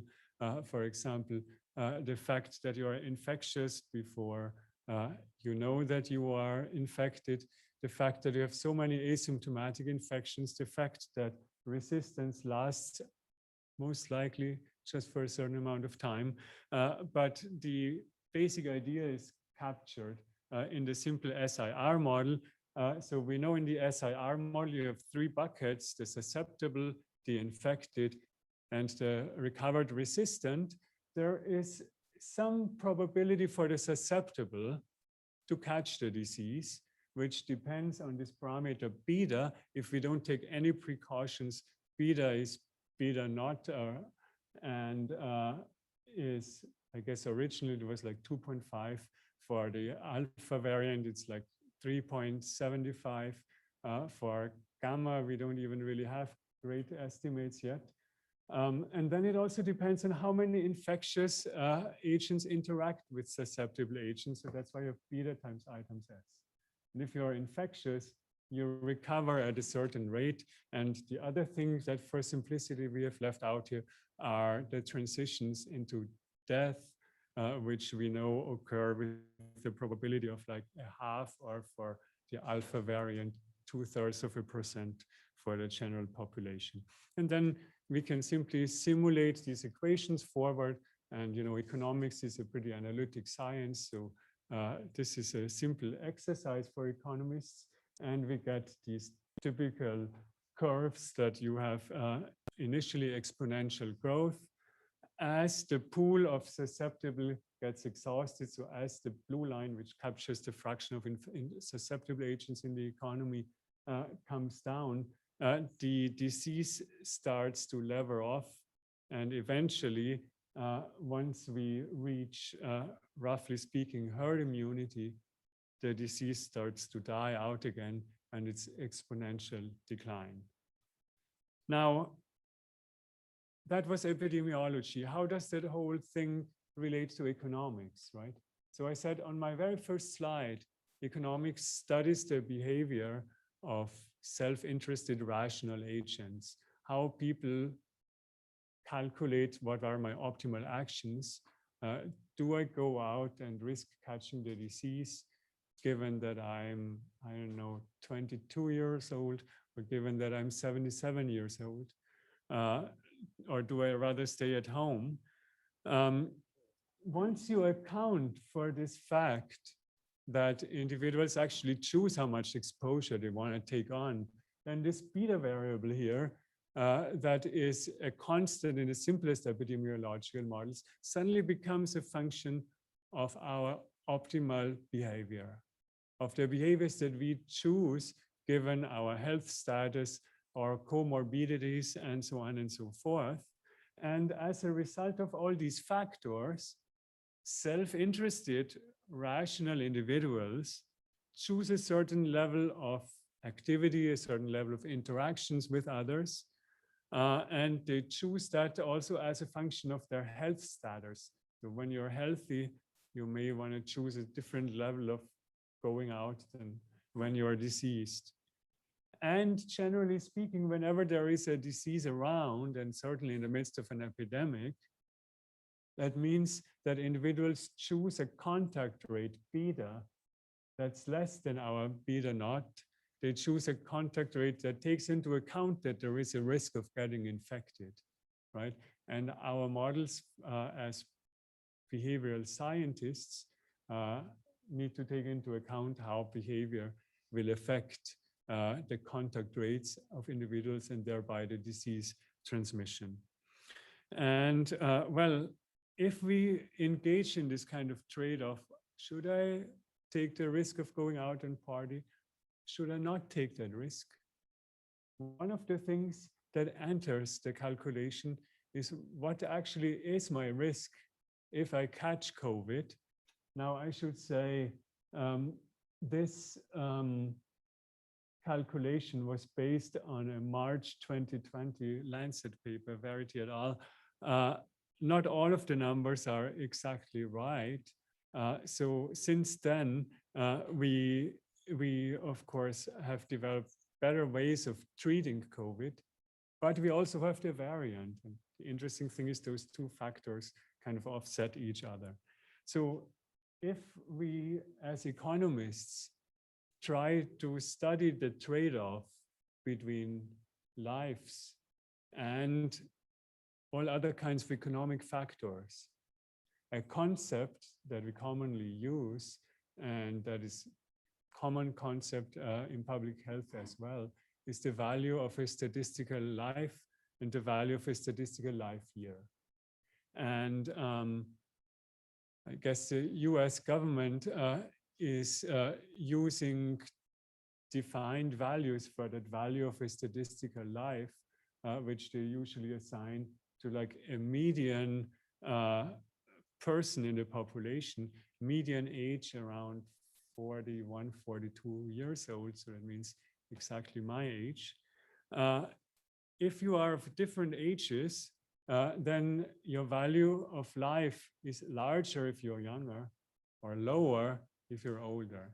Now, the really interesting thing about COVID is, of course, that there's this huge age gradient in the infection fatality rate, that older people have a really high fatality risk, whereas young people have a fatality risk that's essentially almost zero. And your infection fatality risk is inversely related to the value of your statistical life. So those who are the oldest face the highest fatality rate, but also have the shortest value of statistical life because they have the fewest years to lose, so to say. And if you calculate the weighted average across the entire US population, taking into account the different age groups, different risks for men and women, different values of the statistical life, and so on, it turns out that the average COVID infection costs almost exactly $50,000 in terms of loss of statistical life.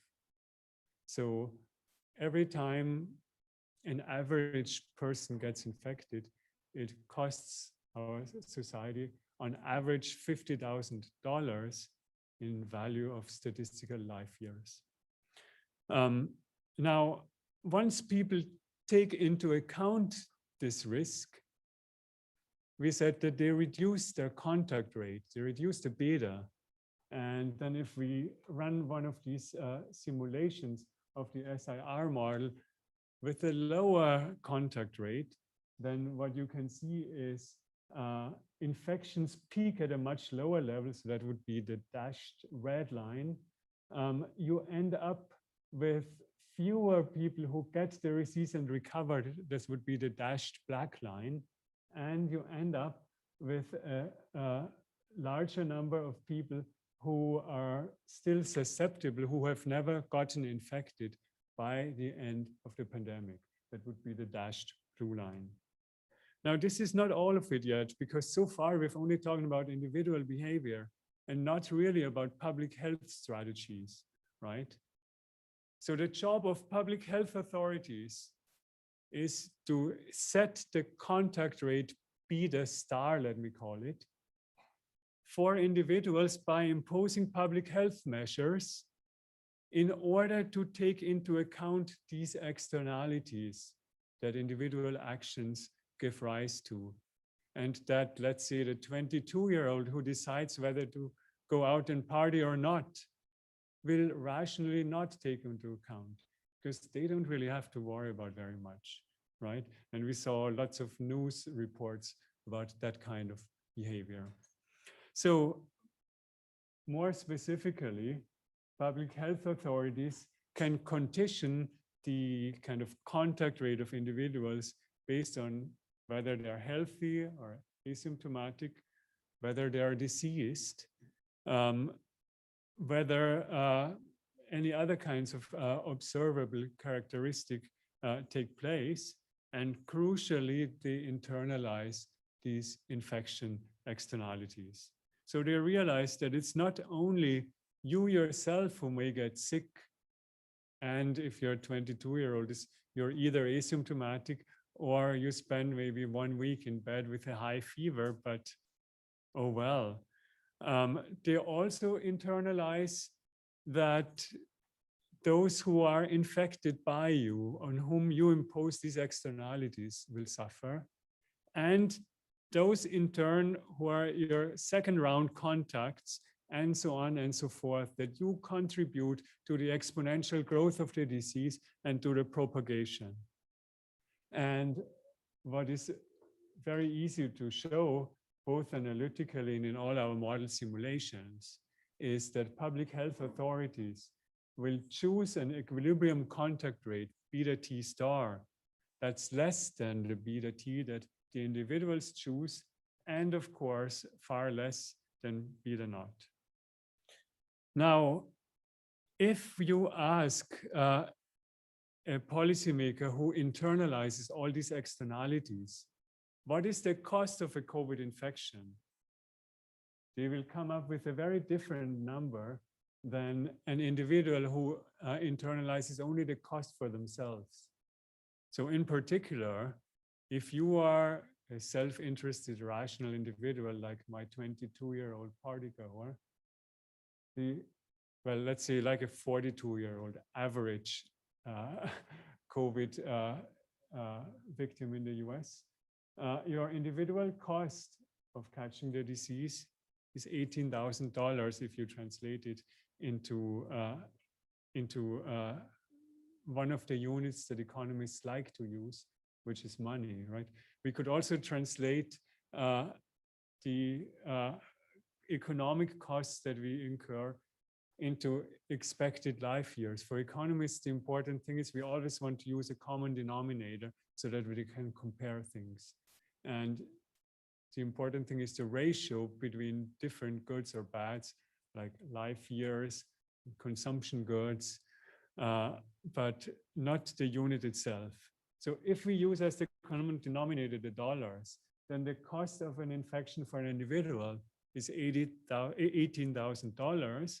But the true social cost, as what a policymaker would internalize in the midst of the pandemic, which is what we calibrated this at, is more like $55,000. So it's 3 times as high. And the difference between the two is essentially the externality cost of getting infected.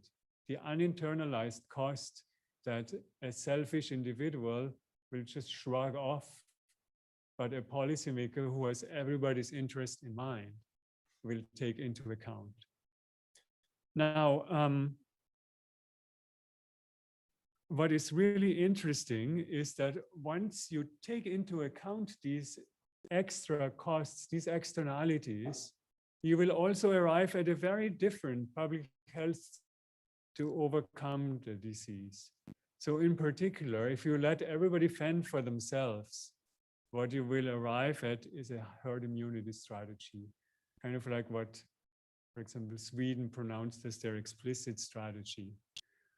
If you have a policymaker who takes into account the externalities of individual behavior, you will arrive at a containment strategy. The policymaker will essentially try to suppress the disease and suppress it as best as they can. Now, I'm analyzing 2 different versions of that containment strategy. One assumes that they're completely blind and you cannot distinguish between the measures you imposed on the infected and on the healthy. Let's say we have no tests. We are in March 2020, and we are not lucky to live either in Charlottesville or San Francisco, where we had hospital systems that developed tests very quickly. If we use that blind containment strategy and we just use, general NPIs, the savings for our economy in terms of lives saved and also economic costs saved, it's about $5 trillion. So it's about a quarter of our total US output. If you can follow a smart containment strategy that distinguishes between the infected and the healthy, and that can really target, for example, the isolation measures on the infected, and that can do efficient contact tracing and, then your savings are up to $10 trillion. That's half of US GDP. What is perhaps also interesting, the externality cost of each extra infection, the difference between the private and the social costs that I highlighted before, it's about $37,000. So the self-interested individual who ignores whether they get infected or not because they don't care about the rest of society, essentially offloads $37,000 in costs on the rest of us if they do get infected.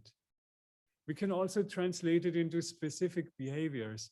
If you are sick and you know it, and you go out and party and just live your life the way you usually would, the externality cost of that is $80,000 per week, given the beta knot that you are producing if you are not following any kinds of restrictions. If you are healthy and you don't engage in distancing and so on and so forth, and this was at the time when the infection rate in the US was 0.3%, so the cost for the healthy, the probability for the healthy to become infected was not all that large, then the externality cost is about $82 a week. So you can see there is like an order of magnitude difference. One is $80,000 if you know you're sick, and it's only $82 if you know that you're healthy. So if we translate all of these things back into our SIR graphs, what does that translate to? I already mentioned, if you follow individual behavior, you end up in a herd immunity strategy. If you let policymakers impose optimal public health measures, you end up with a containment strategy. Here on the left-hand side, actually on both sides, the red line illustrates what the herd immunity strategy would lead to if we just let everybody fend for themselves. What you'll notice is, given that everybody starts to get really worried when the disease burden reaches something like 2% of the population, people will actually engage in enough precautionary behavior that it doesn't go far above 2%. But after that, it will essentially slowly burn through the population. And that's a process that takes years. So if we hadn't started to vaccinate back in, I guess, December, we would still have the disease burning through the population for at least another year now, until the resistant population has reached the herd immunity level. Now, contrast the red line on the left-hand side with the blue or green line, which would capture the optimal public health strategies if you can really contain the disease. In those cases, you get the rate of infected down to a very low level really quickly, because our policymaker internalizes all these externalities on others. And that makes their behavior really diametrically different. Now, interesting thing, and in some ways, I hate to say this, but there's only very few countries that manage to pull it together and essentially follow the blue or green line. One of them, of course, China, but also New Zealand, Australia, have been pretty successful at following that kind of strategy. Whereas in most of the rest of the world, we have more or less ended up following the herd immunity strategy with temporary speed breaks applied every now and then. Now,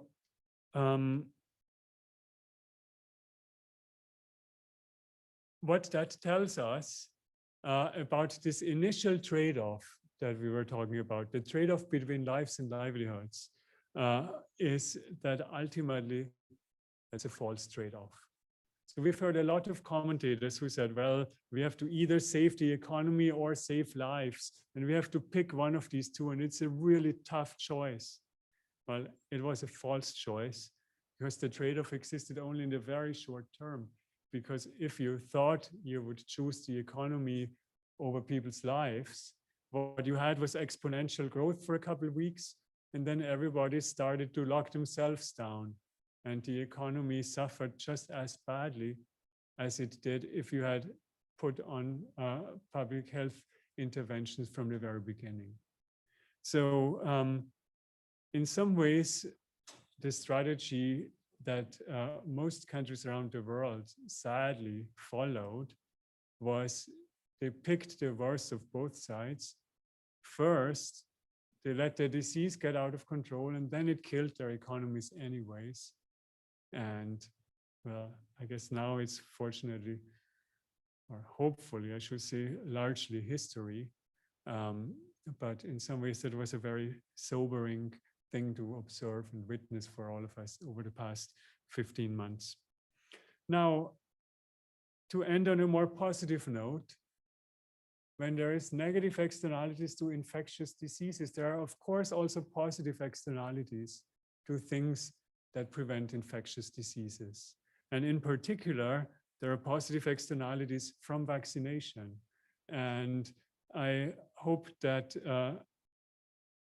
I can put this one number into your heads, kind of as a number to take with you as you go. And maybe if you all spread that among your colleagues and friends and so on, some people who hear that number will find that a good reason to get vaccinated if they were previously hesitant. So what this graph here shows you is the private gain from getting vaccinated versus the public benefit of an individual getting vaccinated.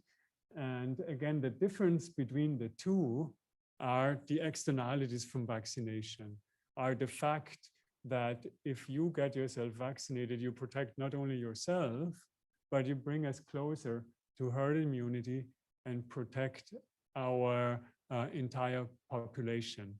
So if we are at a level where, let me try to move the mouse over here, where the disease has only affected a small fraction of the population. In December, it was something like, roughly speaking, 10% already. You can see that the private gain from getting vaccinated was in the order of $8,000 because you saved yourself from the risk of contracting the disease going forward and the risk of dying and the risk of losing the opportunity to go out and consume and party for 2 weeks while you're sick. On the other hand, the social value of becoming vaccinated was almost $70,000. So you actually produced a benefit of more than $60,000 for the rest of society if you were among the first lucky few who got the vaccine. Now, as the fraction of the population who is resistant grows, we at some point reach the herd immunity threshold. And here on this graph, the way the herd immunity threshold is represented, that's when the social benefit of vaccinating more people really drops off, because if you're really close to herd immunity anyways, then what's the value of vaccinating more people? Now, I should say this was again calibrated to the original strain of COVID with a beta naught of 2.5. For the alpha variant, for example, the drop-off would be a little bit to the right of 75%, because we know it is significantly more infectious, and that's true for all the variants. So that tells us that right now, where I think barely half of the US population is vaccinated, there is still really significant social gain to vaccinating additional people each time that one more person can be persuaded to get the vaccine, it's worth $50,000 for all of us right now. And yeah, with that message, any patient you see who is hesitant, any acquaintance you know who is hesitant to get vaccinated, tell them that they produce a value of $50,000 for the rest of us if they get the shot. And with that message, let me end my presentation.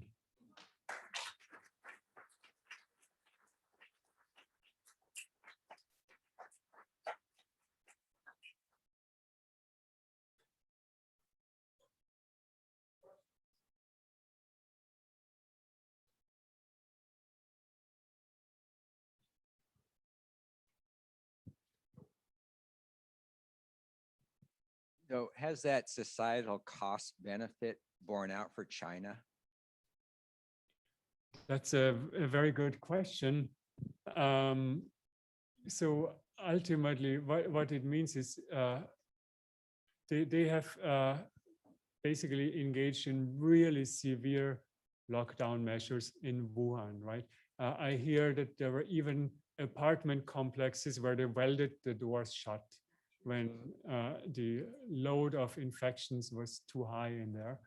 I don't want to speak about that part because that gets us into the question of human rights. But just in terms of trying really hard to suppress the disease, as opposed to using lukewarm public health strategies. If you look at fatality numbers, for example, in China, I would say it seems to me that it has been worth it. It seems to me that it has been worth it in New Zealand. It seems to me that it has been largely worth it in Australia. That was great. Thank you. Distilled a lot of complex topics into, digestible format for us. So I appreciate that. The concept of externalities, I feel like can be applied to a lot of different problems. And question is, when you're looking at making these models, is there a threshold you set the externality at? Like, are you comfortable? It sounds weird to say, but is there a measure or a number that says we're comfortable with this fatality rate? We're comfortable with, if we reopen the economy, we're comfortable at this number of the hazard of reopening things. Is that how policymakers do they set a number and then go off of that and see how they make those things? I mean, you're never going to get your externality to be zero, right? Yeah. So how it works in practice, or is it more of like a theoretical concept? So in most areas where the government has, like the federal government, let's say, for example, has time to carefully think through regulations, they do engage in this cost-benefit analysis.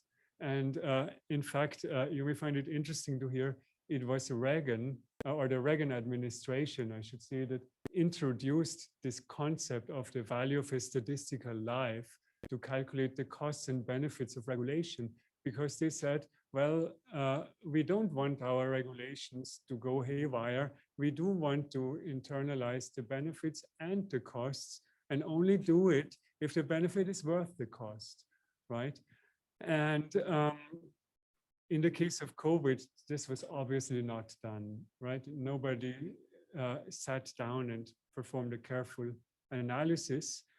But people kind of acted more based on their intuition, and that intuition did not include the concept of exponential growth, it seemed to me. So going back to your more specific question, when would it be worth it to not engage in any public health measures? Let me switch back to, no, actually I cut off this graph to make it better fit on the slide. So what we did in this paper, we assumed that you can kind of dial up and down your interventions on an almost continuous scale. Let's say the most severe is everybody's locked down and is not allowed to leave their home. The least severe is you don't allow events of 500 people but you allow everything else. You allow this conference here to take place. And the notion is that, well, if you have a disease that's not that bad, maybe you want to dial your public health measures up a tiny little bit, but not too far. And if it is as bad as COVID, then our analysis finds, well, you should have engaged in much more significant public health measures, and especially earlier on than what we did here in the US. So let me perhaps try to translate it to our current situation. Given that we are not quite at the herd immunity threshold yet, it would suggest that we shouldn't fully relax all measures yet, but we probably should dial up that dial to almost close to no restrictions, even though we know that we still have something like on the order of 10,000 new COVID cases in the US every single day. And those 10,000 new cases impose on average a cost of about, if you include all the, well, I guess my calculation doesn't quite work because the most vaccinated group are the oldest, but it still imposes a cost of several tens of millions of dollars on the US every day, because we still lose a couple hundred lives every single day to COVID. So I don't know, does that answer your question? No, that's great. Thank you.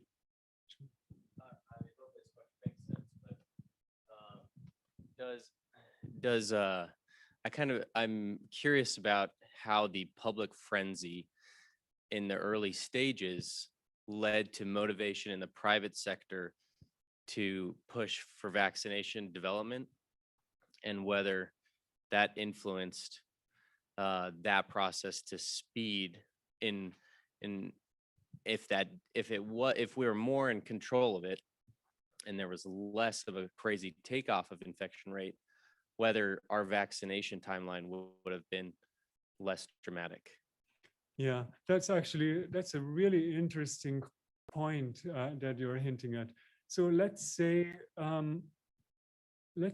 China had managed to suppress the coronavirus very early on, and it had not spread throughout the world.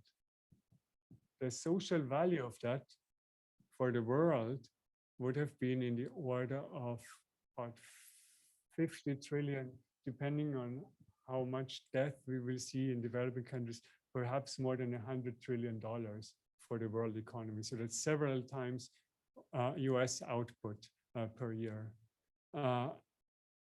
If they had managed to contain it, what would be the value of vaccines for us now? It would be zero, right? That's one of these really interesting things. So there's a complementarity between a substitutability between disease suppression and vaccination. If you don't manage to suppress it, you really need the vaccines. If you are successful at suppressing it, vaccines are completely useless.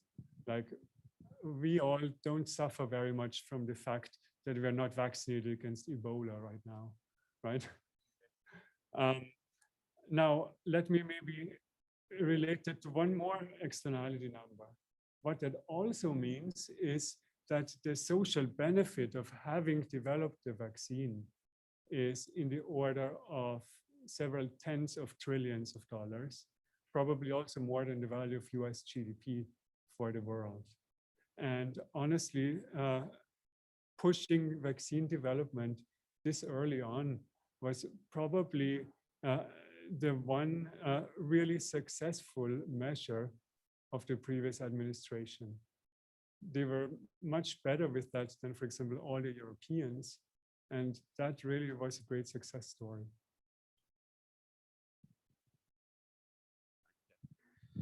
Thank you so much for the talk. That's really, really interesting. I think the question I had is maybe what you're hinting at earlier, and just looking to the future with, God forbid, when something like this happens again, it seems like this may be an obvious statement, but the real economic bang for our buck is to ultimately be aggressive early at suppression, as opposed to kind of reactionary, which I fear is what we've done with this one. Yeah, I would very much subscribe to that view.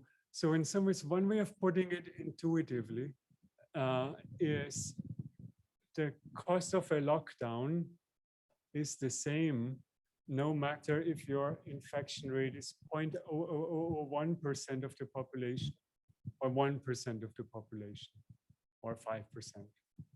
The lockdown always costs the same. Now, the way it happened politically is that countries all around the world, pretty much everybody did this except for China, Australia, New Zealand, a couple of other Far Eastern countries.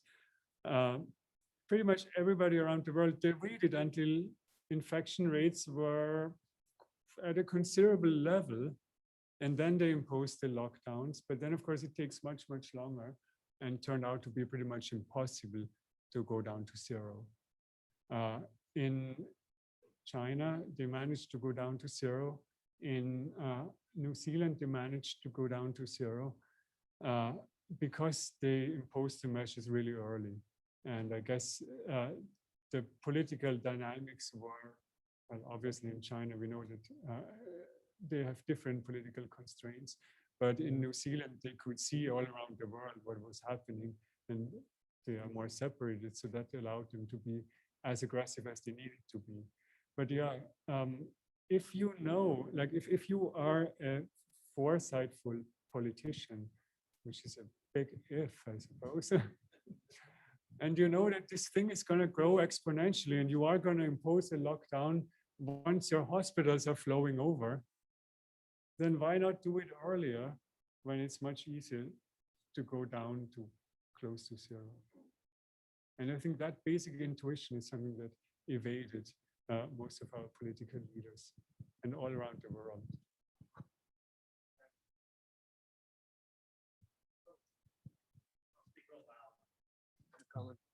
There are people via Zoom. So let's wait for 1 second for the mic. So at the end of the day, look, Australia's shut down. We had a fellow from there. It was very unpopular amongst the people, and a lot of people thought it was. But at the end of the day, Australia's economy must have taken a huge hit. And you have a country like Switzerland. Just economically speaking, who came out ahead? So when I say economically, I also include the statistical value of lives lost. Yeah. And then it's unambiguous that Australia came out ahead. In terms of pure GDP declines, like measured economic production, it is true that Australia also took a significant hit. To be honest, I'm not quite sure which one took the bigger hit. But in the case of Australia, one big factor is that when everything around the world stopped, commodity prices plummeted, and Australia really depends on commodity exports. So that was probably an unavoidable hit that they had to take either way.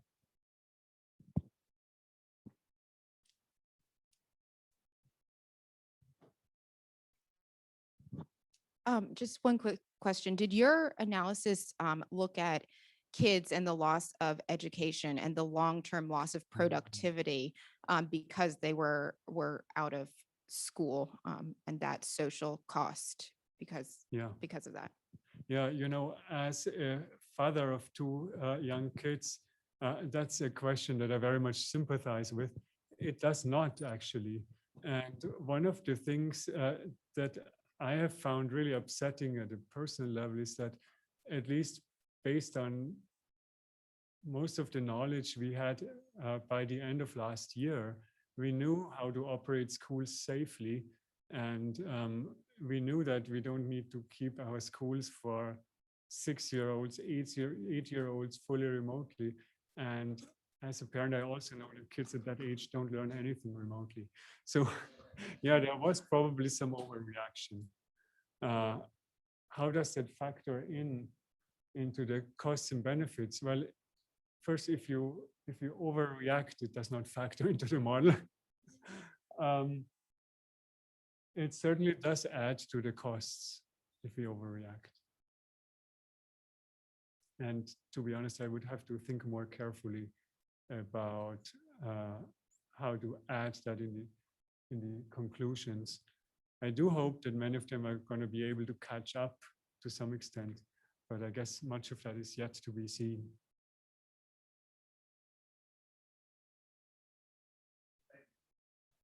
Great. Thank you.